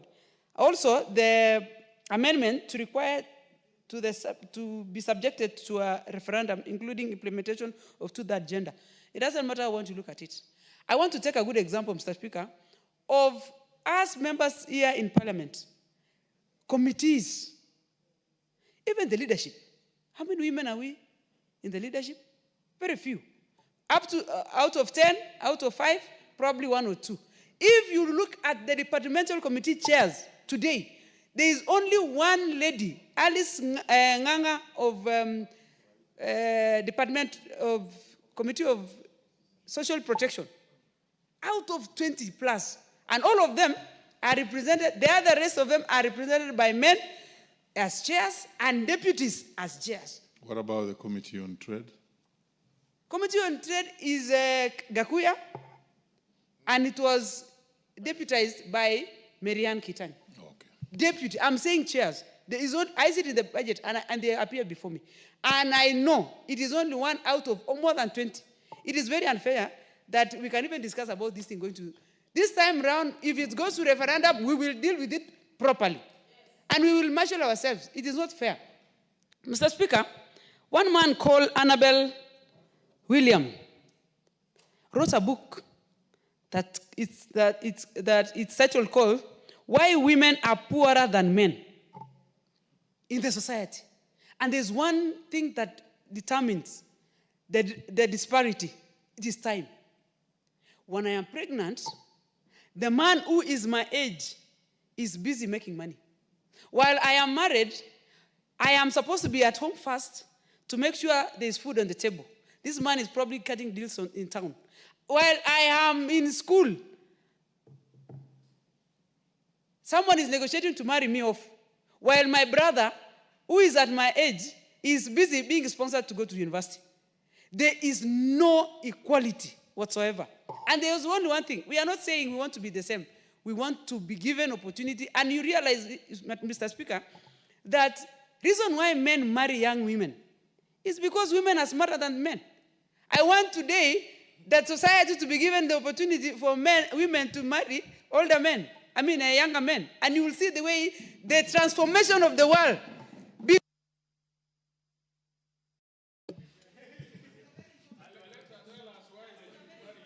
Other members, I think part of this debate can be suspended to other places. But then we add her 1 minute. Thank you. Because women naturally are naturalists. And given an opportunity, we are able to make things work.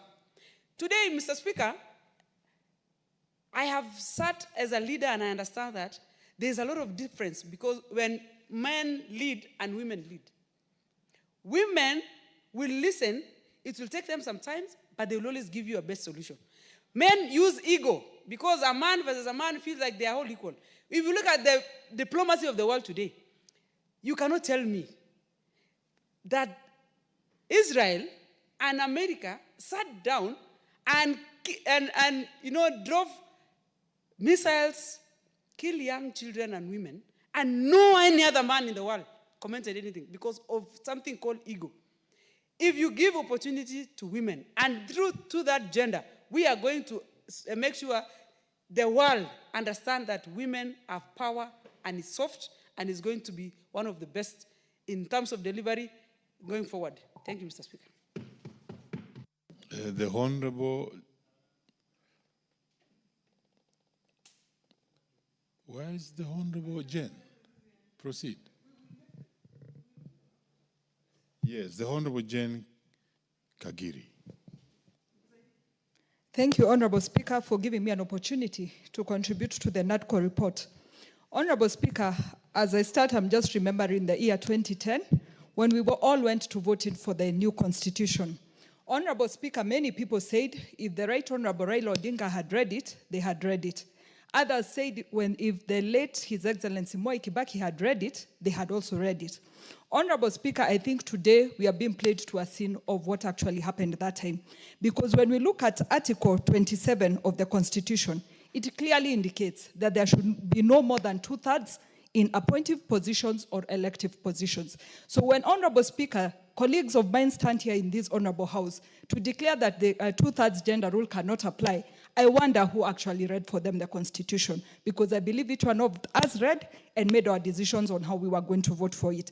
And by the mere fact that we voted yes, it means we were in support of the contents of the Constitution. Honorable Speaker, in my support of why I think we need to apply the 2/3 gender rule, I'll start by requesting my colleagues to not to see us as the leaders in this House. Don't see Honorable Jane Kagiri, don't see Honorable Jematia, don't see Honorable Irene Mayaka. See your sisters, see your mothers, see your nieces back at home. If you believe they do not qualify to be leaders, then we support you. If you believe they have not nurtured you to where you are today, then we support you. If you believe they're not the ones who have helped multiply whatever you have in your homes, then we believe you. Honorable Speaker, women have capacity to lead, and they can lead in any position. Honorable Speaker, I just think of 3 examples that I would want to give. First, women have a diversity of perspectives, and number 2, women are naturally peacemakers. Honorable Speaker, I'm reminded of the scene that we saw that happened at the White House recently. I looked at the sitting in that place, saw the Ukraine president, the president of the USA, but I didn't see the presence of women. As the altercation was going on, the most I could see is men inciting further in the altercation, others even asking that president why he did not come dressed in a suit. Honorable Speaker, I found myself crying and wishing there was a woman present there because she could have redirected the conversation. Secondly, Honorable Speaker, why we need to apply the 2/3 gender rule is because I'm reminded of myself as a high school student. One day while I was at Othaya Girls High School, the late His Excellency Mwai Kibaki came to our school, and I remember seeing his leadership. And I told God one day I would want to be a leader and to sit in this Honorable House. Honorable Speaker, what inspired me is when I started following matters of this House, I noticed there was Honorable Beth Mogo, I noticed there was Honorable Martha Karua, and I also noticed Honorable Millie Odhiambo. From their presentation, from their articulation, from the work that they have done in this House, Honorable Speaker, I believe we are products that have sat on the shoulders of these great women for us to get here. So, Honorable Speaker, by us increasing the number of women in this House, we will be encouraging young girls out there, young women out there, that they can also be equally leaders in this country. Honorable Speaker, to my third point, I would want to speak on better representation. We are all aware that women form half the population of this world. I am lost on why half the population of this world should even be pleading for the small and few positions that we get. Honorable Speaker, I think we are deserving of these positions, and I'm forced to give an example of the position that I hold of a county MP, Honorable Speaker. I look at the allocation we get, it is very little money that we are getting. This particular time when there's supposed to be budget cuts, instead of them running to deduct money on defense, deduct money on roads, deduct money on other facilities, they rush to deduct money on the county women allocation.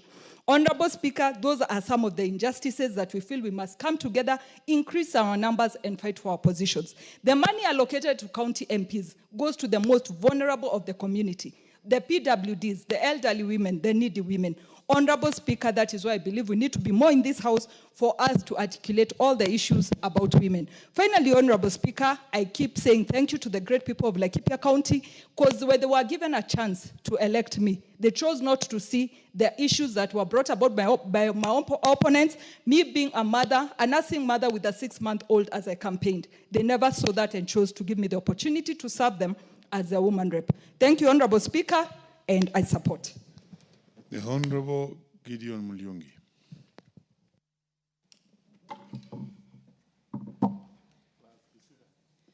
Yes. Thank you, Mr. Speaker. Mr. Speaker, I rise to support the Nadco report because the report, the way it is formulated, it's going to enhance democracy in Kenya and also gender balance.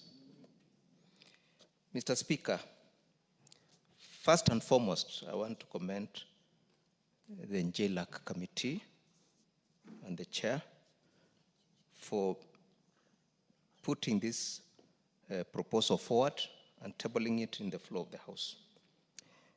Mr. Speaker, IBC has been a challenge. Many times, elections are conducted and there are always disputes. Mr. Speaker, this amendment will make it possible so that IBC can be more transparent and more respected by the Kenyan populace.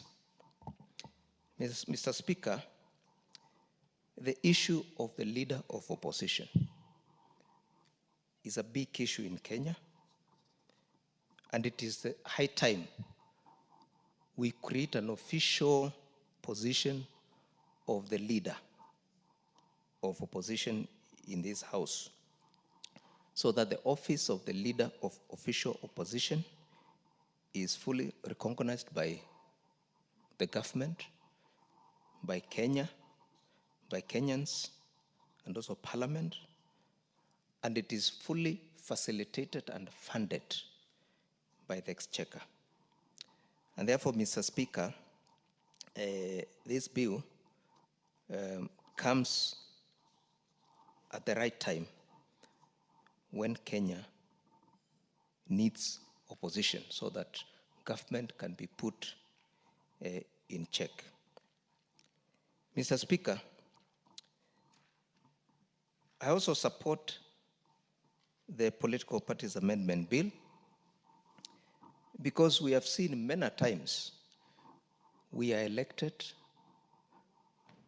through a political party. We come to this House.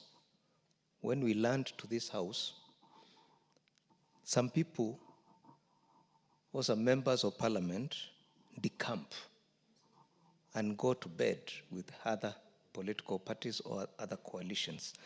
Mr. Speaker, this amendment will make it impossible for anybody to jump camp without following the due process. And I would propose that if you decamp from the party that sponsored you to Parliament, then you go back to the electorate and seek a fresh mandate from the people who elected you. Mr. Speaker, on the issue of 2/3 gender rule, women are very important. Without women in this world, there will be no life. Mr. Speaker, each one of us, including the women themselves, they are born by a woman. And even without a man, you can maneuver your ways and give birth. Therefore, Mr. Speaker, I support this 2/3 gender rule so that women can get their place in leadership, they can have their place in parliament, they can have their place in government, and all the leadership positions in Kenya. Thank you, Mr. Speaker. I support. Very well. There being no further interest in this, let me call upon the mover to reply. Thank you very much, Mr. Speaker. Mr. Speaker, allow me to begin by thanking each and every member who has contributed towards this motion, and especially delving into the various issues that are covered by the Nadco report and also the report of the committee, which is now before the House. What follows after this is that the House will vote to adopt the report, after which there are some various bills that have been proposed and they are attached to the report, which bills will first and foremost be subjected to pre-publication scrutiny. Then after that, they will be published so that they are committed for public participation and other avenues of informing the public what we are doing. Notably, some of the proposed bills in the Nadco report, which the committee actually rejected on the basis that they do not find any position in our constitution, and therefore they are not likely to see light of the day. So mine will be to urge these members that once the bills, including the 2/3 gender principle bill, is published, let's move out there, let's educate the public so that the public understands what this rule is all about. There may be a belief that the public will not approve that particular bill, but it may come as a shocker when actually the public buys in, and eventually we have a way of formulating the 2/3 gender principle and actualizing it in this House. Therefore, for those who have not participated in the debate hearing, the report is still available. It will be extremely informative when it comes to looking at those particular bills.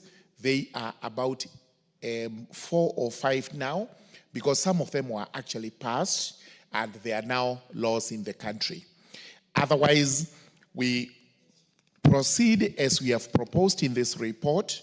There are areas, including the leader of official opposition, which we found not to have a place in our constitutional dispensation.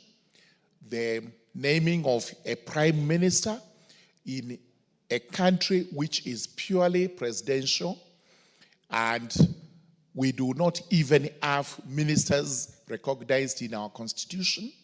We had issues with that, but we also had issues with a provision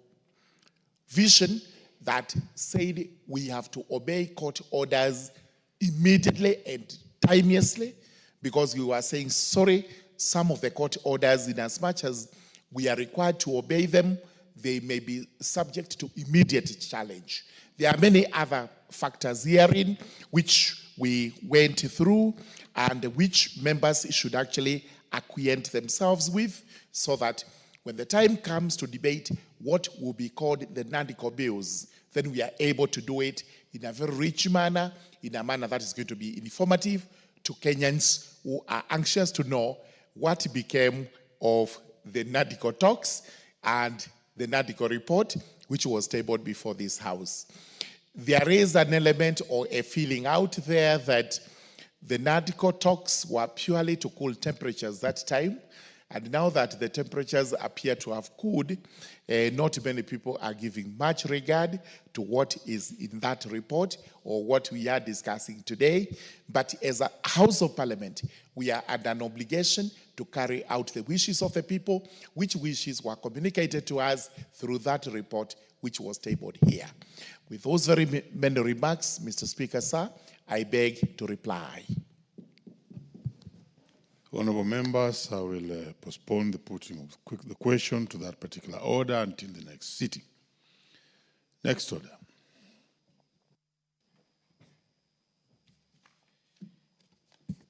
Order number 12, motion public petition on legal recognition and protection of e-hailing motorcycle riders and delivery personnel.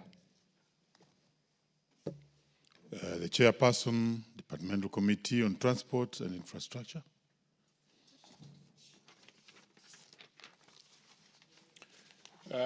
Mr. Speaker, I have the instructions of the chair of this committee on transport and infrastructure to hold his brief. And I beg to move that this House adopts the report of the Departmental Committee on Transport and Infrastructure on its consideration of public petition number 14 of 2024 regarding legal recognition and protection of e-hailing motorcycle riders and delivery personnel laid on the table on the House on Thursday, 20th February 2015. Honorable Speaker, this public petition, as you are aware, that Article 119 talks about public petitions, the right of every Kenyan to walk in the gates of the assembly and to lay a petition. In fact, one can simply walk to the speaker and say in his own words or her own words, and the speaker would then draft those sentiments into a petition, and those petitions would be reported to this House. This is what happened when one day in the mid-morning, some young people were minded to come and make petition through the gates of the National Assembly. And the Speaker gave them an opportunity, listened to them, and formulated out of their distress certain cogent issues which could form this petition. And I just want to underline the fact that this is a very progressive development that then allows members of the public to participate in lawmaking. Mr. Speaker, who are these e-hailing motorcycle riders and delivery personnel? In your House, Mr. Speaker, at some point at 2 a.m., you have felt sick and you've had need for painkillers, and you would have just looked for a Bolt or a Yego or one of those things and asked for house delivery. Those of us who are mentoring young people in our homes, they now do not cook. They simply hail those services from Uber and one of those, and before you know it, your door is being, somebody's at your doorstep to deliver food. And so these are the people that we think about. They either are on bicycles, they are on motorcycles or three-wheelers. These people are very progressive, and it is a new concept in this economy which has given us, those residents, more relief in being able to get services on the last mile. I just want to underpin this economic sector. If you look at, I think, page 52 or so, towards the end of the document or of the report, we summoned KRA to the committee. I think it's on page 51. We summoned KRA to the committee and put the question, so how much does Kenya, or how much does Treasury, or how much does KRA receive by way of revenue? Mr. Speaker, you will be shocked that this is a combination of 16 billion annually. 16 billion. And even though it is not perceptible out there on the streets, it is a crucial part of the sector which must be regulated and must be promoted, and there must be deliberate efforts to encourage it because the revenues is handsome and very substantial. And so issues which they were complaining about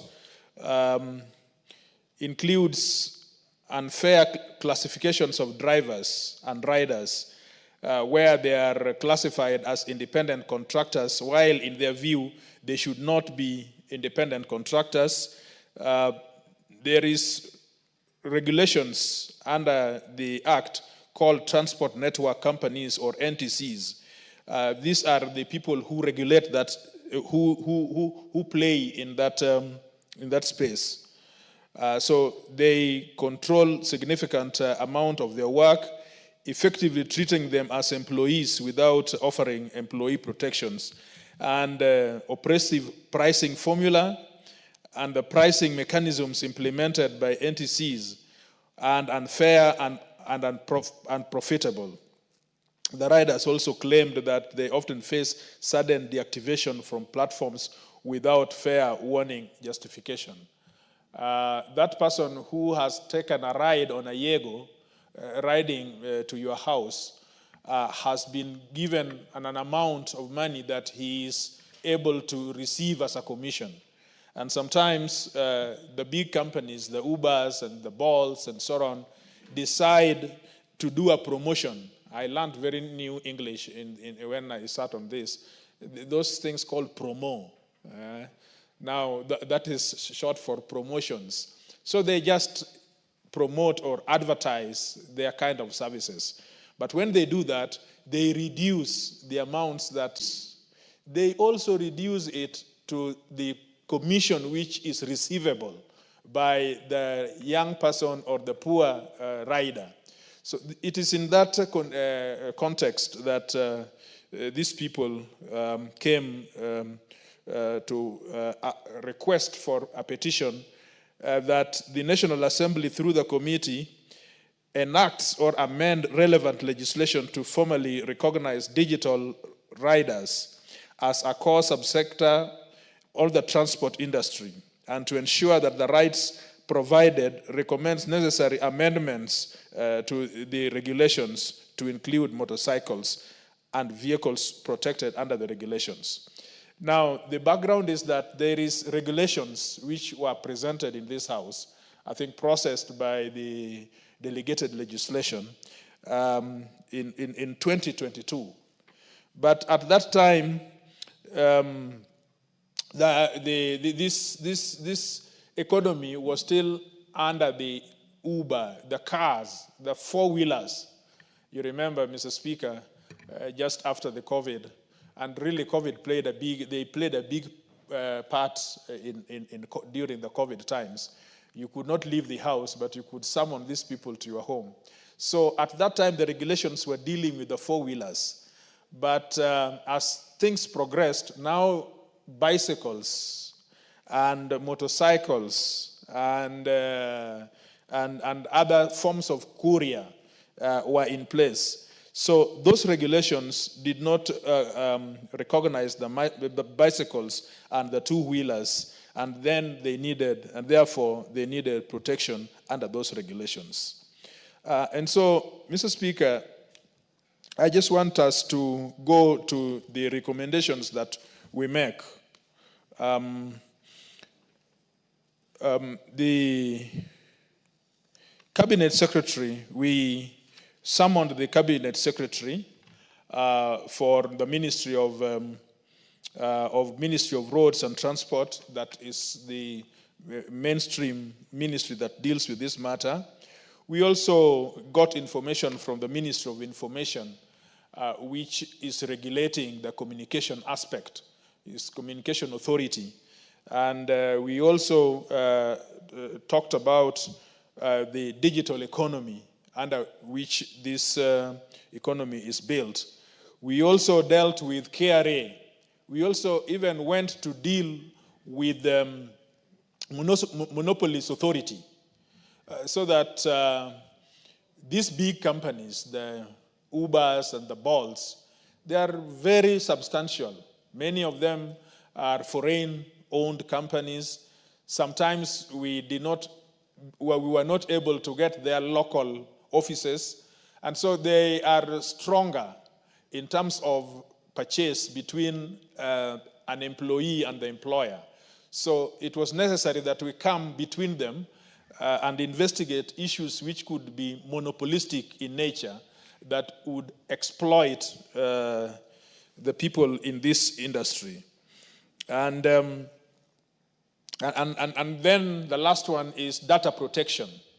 You see, when that gentleman rides a bike from Westlands, from one station to the other, the Bolt, for example, will have the data of the person that he is going to deliver to. But there is a breakdown in communication between the data which is held by the person that is harnessing this data and the person using the data. Well, we found that the big companies, the NTCs, were saying that they don't want to give the data of the person to whom they are going to supply, because if they discover that that person, depending on the distance, is not a lucrative distance, then they will drop that service. But we also said that if, Mr. Speaker, this person was to deliver to your doorstep, you should also know, as a consumer, you have a right to know who this rider is. What is his history? Does he have good conduct? Because you may find yourself with a bike on your door, and this bike, and somebody is knocking at your door, and you go in the middle of the night to open the door, and you find that this bike has brought in robbers. And we have had situations when we were investigating these issues in Mlolongo, for example, where a woman was raped, as a result of this. We also have even passenger, a person who is a rider, but he prides that he is the killer of the society. He prides that he's a killer of society because he has that data and he will ride into your house, and without processing that data, he will be able to do some of those things that happen. So this is the kind of situations we had to navigate through. How does then the data protection agency, the director of the data protection, how does he safely keep the data and give enough information, minimum information, to the players in the industry so that the consumer is safe, the rider is safe, and the people who are in the Bolt industry, they make money. The last thing is that the compensation is at 18%, and ours is a capitalistic society. It is an open society. People should be able to come to Kenya to make business. We should be able to make it easy for somebody to start a business, a startup. A young person can acquire several bikes, or a young person can sit down and write an app.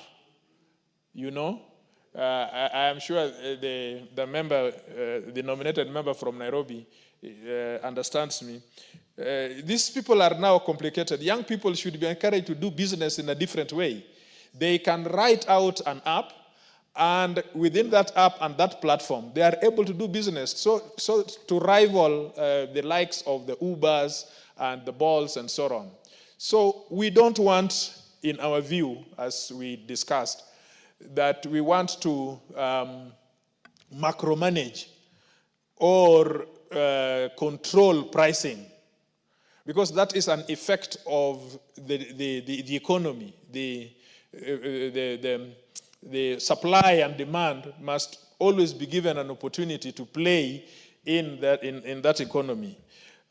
So it is at 18%.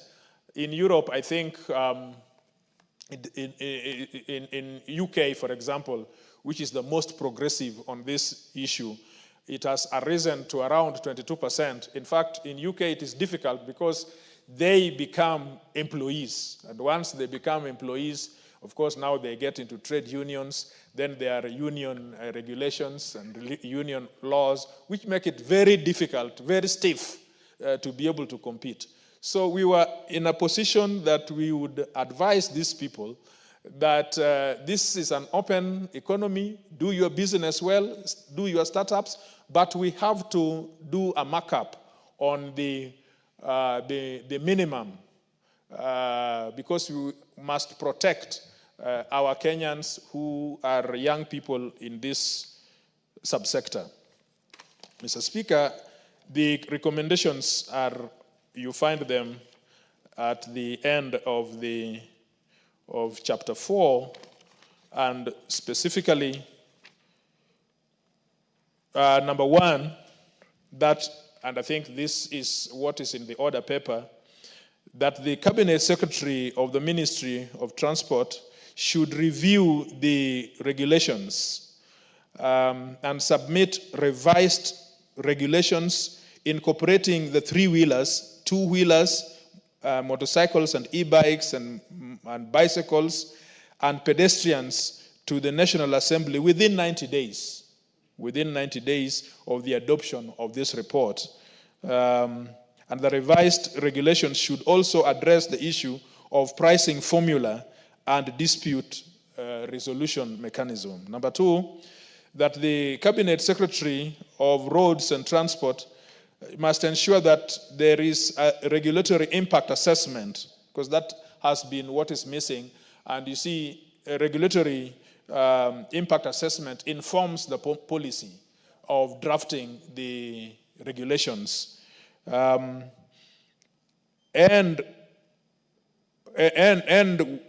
should do it within 90 days of the adoption of this report and submit a report on the assessment to the National Assembly.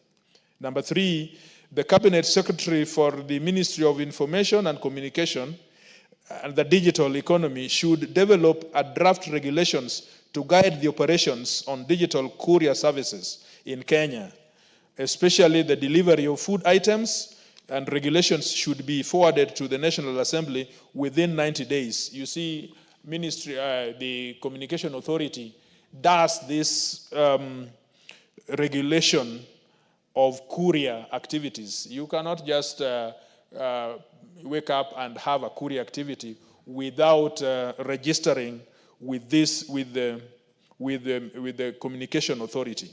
Number 4, that the Cabinet Secretary for Transport, Roads and Transport, to establish a team consisting of representatives of the Transport and Safety Authority, transport network companies, and the petitioners to deliberate on a fair, transparent, and equitable pricing policy for all players, especially end user and the customer. Knowing that this is an open economy, we are not going to macromanage or guide on pricing. That Data Protection Commissioner should develop a draft policy and a draft regulations on the data minimization to guide the operations on the digital taxi, e-hailing transport, and digital delivery services, and enhance the safety of riders and passengers. The policy or regulations should be submitted to the National Assembly within 60 days. Number 6, that the Cabinet Secretary for the Ministry of Roads should ensure that the transport network companies operating in Kenya establish presence in Kenya. These are foreign big conglomerates, but they must enforce the Companies Act. The Companies Act envisages a situation in which if the directors or the owners of the company are foreign, you must get also local directors to be able to operate within the country. Now, the 7th is to enhance accountability.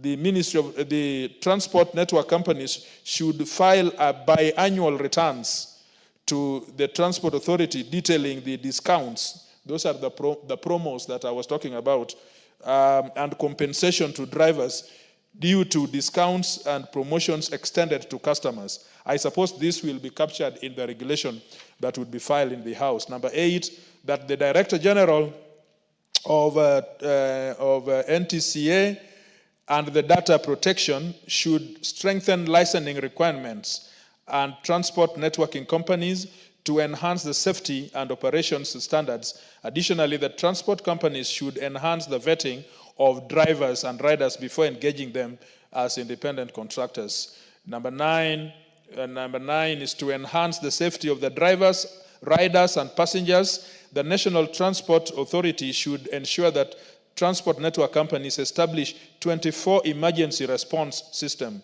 to ensure swift operation and emergency and security situations. In fact, we asked them to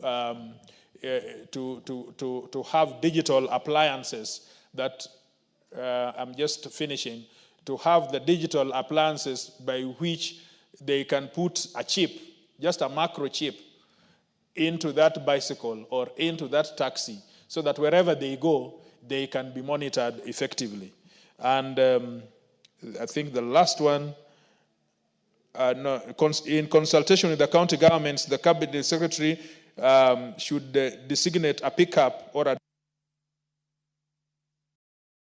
Please add him 1 minute. The county governments and in consultation with the cabinet secretary should designate a pickup and drop-off spaces for digital taxis in the major cities across the country and utility areas, such as airports and railway stations.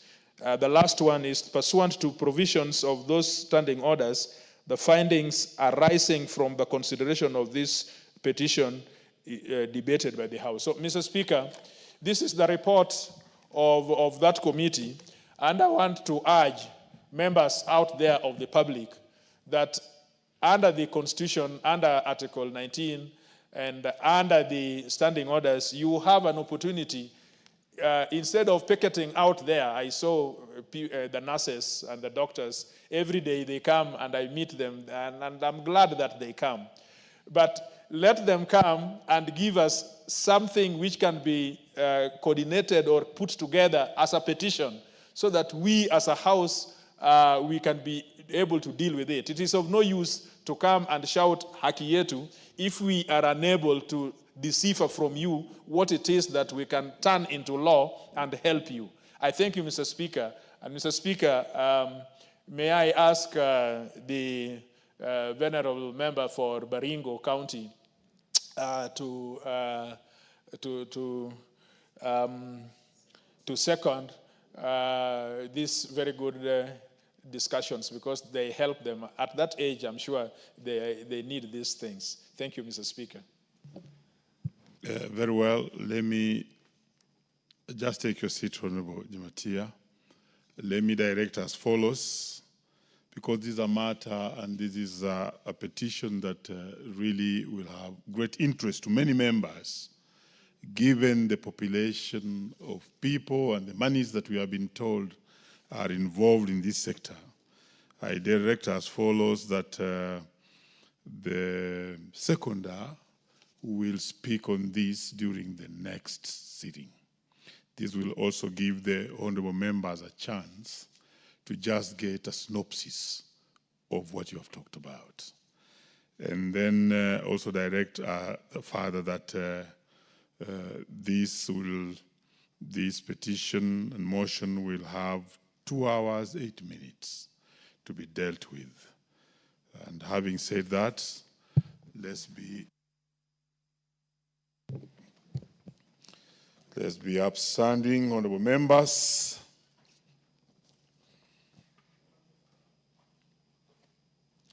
And the time being 7:04 p.m., this House stands adjourned until Tuesday, 11th March, 2025 at 2:30 p.m.